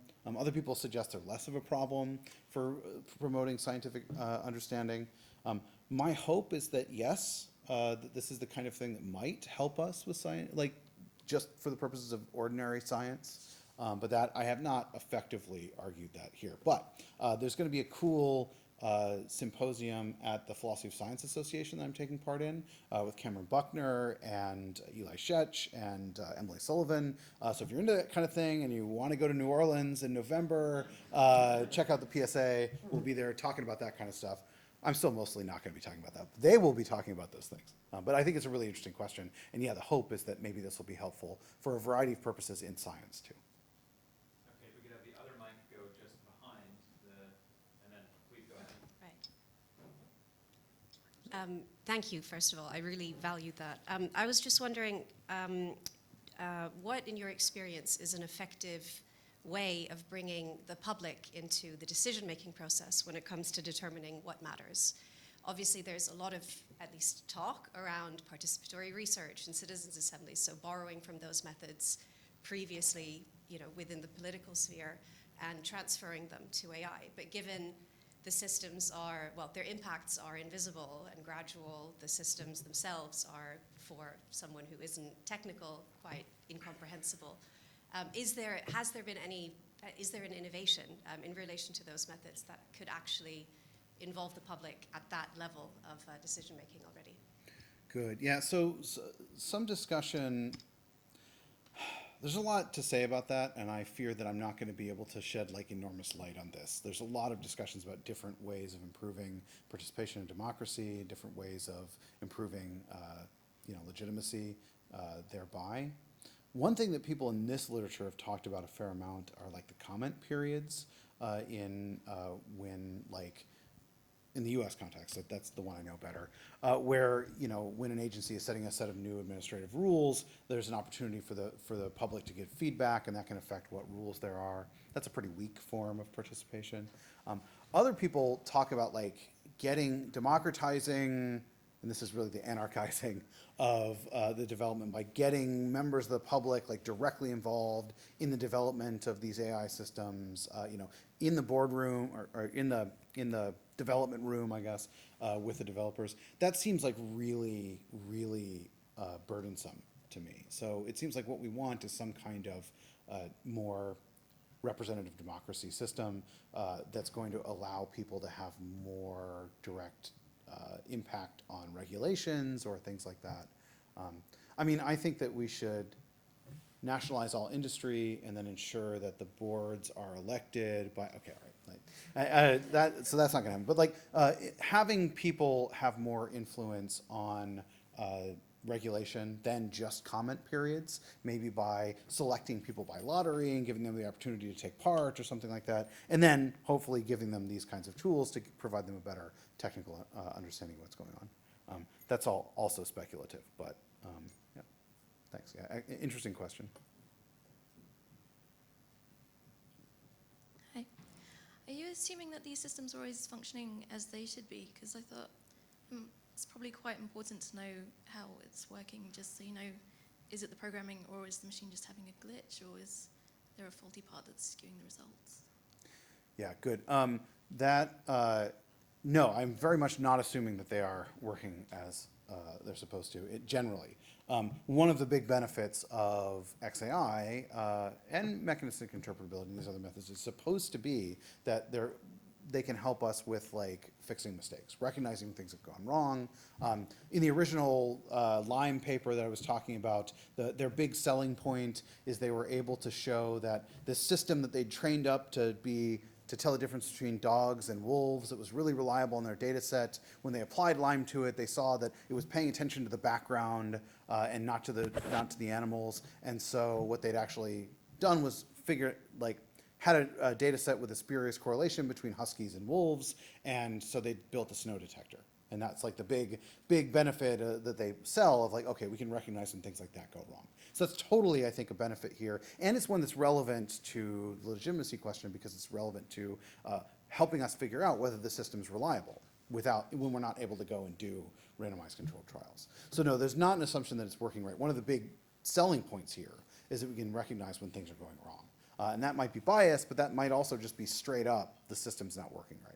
So that is a direct benefit, and maybe one that speaks immediately against the double standards kinds of complaints, even setting aside the legitimacy stuff. That's totally right. I don't want to deny anything like that. That's correct. Yeah. Okay, I'm going to insert myself next, and then after that, right behind you, Barry, and then we'll come up here and back to Herman. So I'm curious about two cases that I think come to the same thing, but I'm just wondering what you think about them with respect to legitimacy. Mm-hmm. So one case would be one where, suppose we've got a kind of God's eye view on the system, and XAI works, mechanistic interpretability works, and we find that a system is associating people of a certain race with some property that we think shouldn't be associated with, mm-hmm. But as it happens, that just doesn't seem to be featuring in the outputs, but it's present. And then a similar kind of case, and this is, I think, much more sort of real world. Who knows what's going on in there? Maybe some bad stuff, but as long as we put some Band-Aids on at the end using reinforcement training, it'll be okay because we'll get the right outputs. And maybe that is okay. So anyway, I'm just curious what you think about sort of like, we're doing okay on the output end. We might be worried about the innards. Yeah. Is that a thing to really worry about? Yeah, this is a good question. I think Lazar thinks that it's like just inherently bad to have the system doing things like that. If you go in for like things like epistemic injustice and doxastic wronging, maybe you might think that there's something like inherently wrong with representing people in the stereotyping way. But I wouldn't want to rest a lot on that. It seems like if we've figured out that the system, you know, is in some sense being sensitive to a property, like it would be different if there were like little images in there and they were like racist or something. But like as long as we're actually very confident that we've fixed the problem with reinforcement learning or that it's not affecting it, then it might not matter so much. I think the real worry is that it will look most of the time, 90% of the time, like it's not doing anything wrong, but then there will be like specific cases where people's rights are being violated, and that undermines legitimacy. It's not just like in the aggregate, sometimes people might, be hurt. It's that like any instances of this is gonna be a rights violation, and so it's going to be something that like violates the rules and procedures condition for legitimacy. There's something like deontic here rather than purely like aggregate welfare. That's the kind of thing we should be worried about. And I think in the real life cases, we should be worried about that. We could do a lot of testing. And then if we went in and saw that it was like paying attention to proxy variables very obviously for things, we should be really worried that our testing's not good enough to ensure that we're actually respecting the rights of people in a democratic society. That's the thought. We might still end up thinking it's legitimate enough to count, but that's the worry. If we really were certain that it was having no effect, I wouldn't be so worried about it, though there's some people in this literature who would be. Good, thanks. Thanks. Thank you for your amazing talk. You compared AI systems to the opacity that bureaucracy also might have. But in its original meaning, at least, bureaucracy was not opaque, but fully transparent, with clear procedures, people working in bureaucracy having their own tasks clearly defined, full rationality, accountability. So I think that compared to bureaucracy, working with AI systems in terms of opacity is a huge concession. Yeah. I don't think that's quite right. So I agree with you that there's something like that about bureaucracy. There's clear rules. Everyone follows the set of guidelines they have. They've got their own little book. They're following their rules. But one of the things about bureaucracy is that you end up with people, at the lower level doing stuff that people at the higher level maybe don't know about, and vice versa. It's not like if you're the head of the agency or the deputy director of the agency that you're going to be able to go look at all of those rules.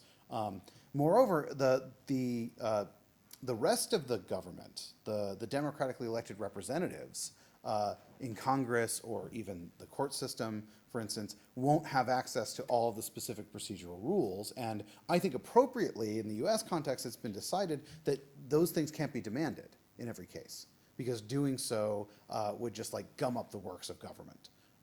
So when you combine like how many specific rules there are and how hard it would be to figure out how they're all working together from the top, combined with those like limitations on what's demandable, I think you get something that looks pretty similarly opaque in the right sort of way to the right set of people. That's the thought. Yes, it's not fully analogous, but you might think that like, okay, what's going on in the deep neural network is similar in that like we can look at any particular unit and see exactly what the weights on all of its connections are and exactly when it's activating and when it isn't in different circumstances. We can see all that on the inside. It's just not helping us with the kinds of questions we're actually answering. So similarly for each worker in the bureaucratic system, they've got their own rule book and we can see that, but it just doesn't necessarily help us figure out like why the bureaucracy as a whole, why the agency as a whole did what it did. That's another kind of way of getting at the analogy. Thank you very much for your interesting presentation. I'm curious about the ethical AI. Do you think ethical AI is also an indispensable part of democratic legitimacy, or Thai AI is enough by itself? So you're thinking of like ethical AI in the sense of like ensuring that there's fairness, like fairness metrics are being respected and that kind of thing, or other kinds of methods other than Thai AI? Because I would say that like getting democratic legitimacy satisfied is part of what it would take to make an AI system ethical, right? So in general. But is this the only thing that we need to ensure that an AI system is being ethically used or is being used in a just manner? No, I don't think so. And I think that it shouldn't be our only tool in the toolkit. That insofar as we have other methods for ensuring that our moral standards and values are being satisfied by these systems, we should use those methods. So I think some of the time that can even mean using the like simple statistical fairness criteria to tell whether something has gone amiss in the way that we're classifying people, say. So that, no, it should not be the only method in our toolkit for ensuring that AI is ethical. But I think it is part of what it would mean to ensure that AI use is morally permissible. Okay, one last question, then we'll have a coffee break. I just want to go back to one thing, trying to get clear on whether there's some pressure against democratic legitimacy. So from what I understand, the following is possible in your view. The system is super reliable, but reliability isn't enough here. It's not enough. And so it's not democratically legitimate. So now we have this choice to make. Do we want to use this technology that might be doing massive goods, could help us with all kinds of diseases, discoveries, and science, but on your view, it's not democratically legitimate. So we've got to make this choice. These like non-democratic thing, or you want this thing called democratic legitimacy. And then maybe a worry here is people are just going to go for the technology. Do you worry about that? Yeah, good. I mean, so that worry is the reason why I don't want to go down the path Lazar is going down. Why I think his publicity requirement is too much.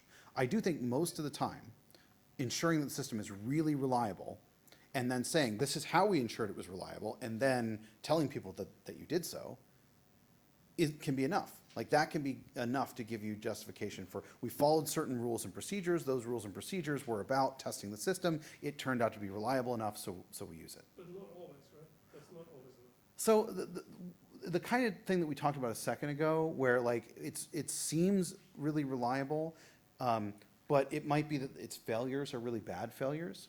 So I would say that it's actually not reliable enough, even though like it's getting it right 99% of the time. The kinds of failures it's making, the kinds of errors it makes might be bad enough that we say it's not reliable enough at doing what we want it to do.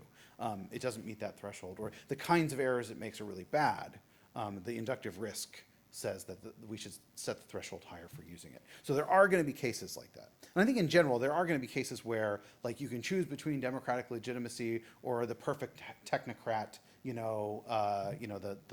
the perfect AI system that is going to rule the world and not tell you about it, right? So there are trade-offs, right? It could be that a benevolent dictator is so amazing that we're trading off by getting democracy. But I do think that democratic legitimacy is an absolute requirement for a just society. Like you just can't have a just society without satisfying that.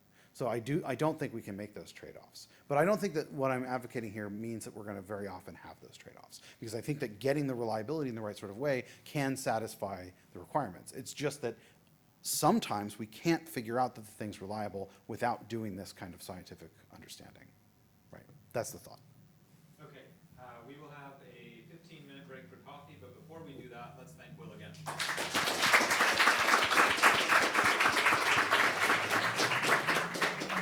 Please come back at 3:45 for our keynote.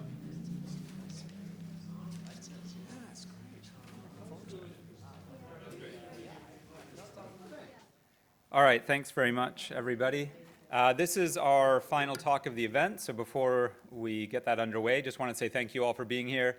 Thanks to folks online who've been attending. I hope that this has been enjoyable. I think from our perspective, it's been a great event, and I'm really, really pleased to have Matt Clifford here as our keynote speaker. Matt is the co-founder of Entrepreneur First and the chair of ARIA. He was awarded an MBE in 2016, and I found his name because he was doing the preparations and negotiations for the AI Safety Summit at Bletchley Park, which I'm sure everyone here is aware of. Very happy to have Matt talking to us today about Beyond AI Safety, Maximizing Human Agency in the Age of AI. Thank you. Thank you. Thanks very much. It's Really great to be here. It was a great honor to be asked to do this. I'm not an academic, and although I talk a lot to entrepreneurs and investors, this is a very different audience for me. So I'm really grateful to be here. Thank you so much for the invitation. I thought I would just start with a little bit about me to try and situate some of my thoughts and comments. I kind of come to this from really first an entrepreneurial perspective. That was my introduction to AI. Then from a sort of public sector R&D perspective. And finally as a sort of policy person, and I guess one of the world's first AI diplomats, as Alex alluded to in his introduction. So 13 years ago, I started this company called Entrepreneur First. We call ourselves a talent investor. What is a talent investor? Well, what we do is around the world, we try and identify exceptionally talented and ambitious individuals with technical backgrounds who could be, we think, great entrepreneurs. Then we put them in an environment and fund them to help them try to build technology companies from scratch. And a lot of people, including I think my family, friends, thought this was a very stupid idea when we started doing it in 2013, but we've been very fortunate. And over the last decade or so, we've ended up building several hundred companies around the world that have been quite financially successful, but crucially also ended up building a lot of AI companies, including 2 of the sort of AI unicorns, as we say in my industry, in the UK. And in the course of my work at Entrepreneur First, I became very interested in public policy issues related to technology and technology startups. And through that, I ended up spending a lot of time with the team that put together ARIA, the Advanced Research and Invention Agency, including Ben, who's sitting there. So for those of you who don't know, ARIA is don't worry, I'm not going to do a sales pitch, but it's a bold new R&D funding agency in the UK, backed by £800 million of public money, and its goal is to fund breakthrough R&D, breakthrough science that would, either for reasons of risk or for reasons of sort of institutional incentives, be difficult to fund through a sort of more traditional UKRI funding mechanism. ARIA is very new. We got incorporated last year, and we're just kicking off our first programs now, including one on what we call safeguarded AI, which I'm very excited about. And so through ARIA, I ended up spending a lot of time after the sort of ChatGPT moment of November 22. I'd just been appointed to ARIA. I ended up spending a lot of time with government talking about AI. And the ChatGPT, I guess everyone in this room has been thinking about AI for a very long time, but I would say on average, the median policymaker started thinking about AI just after ChatGPT was launched. And so there were a lot of conversations from November 2022 onwards that I was pulled into. And through those conversations, I ended up spending quite a lot of time thinking about what would it look like to have a national AI strategy, and what would it look like to have an international AI strategy, a strategy that took into account safety and governance. And so sort of by accident, and I really mean that, I ended up first being asked to do the work to set up what became the UK's AI Safety Institute last summer. It was originally going to be called the Foundation Models Task Force, and then a sexier name was chosen. And then I did this on the side of my day job. And then last summer, the Prime Minister asked if I would come into government briefly, but full-time, to lead the negotiations for the AI Safety Summit that he hosted at Bletchley Park. And I'll talk a little bit more about that later. But I say that almost as a health warning up front, that I'm very much going to try over the next sort of 45 minutes, hour, to bring a sort of practitioner's perspective, and specifically that of an investor and a policy person, rather than that of an AI scientist or ethicist.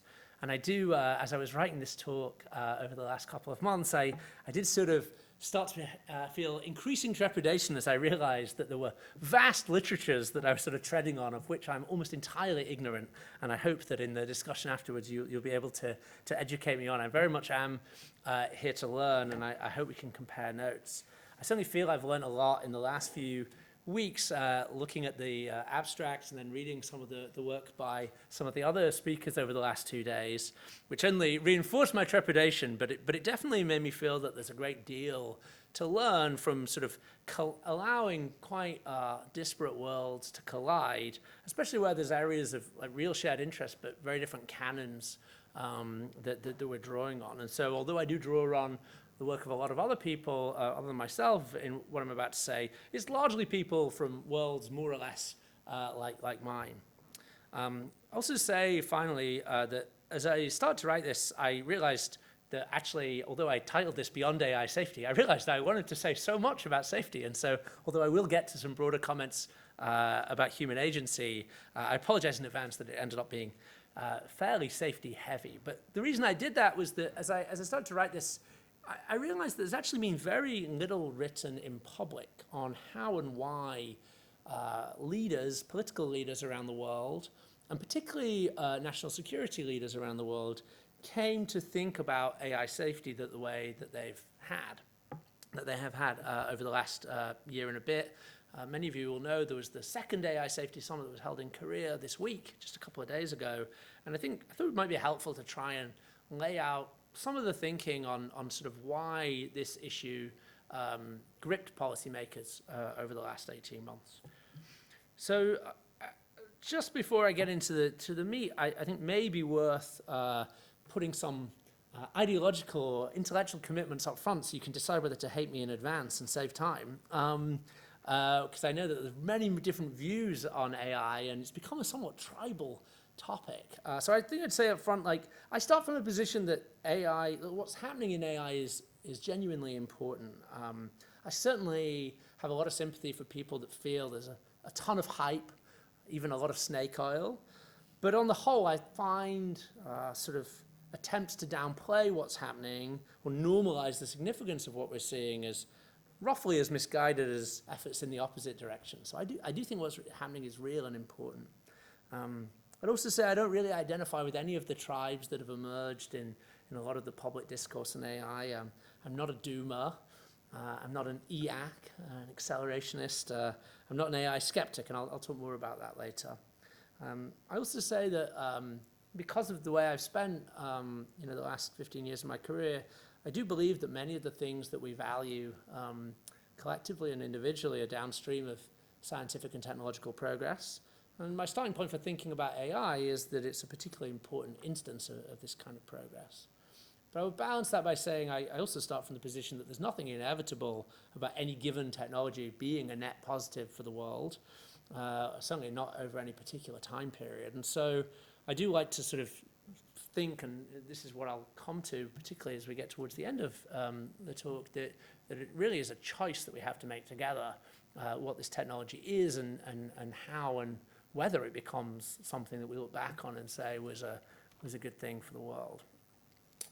So with that out of the way, I want to talk a little bit about AI safety, because when I think about, I do love the title of this symposium. When I think about being human in the age of AI, really the first question I ask is, how do we make sure that AI goes well for humans?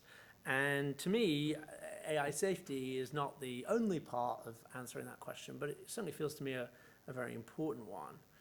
And so I think it's kind of interesting to think, like, why think about safety at all? Like, why should this be? There are lots of people that think that we shouldn't, and are very, particularly over the last, I would say, 6 months, there's become a very large anti-AI safety contingent across many different fields, certainly in startups and venture capital, but also in policy and academia. I think the reason, though, to care about AI safety at all is, I think, epistemic humility demands that we do care about it. I think caring about safety is the correct response to the fundamental uncertainty that exists in the field today. I see in modern AI really, one, a very rapid improvement in capabilities over a short period of time. 2, a real possibility of that trajectory continuing. And 3, large counterfactual impact if those capabilities do continue to improve. And so when I think about that, I start to think that safety is very important. But to try and motivate that a bit, I think it is worth doing a bit of a whistle-stop tour of the last 12 years of AI. And many of you will be very familiar with everything I'm about to say, but hopefully I can package it in a way that I think resonates and resonated with a lot of political leaders over the last year. So when we zoom out, my introduction really to AI, other than reading sci-fi, was 2012. I was a very young investor in startups, and an entrepreneur came into my office with a printout of this paper that, although it's very small and you won't be able to read, is, for those of you who follow this, is the AlexNet paper. And this entrepreneur came into my office with it printed out, and he said, Matt, this is going to change everything. And fortunately for me, I believed him because he went on to build a billion-dollar business. But the important bit was that he wanted to draw attention to this paper that he felt was a milestone in the history of AI. And AlexNet, as many of you will know, is like the first use of, or first a bit of an exaggeration, but like the breakthrough use of a deep neural network on a well-established benchmark. So in this case, image recognition. And there were three really exciting things about AlexNet. The first was that it was a genuine performance breakthrough. It really did produce much better results than what had come before. The second, that it really revitalized interest in deep learning as an idea. The idea was not new, but the idea that it would have applications was a revitalization. And the third thing was that it showed the enormous power of this, at the time, quite obscure kind of chip, the GPU. And these things came together to be an exciting moment. And from that moment onwards, I think in many ways the stage was set for what has happened over the next 12 years. So you fast forward 5 years, you get this now very, very famous paper, Attention is All You Need, which was the paper in which the transformer architecture was introduced. And transformers have turned out to be wildly important, largely really because they enable extraordinary scaling up of models. Transformers can absorb as much data and compute as you will throw at them. And although, again, that's sort of not new, it's certainly very different from what the dominant architectures of that era before enabled. And so you get this very parallelizable, very scalable architecture. And again, I think by this point, in some ways, the shape of the curve is it starts to be set. You fast forward again to 2020, and you get language models that are few-shot learners, which is the paper that OpenAI published that heralded GPT-3. And at this point, crucially, what it starts to look like is that this scale idea, this idea that we just throw more and more compute and data behind these models, looks like it might actually be economically worth it. And that's a very important point, because if you zoom out and say, what does that look like? It sort of looks like this chart. This chart here, just, again, very small, I apologize. Along the bottom, you just got years from 2013 through to 2023. And then on the y-axis, you have the training compute that was used to train each of the models, and the little triangles are models. And this is a large-scale chart. I find this totally remarkable. I think it's well known at this stage, but it's still totally remarkable that what you see over a 10-year period is roughly 0.7, 0.8 orders of magnitude increase in compute applied to the frontier each year. I really can't think of another technology in the history of the world that has seen the level of investment go up so consistently by, as I said, like close to an order of magnitude a year for so long. And that's a really genuinely remarkable thing. It's particularly striking, by the way, I mentioned AlexNet 2012. This is AlexNet here. It's particularly striking when you think that the reason that this guy that came into my office in 2012 was so excited about the AlexNet model was because it used so much compute. He was like, the ideas aren't new. The ideas have been around for a long time, but we finally have so much compute that we can have AlexNet. That was 9 orders of magnitude ago now. I think this is really remarkable and still under-remarked on. One of the authors of this paper, the AlexNet paper, was Ilya Sutskever, who subsequently became very famous as one of the founders of OpenAI, and indeed the co-founder who voted to fire Sam Altman unsuccessfully last November. And he has this line that he likes to say, which is, you only need 3 things to make advances in this paradigm. You need data, you need compute, and you need faith. And it's sort of a joke, but I think it conceals a really profound point, that the reason that this curve has continued to go up is that as we've seen the amount of compute and the amount of data invested go up, we've also seen capabilities improve. And so actually the amount of faith needed in some ways has diminished. You can point to the curves that we have and say, you know, here we have a bunch of charts where what you have here is the amount of compute, and what you have here is loss, as in, like, as it goes down, capability is improving.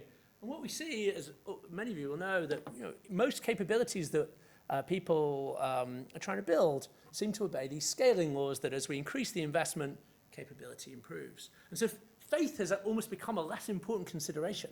You know, the reason that Microsoft are willing to invest $10 billion in OpenAI is because they believe that as we increase these investments, we're going to continue to see the capability advances that we've seen. The paper that I showed you from 2017 with the transformers called Attention is All You Need, and of course, the mantra of modern AI, scale is all you need. Well, we're going to discover in the years ahead whether that's true. I think there's a few important points to make here, though. The first is that so far these scaling laws seem to hold. As we increase compute, we reduce loss. And as we reduce loss, economically important capabilities start to emerge. Unfortunately, they emerge unpredictably. We can't tell you for a given training loss what economically valuable capability comes out. And that may be actually the thing that puts the brakes on AI in the next couple of years. But we don't know. Now, I go back to why I said we should care about safety. We should care about safety because of fundamental uncertainty. There's a very strong likelihood of continued investment.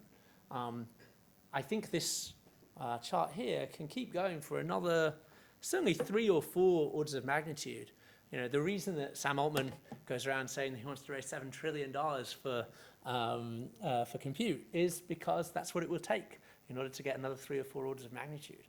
And a very important question for the world that no one knows the answer to is what happens to these charts as we continue to go through another 3 or 4 orders of magnitude? Does trading loss continue to fall? Does that matter? Does from trading loss falling, does that actually produce economically important capabilities? And does it produce dangerous capabilities? And that kind of reasoning, I think, is what has gripped political leaders over the last few years, that we're on this trajectory, and the trajectory will have a very uncertain outcome. And so for me, worrying about safety, or at least thinking about safety, comes from the idea that there could be very powerful and potentially very dangerous capabilities that become widely available. We don't know. I can't tell you whether these lines will continue on the current path. I can't tell you whether these lines will continue on the current path. But nor can anyone else. And I think the fundamental uncertainty is the key point here. It could mean, of course, that there are absolutely no catastrophic risks here. There could be none at all. I take that argument very seriously. But I don't take seriously the idea that we know with certainty that that's the case. History is littered with examples of very credible people explaining why technology that was on the brink of invention was impossible. There's that wonderful line from Arthur C. Clarke of, you know, if a distinguished scientist says that something is possible, they're very certainly right. If they say it's impossible, they're very probably wrong. And I think that's actually an important way of thinking about AI. So that's why I think political leaders are being gripped by the need to think about safety. But it's a very hard problem. I don't think safety is a thing that you decide to solve and therefore solve. In fact, I think there are 4 big reasons why, despite the world going from approximately paying 0 attention to AI safety, you know, before ChatGPT, and then a series of summits and AI safety institutes and investment coming out of that, it's going to be a very hard problem, and it's unclear whether or not government-backed safety will work and be helpful. I'd say the 4 core reasons are these. First is that when we talk about safety, in order to deal with it, we need a threat model. We need to say what it is that we're trying to avoid. And the challenge is we don't know all the threat models. If we'd been trying to predict the threat models 3 years ago, we'd have come up with different things from what we would come up with today. There are a number of things that very smart, very credible people believe might be important.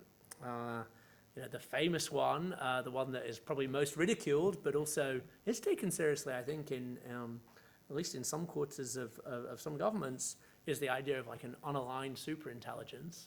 Obviously, a lot of people think that that's not something to worry about, but they worry about catastrophic misuse. Broadly distributing catastrophically powerful offensive cyber capabilities or bioweapons capabilities. Others worry that if AI turns out to be economically extremely important and provide a decisive strategic advantage to those that possess it, then that locks in existing power structures. It locks in the powers of a small number of companies that are able to build these capabilities. Obviously, people worry rightly about amplifying existing societal biases and harms. There are many, many more. And so there's many, many threat models that we need to deal with in order to solve AI safety. The second challenge is there are trade-offs between and within these models.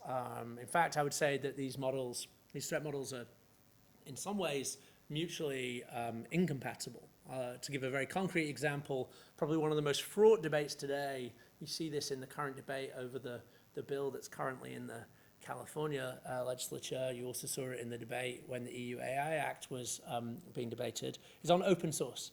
Open source AI models, open weight AI models are a good thing or a bad thing.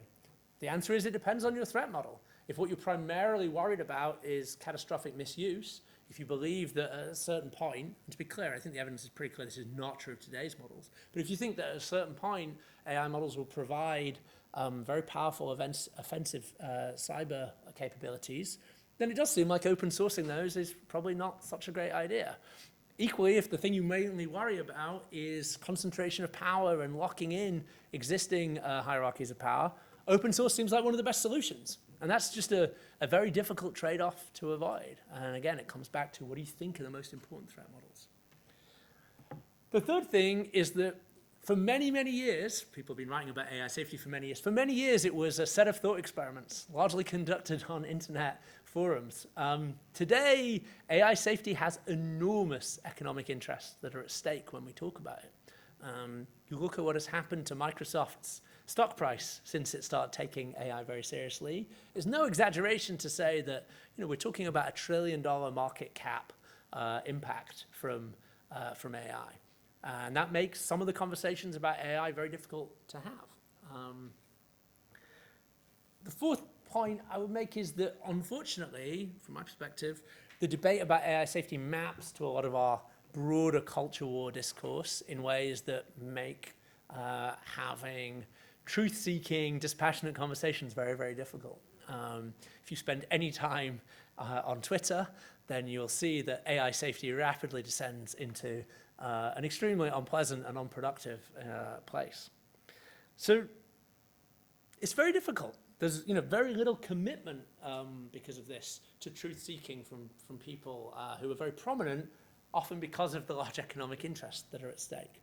I'll give you a personal example of something that I find very frustrating that's become very prominent, which is that you often get now that when people raise AI safety concerns, particularly if they raise them in the context of thinking that regulation is part of the answer, you get this immediate response that this is all regulatory capture. This is the big tech companies seeking to lock out their competition. And the concern is not sincere. This is a big tech lobbyist trying to shut down startups. I find this very amusing because I spent a lot of last year negotiating with these big tech companies. And I can assure you, they do not want to be regulated. In fact, every time any regulation was mentioned, big tech companies vociferously lobbied against it.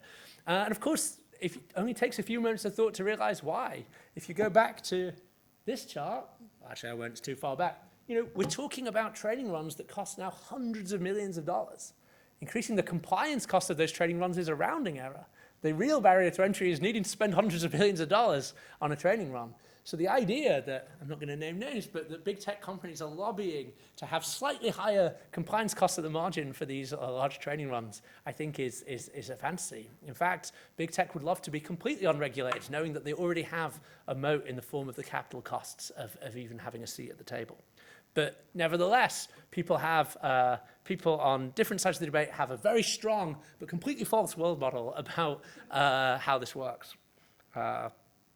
So it is really difficult. And I also take seriously, by the way, the argument that actually premature regulation, throwing sands in the gears of innovation, also carries genuine economic costs. I really do believe that. I'm not, although I spent a lot of my time working on safety, I've also spent a lot of time funding startups, and it is certainly true that if we make life harder for innovators, then we get less innovation. And that's not about making venture capitalists richer. It is about bringing to market things that can actually change people's lives. Again, I won't name names, but it's been extraordinarily frustrating to me as an investor in healthcare AI companies for a decade, how hard it is to bring healthcare AI to the market in the UK, even when you have an enormous evidence base of efficacy. So this is very difficult. The trade-offs are real, and I distrust anyone who thinks there's an easy answer to any of this. But I do think there is a way forward, and I call it effective empiricism, which is a slightly tongue-in-cheek reference to the fact that two of the big camps in the AI safety debate have been the effective altruists and the effective accelerationists. So what is effective empiricism? Well, basically, to me, whether AI is safe or not just depends on capabilities. You know, our discomfort with powerful capabilities should increase in line with the evidence of risk, evidence of harm. And our comfort with powerful capabilities should increase in line with the evidence that our safety technologies are mitigating that risk. And the challenge with a lot of regulatory approaches that are happening today is they prejudge both of those things. They assume that we already know the risks, they assume we already know the capabilities, and they assume that we already know the mitigations. That's not been my experience of working with powerful AI systems over the last couple of years. I actually think that the truth is we know very little. I've heard this in several of the talks so far. We know very little about the capabilities of future models. In fact, there's a great deal we don't know about the capabilities of existing models. Effective empiricism essentially just says that we should, A, decide what capabilities, if unmitigated, would present unacceptably high risk. I think there should be a high bar for that, although not infinitely high. Second, that we should create tools, we should create infrastructure, we should create practices that allow us to know whether those capabilities are present before they become widely available. And that's kind of it. I think that's like my simplest version of what effective empiricism is and what we should do, that we need to build much better practices for how we, before things are deployed, understand what risk they possess. Even though that sounds incredibly banal, I hope, it's actually a weirdly marginalized part of the conversation, which has become very polarized. I think it would be extremely valuable to develop very rapidly shared standards for pre-deployment testing, which are very nascent. And I do think that there is a role, an important role for governments in particularly the pre-deployment testing of capabilities related to national security concerns. Had a very amusing meeting when I was working for the government and negotiating for the AI Safety Summit last year with a very well-known senior leader of an AI company who said to me, you know, like, it's all very well, this pre-deployment testing, and we do loads of it. In fact, we love pre-deployment testing. But let's be honest, I just don't believe that you guys, meaning government, are going to be better at the AI stuff than we guys. And I said, yeah, I think you're right. But I really hope that we're going to be better at bioweapons than you guys, which he did actually accept. And so I think there is an important role for government in saying that some of pre-deployment testing is not going to be appropriate to perform in the private sector. And in fact, the knowledge and access to data sets for fine-tuning doesn't exist in the private sector. And so I would like to see us make a lot more progress on this avenue of actually just understanding what are models and systems capable of. I think there is good news here. The good news to me is that we're actually on this path. This is what the AI Safety Summit at Bletchley Park was largely about, was about trying to get the CEOs of AI companies and world leaders, at least in the sort of G7 and sort of allied sphere, to agree on what some of those standards might be for pre-deployment testing and what the role of the state was in doing those. It's also why we set up the AI Safety Institute in the UK. And at risk of my second piece of advertising of the talk, I do think, now that I can no longer claim much credit, I don't work there, the AI Safety Institute's done an extraordinary job of hiring some of the very, very top private sector talent into that group in order to be able to do this sort of testing. In Korea this week, there was further advance down this track. A broader group of companies and countries agreed on a set of dangerous capabilities that they would not want to see in any model that was broadly available, particularly around cyber and bioweapons. And I think you've also seen this very strongly influencing things like first Anthropic and then the other major AI companies' responsible scaling policies, which essentially take the view that you pre-commit in advance to what capabilities you would not want to see in an AI system and what you would do if you encountered them. And I think this is real progress. I think this is important. I think a year ago, this was all very vague, and the idea that you would have some sort of broad international commitments on this, I think, was actually much less plausible than it might seem now. That's the good news. The bad news is just a very hard problem. One of the things that sort of drives me crazy is people talk about evals all the time as though it's this like thing that we have on the shelf that we just take off the shelf and apply, and then we've solved evaluation. Like, I don't know how many of you, probably quite a few of you, have run some of these evals. It's so extraordinarily primitive what we actually mean. You know, it's like the idea that we have really good measures of capabilities across the areas that we care about, I think is just not sustainable. We don't.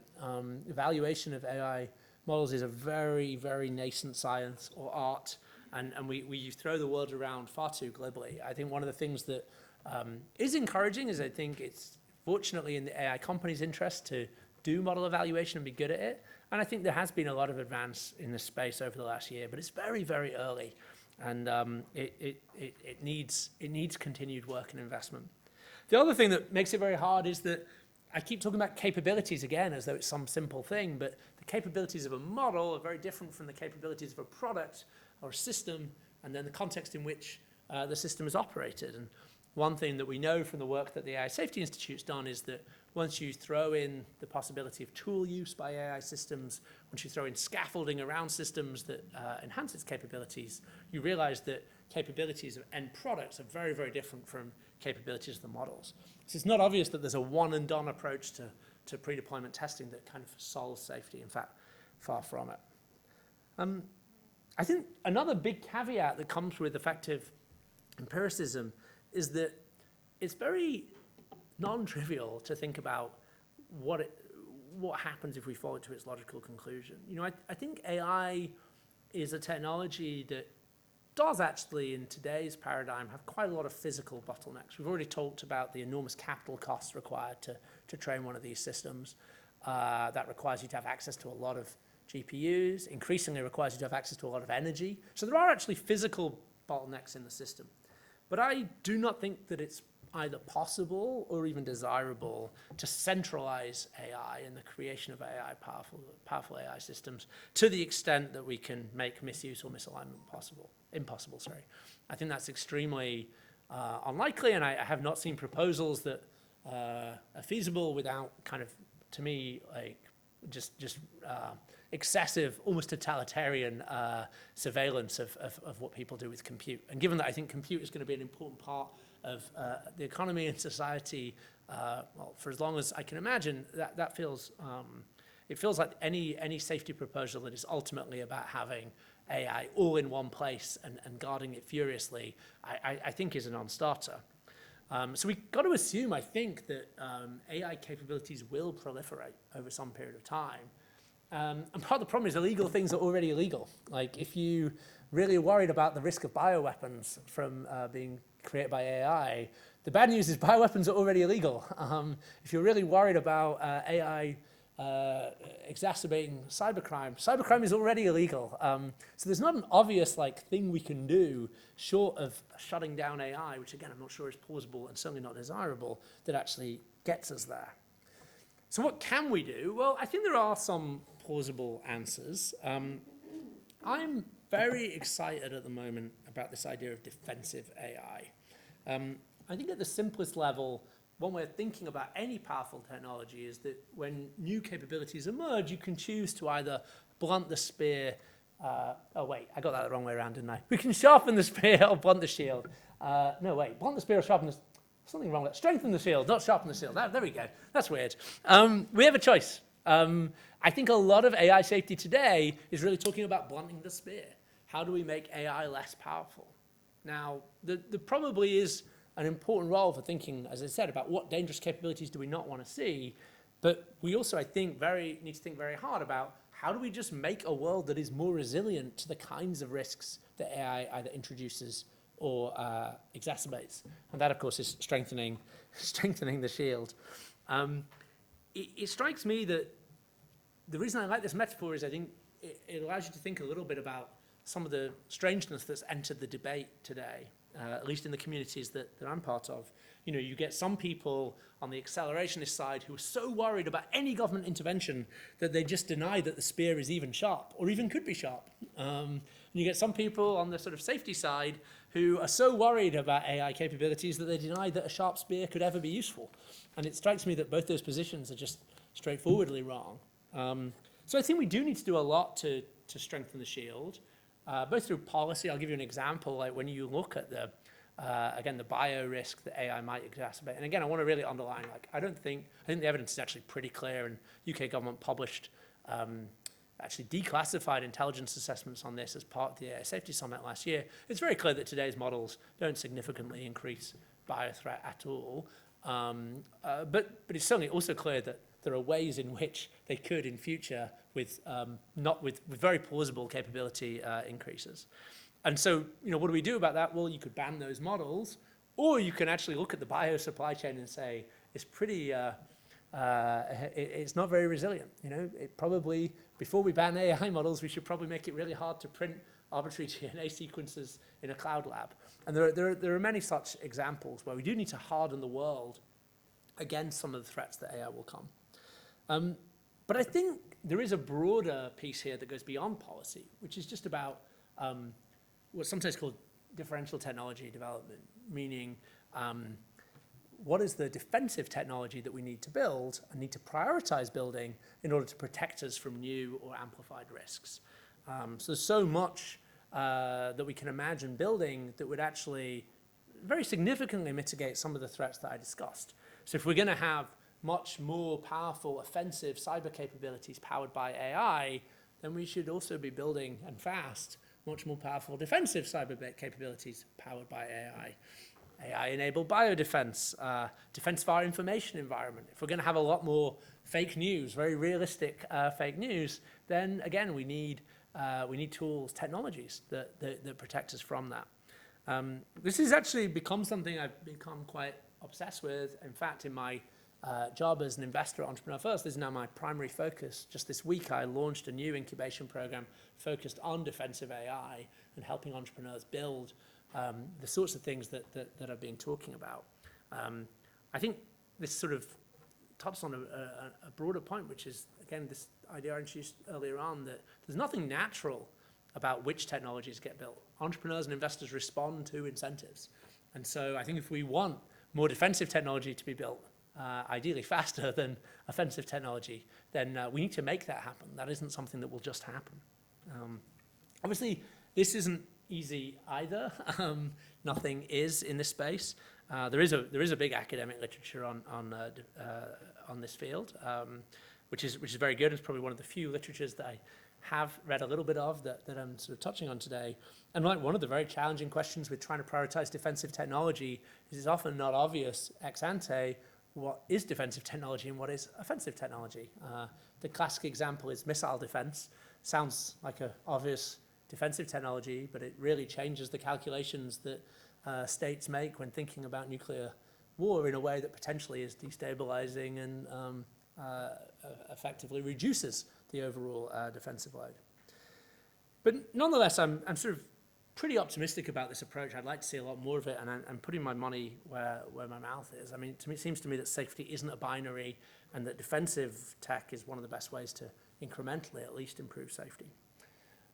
And so, you know, on that optimistic note, I wanted to turn to what does failure look like? So far I've been talking about what happens if powerful AI goes wrong. What happens if we end up with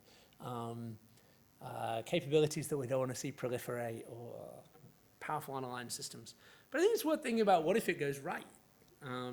What if we get effective empiricism and we get pre-deployment testing and we get better defensive technology? I think it's still not a panacea.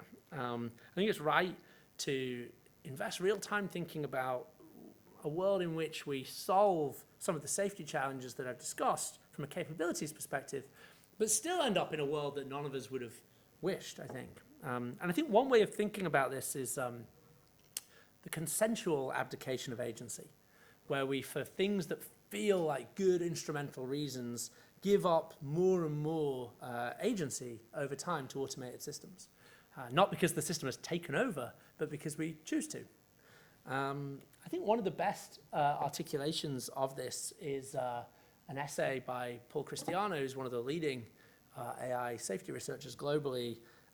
It's called What Failure Looks Like, and he has this section in it called Going Out with a Whimper, where he basically talks about, we've spent all these years worrying about superintelligences and engineered pandemics. It's like, what if failure actually is much more mundane? He gives the example of two related but crucially different tasks. The first, he says, is persuading Bob to vote for Alice, and the second is helping Bob decide whether he should vote for Alice. And the point that Christiano makes is the former of persuasion is amenable to trial and error approaches, and the latter much less so. And many important social activities have this dichotomy. They have a version that's easy to measure and a version that's hard to measure. So he gives a few other examples, like, on the one hand, improving my reported life satisfaction is easy to measure. Helping me have a good life is much harder to measure. Reducing reported crime, easy. Actually preventing crime, very hard. So I want to kind of quote him at just a couple of paragraph length to try and explain why this is a problem, because I think it's certainly the thing that I've come to worry most about is this idea that we just choose to give up agency. He says, it's already much easier to pursue easy-to-measure goals, even before we have powerful AI. But machine learning will widen the gap by letting us try a huge number of possible strategies and searching over massive spaces of possible actions. That force will combine with and amplify existing institutional and social dynamics that already favor easily measured goals. Right now, humans thinking and talking about the future they want to create are a powerful force that will steer our trajectory. But over time, in this world, human reasoning will become weaker and weaker compared to new forms of reasoning that are honed by trial and error. And eventually, our society's trajectory will be determined by powerful optimization with easily measurable goals rather than by human intentions about the future. And I think this is a big challenge that's worth taking seriously again. Unfortunately, I do think there are some interesting approaches, some of which actually have been discussed over the last couple of days, that we can use to assert the primacy of human agency in a world where there'll be a lot of incentive to give it up. So I want to sort of talk briefly, very briefly, because partly I'm inexpert in it and partly I'm nearly at time, about three such approaches. So the first is technical approaches. In some ways, actually, I should say that the What Failure Looks Like essay is from early 2019. And in some ways, you could argue that the world actually looks a little bit better now than it did in early 2019, ironically, partly because of some work that Paul Christiano himself led. I don't think you can rule out at all the situation that he describes, but it does seem interesting and potentially important that LLMs loom so large within modern AI today, even relative to 2019, when it was plausible that the dominant paradigm might be something more like extraordinarily complex and inscrutable reinforcement learning models. And I definitely wouldn't want to be complacent about this, but it does seem that helping Bob to decide whether he should vote for Alice is actually a slightly more straightforward task in 2024 than it looked in 2019, partly because of reinforcement learning with human feedback that Paul actually pioneered. And there's a lot of, obviously, adjacent work to that that's been very important.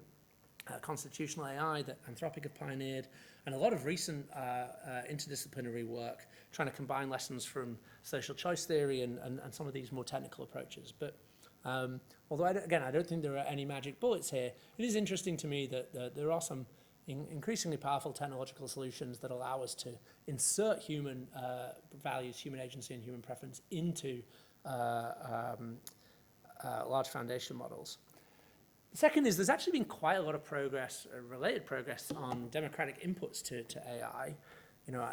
If we say that we want technical approaches, the sort of thing about that people said for a long time about alignment to human values, then an important question is whose values?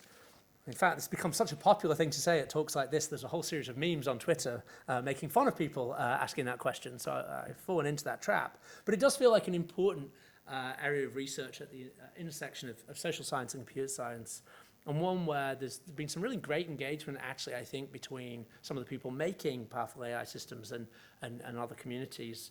I'd point to organizations like the Collective Intelligence Project, tools like Polis. I think both of these have had real engagement from OpenAI, Anthropic, and others on how they can be used to gather and elicit input from undesired behaviors from very broad communities and populations. So I think that's an area that I would like to see more investment in and I'm relatively optimistic about. And then third, I think we do need, and we're starting to have the beginnings of a sort of what I would call like macro political framework for thinking about when and whether we want to hand over agency to automated systems. I think one thing that the AI safety community is often criticized for, I think probably fairly, is being too model-centric, caring too much about model capabilities and not enough about how those models are embedded in society and deployed and used as products. I think that especially applies at the macro level of what do we collectively want to be done by AI and what do we not. It does strike me that if we worry about voluntarily passing more and more agency to these systems, the right point of intervention is not going to be the model. The right point of intervention is going to be a political and societal conversation. Now, I don't have enough knowledge or indeed time to opine on what the right answer is, but it does strike me that the best time to start having that conversation is now. If we want AI to be integrated into society in ways that maximize human agency, that's a norm that we need to establish early before we've actually made those decisions. A friend of mine, an American friend of mine who's spent 40 years in and out of the national security establishment there, is frequently being called in to pick up the pieces after major disasters. And he has a nice 3-word phrase that he uses that he says, summarize what he's learned from being pulled in to pick up the pieces, which is before is better. And I think that certainly applies to this context. So as I sort of draw to a close, I do want to emphasize a positive for those of us who place a very high premium, as I do, on being human in the age of AI, which is that it does seem that human preference for human agency is very powerful, even in fields where we have superhuman AI. I think the canonical example, but it is an instructive one, is chess. If you take the example of chess, for a long time it was seen as an essentially human activity. There's a lot of pre-Deep Blue commentary on chess talking about it as a thing that typifies one of the things that humans can do that nothing else can do. And then that era very rapidly came to an end. And it was replaced, interestingly, by what some people called the Centaur era, where a human plus a machine was better than either a human or a machine alone.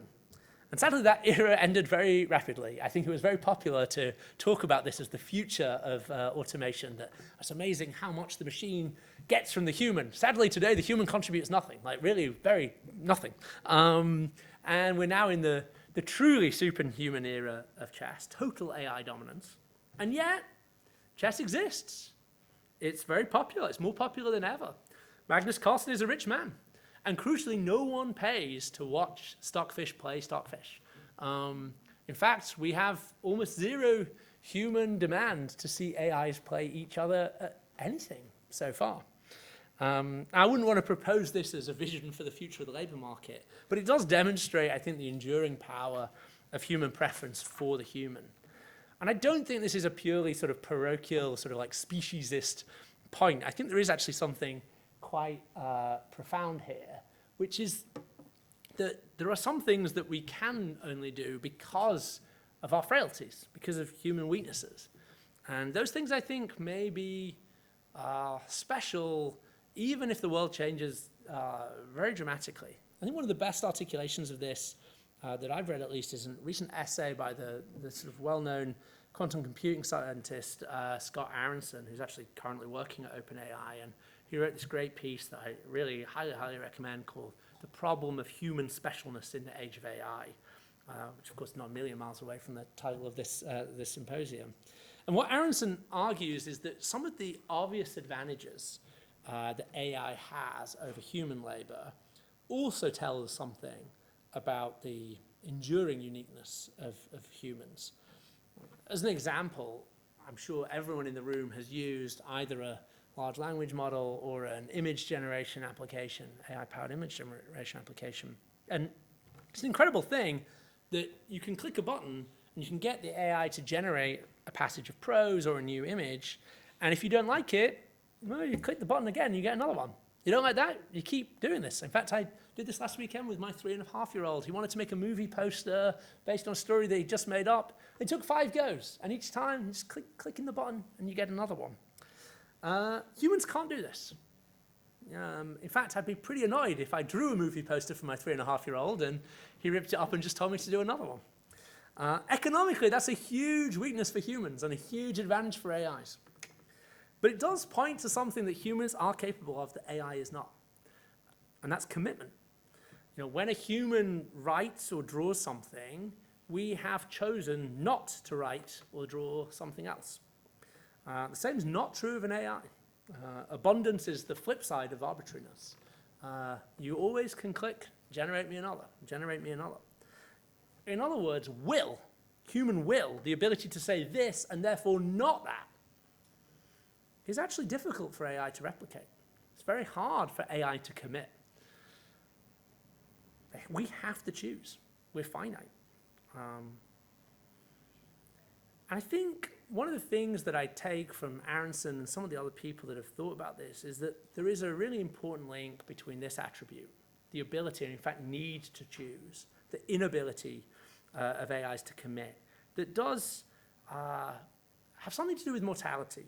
We have to choose because we can't be cloned or replicated or scaled or backed up in a way that an AI can.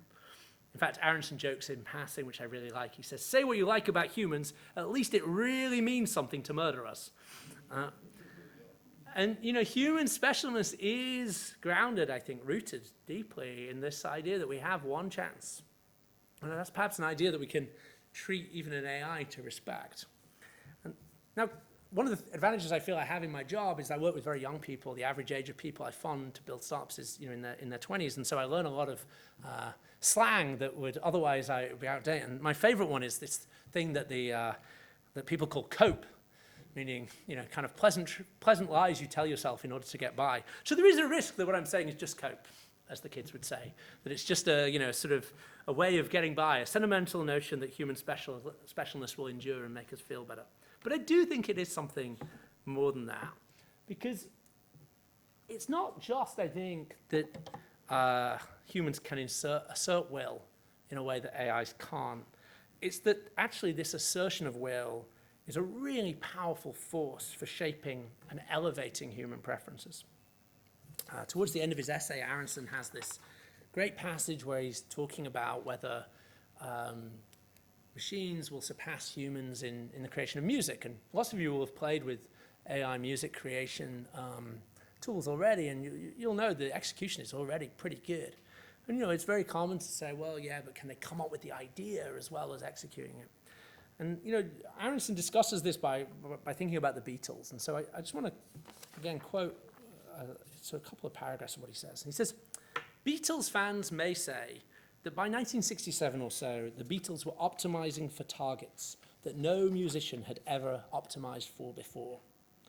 But, and this is why they're so remembered, they somehow successfully dragged along their entire civilization's musical objective function so that it continued to match their own. We can now only even judge music by a Beatles-influenced standard, just like we can only judge plays by a Shakespeare-influenced standard. I think this is actually a wonderful idea. Sometimes the exertion of human will drags all of civilization with it. And as we come to live in a world with increasingly powerful artificial intelligence, we'll have to make big choices about where we want to drag it, and quite urgently. And I think that's the great challenge and opportunity of our time. Thank you very much.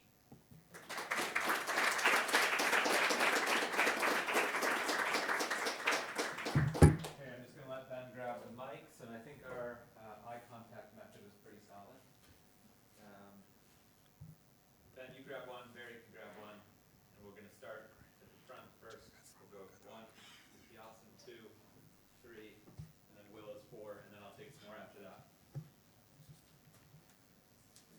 Yasin and Joanna, yes, thank you. Thank you. Okay, well, thanks a lot. It was a great talk, and I want to highlight a couple things I agree with, although say them slightly differently.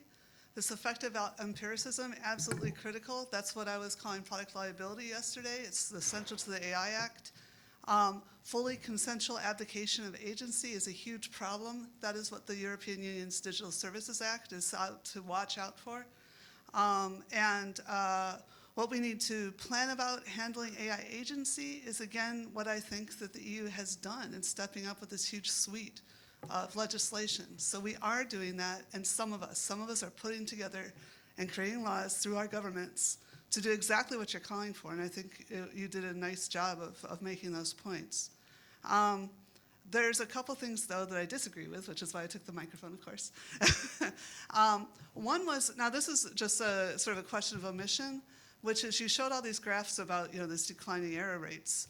You didn't show the one graph that showed, like, a lot of people take it to show the increasing rate of climbing as we bring in new skills that we can do using AI.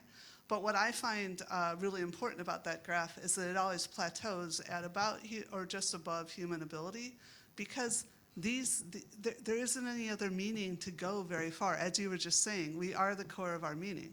So I think this has really big ramifications for what you were saying about scaling. And I observe, of course, that 7 trillion is also what we predict we need to handle the climate crisis. So whether we put this into scaling beyond what's useful, or whether we put it into the climate crisis, so that's one question. The other question, I promise this is short, maybe, but since you challenged us about whether or not there was a moat, it seemed a little disingenuous that you mentioned that there absolutely is a moat, which is the cost of again, scaling. But the people who pointed out there was no moat was Google, and they were talking about themselves and OpenAI. Now, this was one guy that got leaked. I admit that's not the whole company admitting this. But the fact that, that they were saying, look, we're having our lunch eaten. The cheaper AI is basically as good as ours. So who is going to pay the incredible amount of sunk cost here? So 2 questions. Yeah. So I guess what I would say is I agree. Like, I'm not a scale is all you need person. Pardon? Speak of the Beatles. Right, exactly. I have a lot of thoughts on this. I'm going to try and be pithy because it strikes me that it is very likely that we will see, for exactly the reasons you describe, that scale will not take us beyond human capability on very important tasks that we associate with. I deliberately didn't use the words AGI once in my talk, but AGI. However, I think they may get us to a point where other techniques and tools and subsystems do.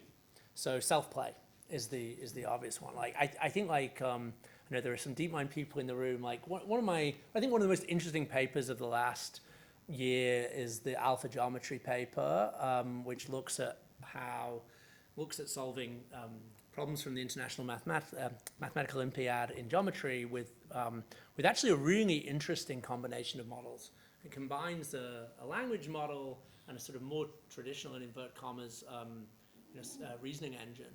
And there's a few things in this paper that I think point, I think even the authors wouldn't mind me saying, it's obviously a somewhat trivial example, like in the sense that it's very deliberately trying to solve this set of questions from the IMO. But to me, I think you can see in this paper one vision for where like very, very powerful AI that surpasses human capability could come from, which is that you use a language model to generate plausible plans, and then you use a different kind of model to test those plans. And in the process, simplifying, because I don't fully understand it, you create a ton of synthetic data that allows you to, kind of basically improve as you go through. So like, I absolutely don't think that the way that we're going to get to superhuman capabilities in reasoning is simply like you read more text with more and more compute.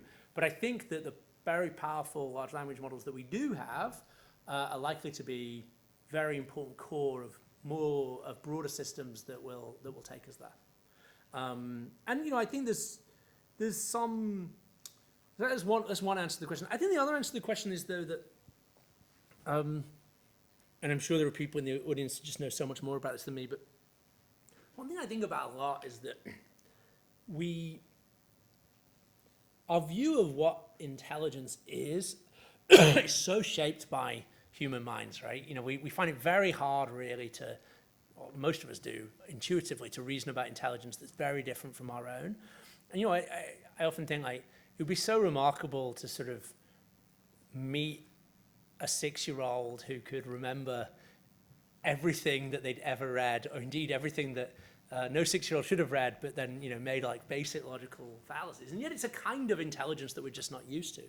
And I think one thing that's going to slow down the integration of AI into society is that we have built our society around human minds. Like jobs are human-shaped holes, and AIs are not human-shaped, and you cannot plug the kind of shape of capabilities in an AI into a human-shaped hole.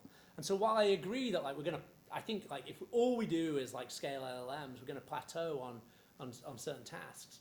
Even just remembering everything or having read everything is a capability that a human doesn't have that is superhuman. Now, it's not holistically superhuman, it's not AGI, but over time, I think organizations that evolve to actually make use of the existence of such minds will outcompete in certain dimensions organizations that refuse to. And that's one of the reasons why when I say voluntarily giving over control, a lot of what I'm talking about is actually just the playing out of economic incentives.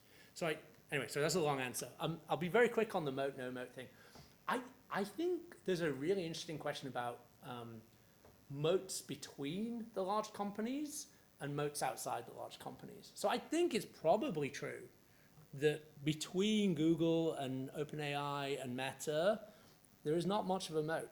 I'm sure colleagues from DeepMind and others in the room would disagree, but I buy that. But I think I just don't think there's any evidence for that. Like, I don't see there's any evidence that outside people who are willing to spend hundreds of millions of dollars on the CapEx that you can achieve the same. No, it wasn't about what they were willing to spend. It was about, the achievement, that they were listing specific products that did good enough jobs for basically zero cost.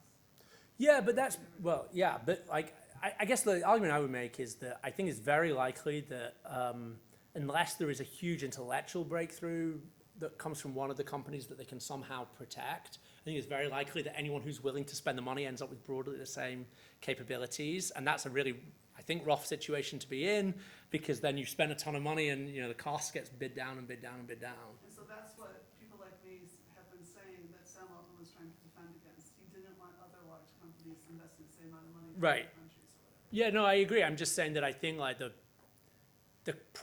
bigger barrier is the cost. Like having to report that training run to the AI Safety Institute, if you can pull together $1 billion for the training run, having to file a report is not going to stop you. Sorry, I'll be more concise. I apologize. Hi. Hi, Matt. Thanks for the talk. Really fascinating stuff. So I wanted to ask you about the agency questions and, control over the future. And I have seen the memes, but I would still like to ask the question, about who has control over the future. And in the paper we recently released, I think we missed a trick because there's a new concept I've been thinking about, which is agentic inequality. So if you think that having very powerful AI services or assistants will be a key enabler of your ability to do kind of a huge suite of tasks in the world. Is it possible that access to AI will be a huge determinant of who gets to shape the future? Absolutely. I think it's very likely. I think it's interesting. I think one of the things that it was interesting working in government, albeit quite briefly last year, and with a very foreign policy and national security focus. It was interesting, and to be clear, I knew nothing about their world, and I learned a lot, and they were extremely accommodating of my ignorance. But like, it was interesting what ideas from my world were intuitive to them and which were not. And actually, one of the ones that was intuitive to them was the idea that there will be a ton of importance in AI soft power. That actually, if these are like values-inflected technologies that are expensive to create and even expensive to run, then there's going to be a huge amount of the world that has no like independent capability in AI, but wants to use powerful AI agents throughout their society and economy. And who provides that, and what values are embedded in those systems will be of huge importance. And that idea actually people get because it maps to a lot of the big geopolitical questions of the last 2 decades. You know, all the concerns about China's external foreign investment, you know, China funding and owning African ports, it's very similar. Like, people could intuit that.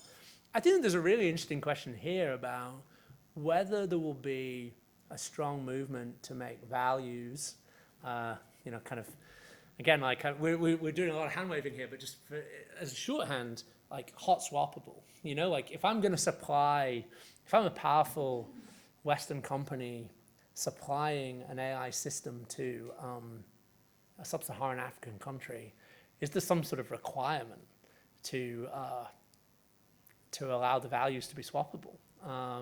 To allow, I mean, that's why I'm very interested in this work on like democratic inputs to AI. The idea that actually at the fine-tuning stage, there's a lot you can do for that. I mean, those of you who followed the recent thing about, you know, why does ChatGPT say delve so much, which is so interesting. And at first it seemed like it was this like random thing. And I don't know if it's true, but the argument I read was that because of the fact that, I'm going to get it wrong now. Is it Nigerian? Or, yeah, Nigeria. Yeah, the fact that OpenAI used so many, you know, kind of so much piece rate labor in RLHF, and the word delve is much more commonly used in Nigerian English, that this became a much more commonly used word. That to me is a fascinating microcosm of a much bigger debate we're going to end up having over the next decade. Okay, so that might go back to Will. Take a question here. Yeah, thank you very much I'm here. Matt, oh, sorry. Yeah. Thank you very much for this presentation. I have a question that seems very, very just like stupid, but how do you define an AI startup or an AI company? And I'm asking that because I think today many companies are defining themselves as AI startups, but actually they're merely using like open AI API, which I don't think is enough to describe yourself as an AI company. And I think maybe in 10, 20 years, people are gonna like stop describing themselves as AI company, as today nobody describes their company as an internet company or an electricity company. Everybody uses electricity, everybody uses internet. That's merely just like a tool today. Yeah. So first of all, like, do you agree with that? And then how do you define AI startups? And if you think actually only those very pure players, LLMs, builders are true AI companies, do you think we are now in a phase where we are in a commoditization of those models and only the big players are going to win? Or do you think there's still a place for, you know, smaller winners, maybe like European ones or UK ones? Yeah, I mean, I think to some extent it's arbitrary and like it depends on the context and who's saying it and for what reason. But you know, like the example about the one I often think of is mobile. You know, like I've been a venture investor for long enough that I remember where every company wanted to describe as a mobile company, and they meant we have an app, and no one would say that now. So I think there's certainly truth in what you're saying. I think though that, you know, like the interesting thing, and it will change as, you know, it will change as the technology develops, but clearly there are several layers of the AI stack where innovation will continue. One is the model, for sure. But, you know, at least in the current paradigm, it's so fascinating how important fine-tuning has turned out to be, or RLHF has turned out to be for real-world use cases. And so, you know, I think there are going to be very few companies that build their own large models, just because for the reasons we've been discussing, it's so expensive. But I think there'll be many companies that are doing something that's more than just calling the API, where they're going to be fine-tuning, creating proprietary or synthetic data to fine-tune the model, etc. And so, you know, I think it will emerge. But in a way, I suppose like my overall take would be, it maybe doesn't matter that much. You know, like actually, in the end, in the same way that the internet, the fact that people don't describe themselves as internet companies anymore was because the internet became ubiquitous. I imagine that will be the same reason that people stop describing themselves as AI companies. Okay, so I've got Will and then Tom, and let me add a few more numbers. So 1. Did you want one? Oh, it's on. Great. Yeah, thanks. I wanted to ask about safety risks that are not the result of capabilities, but simply the result of resource usage.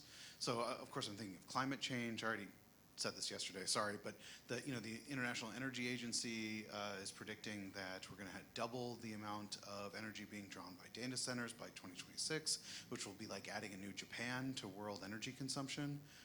Which is horrifying, and at the same time, the resources that are being used to build these data centers are the same resources we need for the clean energy transition, both financially and the actual materials.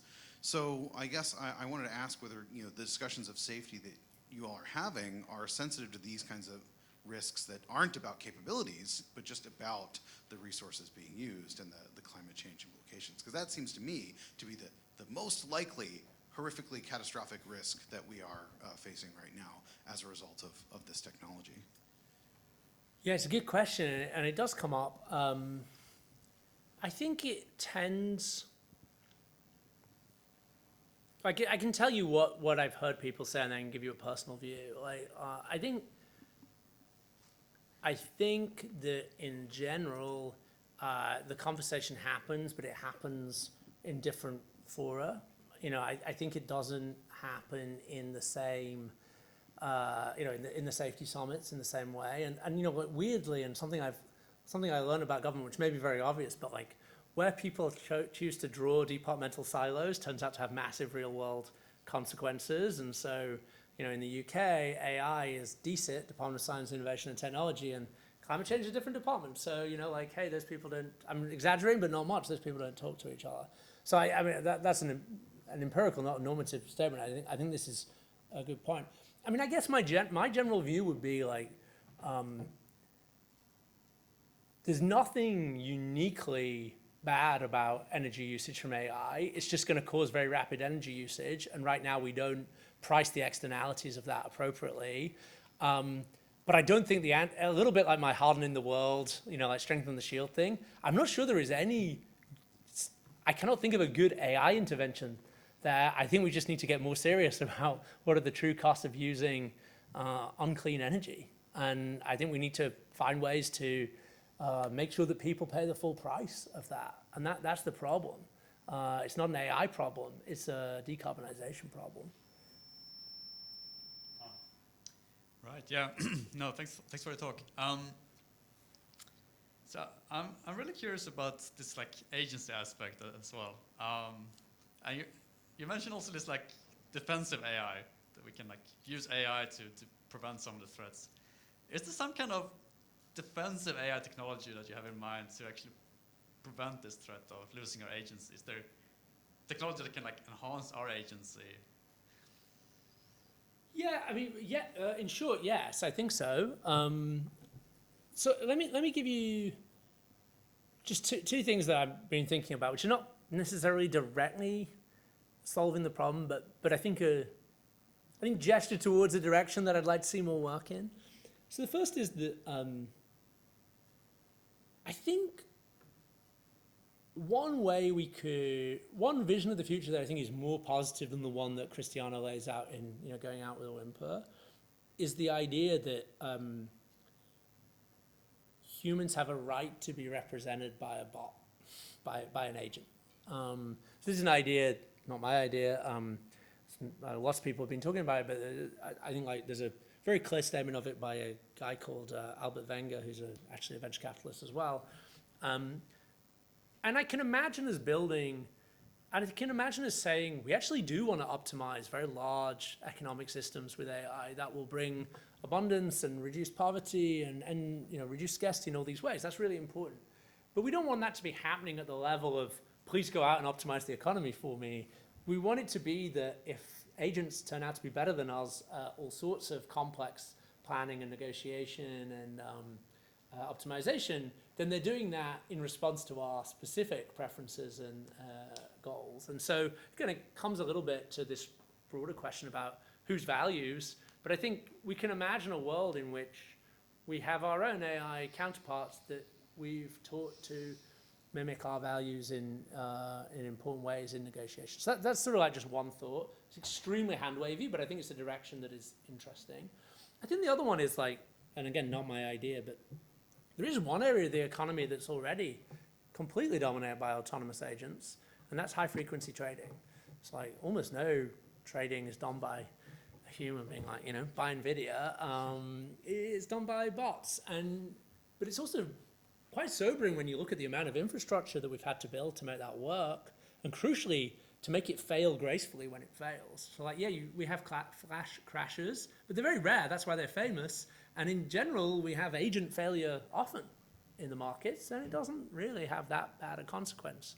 But you can imagine a world where you're unleashing hundreds of millions of, if you take my first scenario where you have your own agent, I have my own agent, imagine a world where there are hundreds of millions of capable agents trying to do economic work, and the underlying models of each agent are built by different companies, and how do you get them to play nicely? What is the infrastructure you need to let them fail gracefully? What is the infrastructure you need to make the interaction, the edge cases of interaction go well? I think there's a lot we could build in terms of like, what are the guardrails that we would want agent interactions to happen within? Thank you for your talk.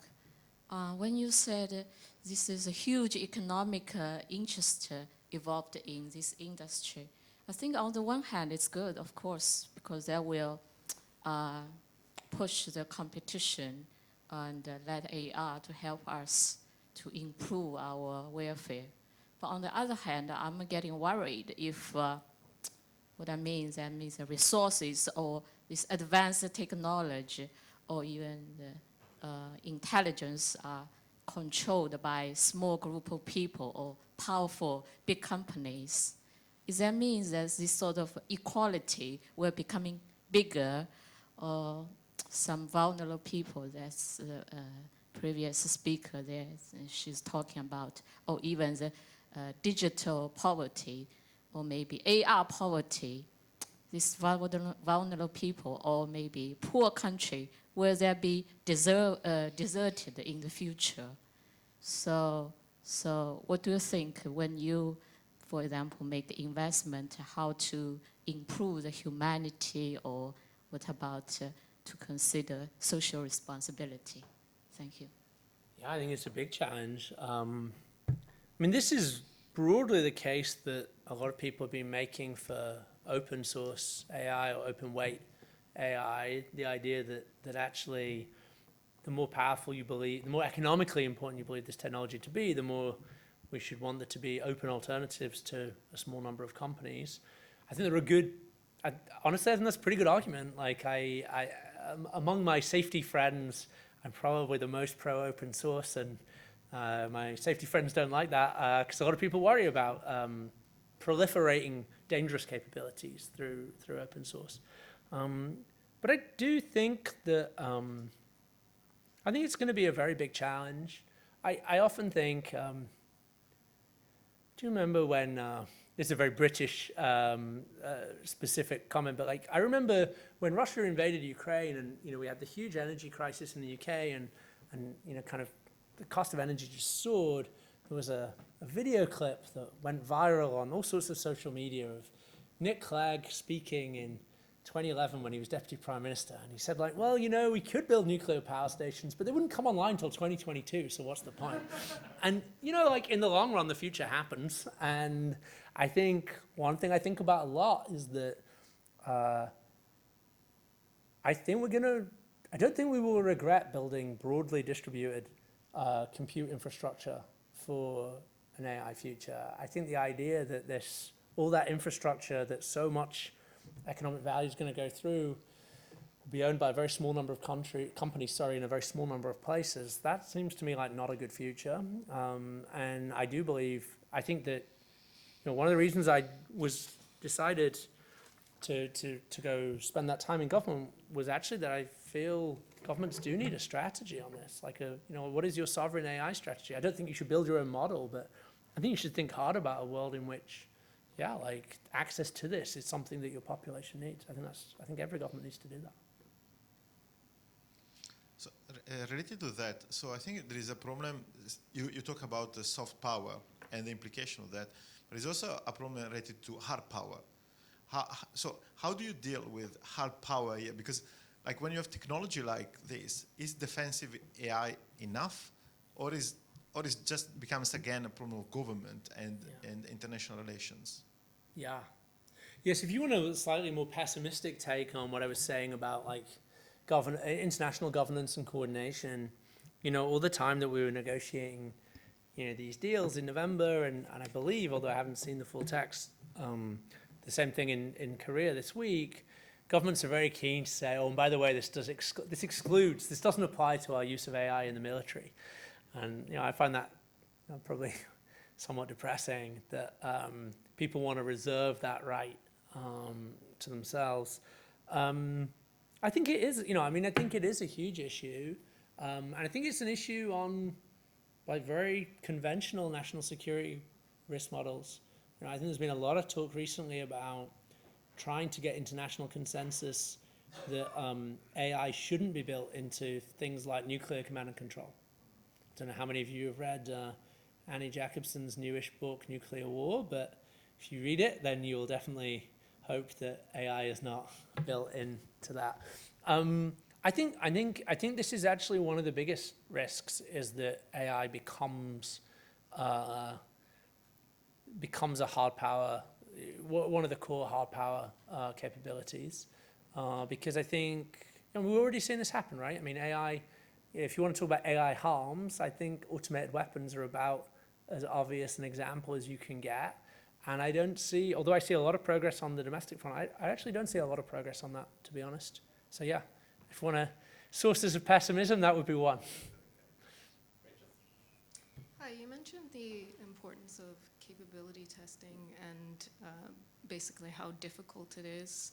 And you mentioned also that government had a role to play, but I was wondering if you think that also like third-party private sector companies have a role to play, and also who is going to ensure sort of the adequacy of these tests? Because umpteen times I see, capability testing that is just not really adequate. Yeah. Yeah, it's absolutely terrible. I mean, my answer to your question, my personal answer, I should have said at the start, by the way, I don't work in government anymore. I'm certainly not speaking on behalf of government, but I think that's obvious, but from everything I've said, I feel I should underline it. I think we need a vibrant ecosystem of many different organizations, profit, non-profit, government, that conduct model evaluations, both for dangerous capabilities and also just for general capabilities. I think we will look back and say, wow, we were so bad at this. I think we'll look back and say this was like we were at the sort of like pi=3, probably roughly, stage of knowing what we were doing.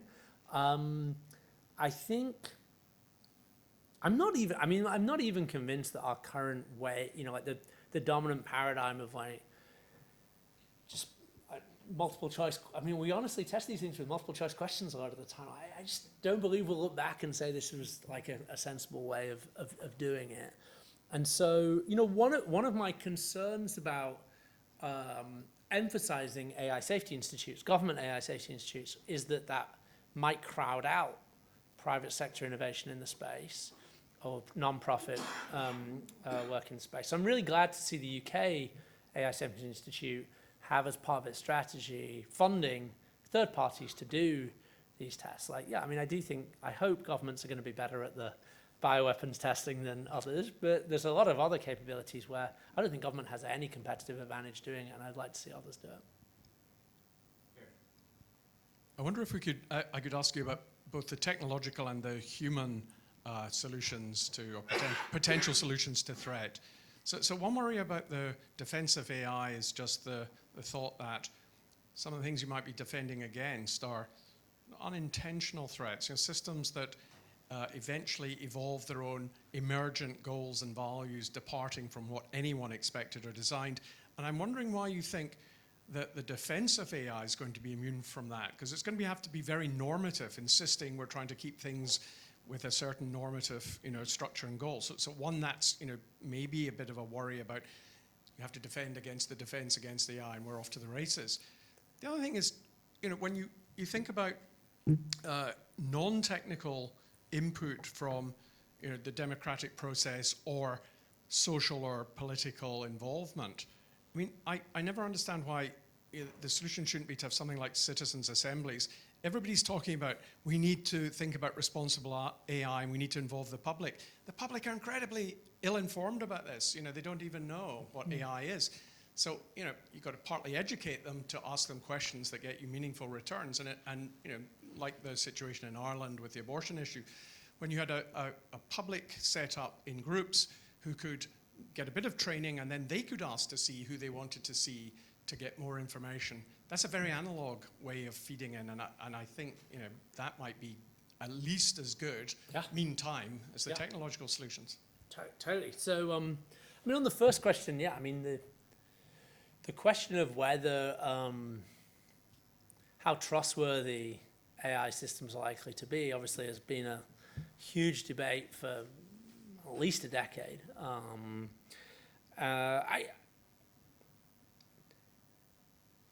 I think the way I would think about this is that this is an area where we also need better model evaluations, and there are some that are developing. So one of the core areas of focus for the UK AI Safety Institute is this field that we call autonomous replication and augmentation, which is about sort of control issues with these systems. I think everyone, including the team that works on that, would agree we're very early in our ability to measure that. But there is work being done, and by a bunch of private sector actors too, like Meta and others. I mean, I have to say something I've changed my mind about was that before ChatGPT, I really did think that releasing something like ChatGPT was probably irresponsible, and that, like, you know, I would have seen that as like a defection from a set of norms in the industry. And I have to say, I think actually probably OpenAI were right about that, and I was wrong, in the sense that I think the thesis they laid out about the value of incremental deployment, of like actually releasing things relatively often when capabilities are only a little better than they were on the last release, is quite a good way of, or at least the best way I can think of really learning about the sorts of issues that you're talking about. I think the previous model, where you basically do everything secretly and then every so often issue press releases, is probably actually less safe. And, you know, I was worried about race dynamics and that sort of thing, but I think OpenAI turned out to probably have the better approach, not least because for everything I've said about pre-deployment testing, it's very clear we learn a lot more from post-deployment testing because there are so many more people that do it. So that's what I'd say to your first question. On your second, I mean, I 100% agree. And in fact, one of the organizations that I mentioned, albeit in passing, was this organization that I'm a huge fan of called the Collective Intelligence Project. And they actually have run these things called alignment assemblies, which are citizens' assemblies applied to trying to figure out how AI should, or like what values we want to embed in AI. And this is pretty promising as an area. The other tool that I mentioned in the same sentence as that was Polis, which is this, again, sort of collective intelligence project, probably best known for being used in Taiwan to do sort of these very large-scale deliberations, and using AI both as a way to scale that, but also potentially using the outcomes from that as a sort of input to post-training of AI. And so I think this actually is an area where I'm more optimistic and think that there's some great work is being done and will continue to progress quite quickly, actually. That might go 2 rows back, please, and we'll go to Herman, and then we'll come over here. Yeah, Herman, go ahead. Here's I'm over here. If you Sorry, I don't know why I'm struggling so much. Yeah, that's delighted. So here's a sort of pessimistic picture of the effect of empiricism. I think the sort of situation that I'm describing is sort of realistic. So tell me what you think, if there's a solution to it. So if we buy your project, we do a lot of testing, and we get to a point 3, 4, 5, 6, whatever years, your system's massively powerful, can do incredibly good things, but can also do really, really bad things. And we don't know how to separate the two things. And then I guess the thought you had was, well, then somehow it's just not going to get released. And here's some reasons to think that's going to not happen. It will be released because the financial incentives will be massive. People will play around with balancing the good and the bad because they have different priorities. They might say, hey, we can cure cancer for the next 15 years and something horrible will happen in 35. So who cares? So that kind of situation is just not gonna, it'll always get out. Do you agree with that?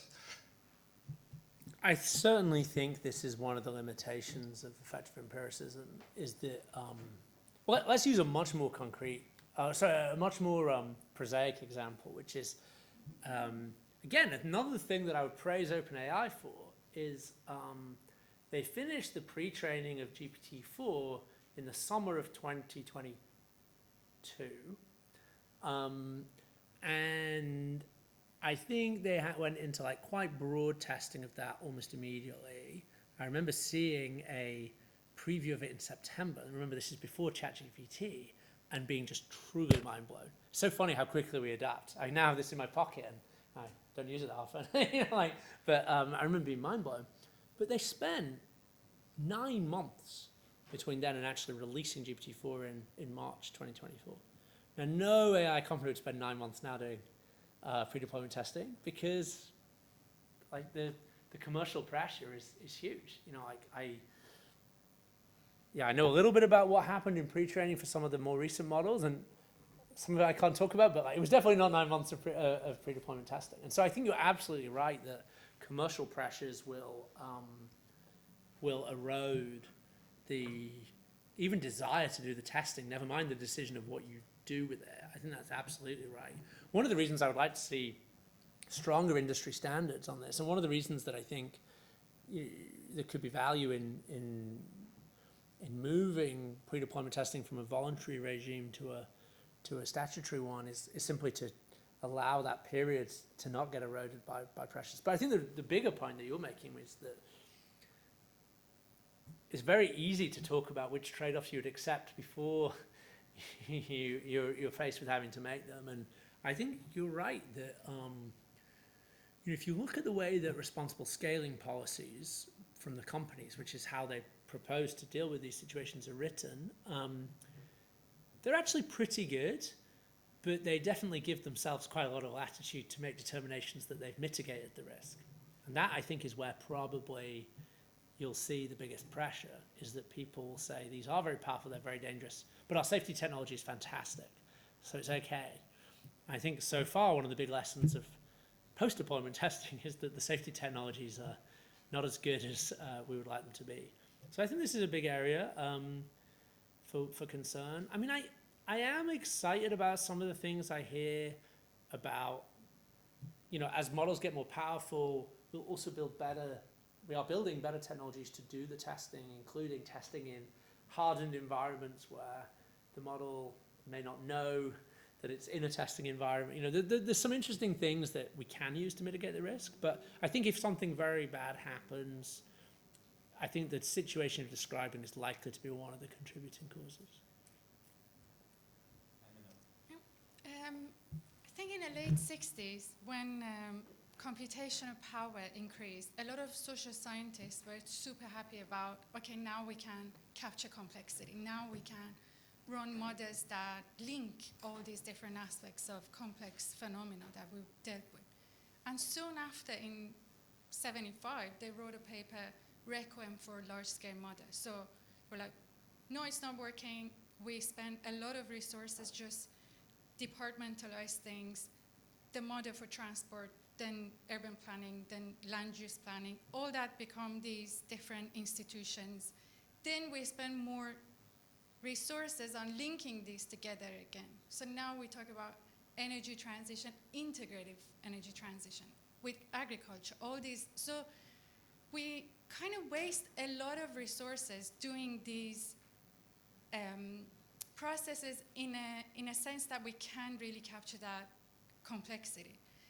With the things you mentioned about fine-tuning, and a lot of companies now finding value in fine-tuning, do you see that we will fall into the same trap that, again, we say we can capture complexity, so we create AI for very specific uses, and then we have to spend even more resource, again, linking it. Is there any opportunity to avoid that? Really, really good question.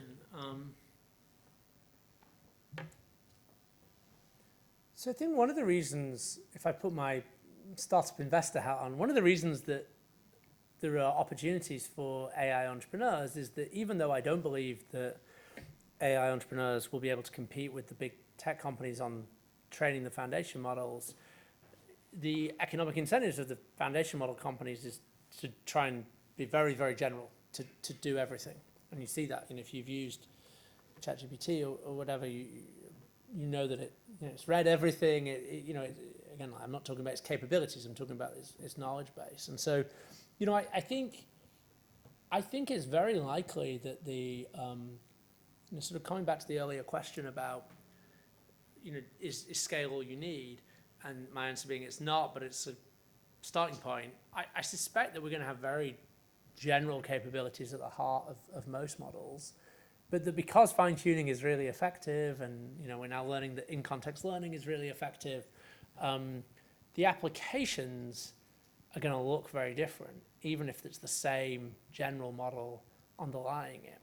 And so you can think of almost the model like being, just like a layer that everyone uses, much like an operating system, kind of in previous software paradigms. But I guess what's more optimistic, assuming that you think the holistic approach is a positive one, the sort of slightly more optimistic thing here is that it puts enormous power in the hands of the software engineer that wants to connect things, because you have a model that has a lot of context and knowledge of disparate fields.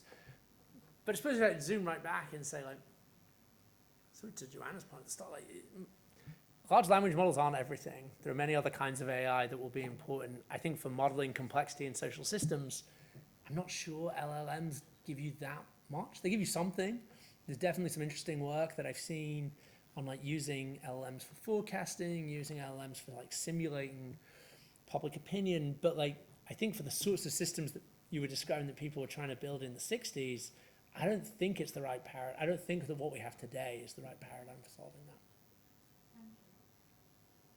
Thank you very much. I think one of the biggest risks of AI is in employment. Many people will be, unemployed because AI will replace their job. And job is not only about earning money, it's also about fulfillment. People are feeling productive and helpful for the society. So what do you think about it? Do you think the economic model should be changed, or how we can raise the human agency in this sector?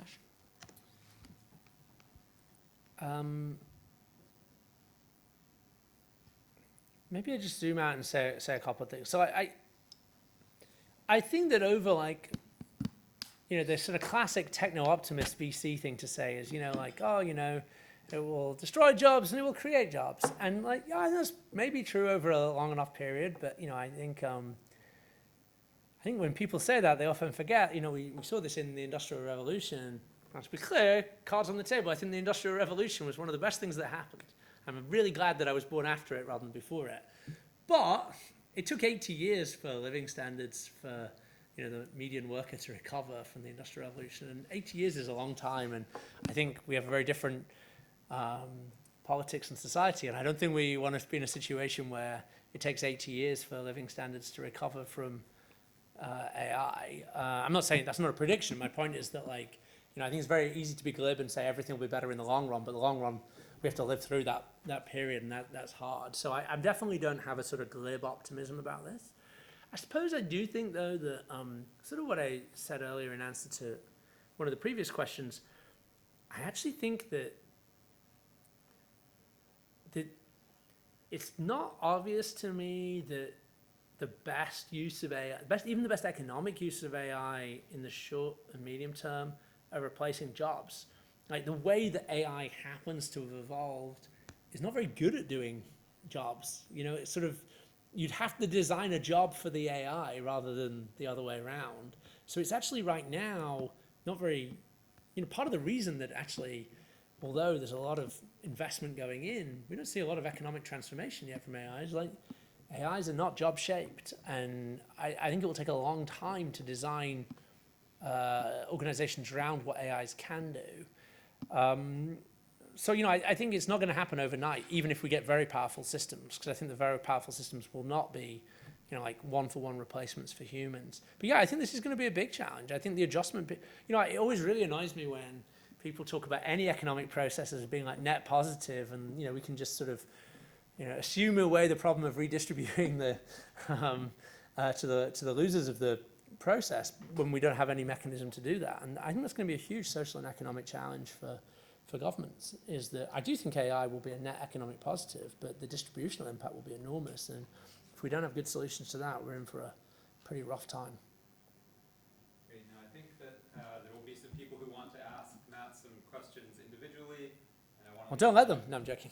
People to be able to chat with each other. And so I think this is a good time to save a little bit of time at the end and draw to a close. Thank you very much. Thank you.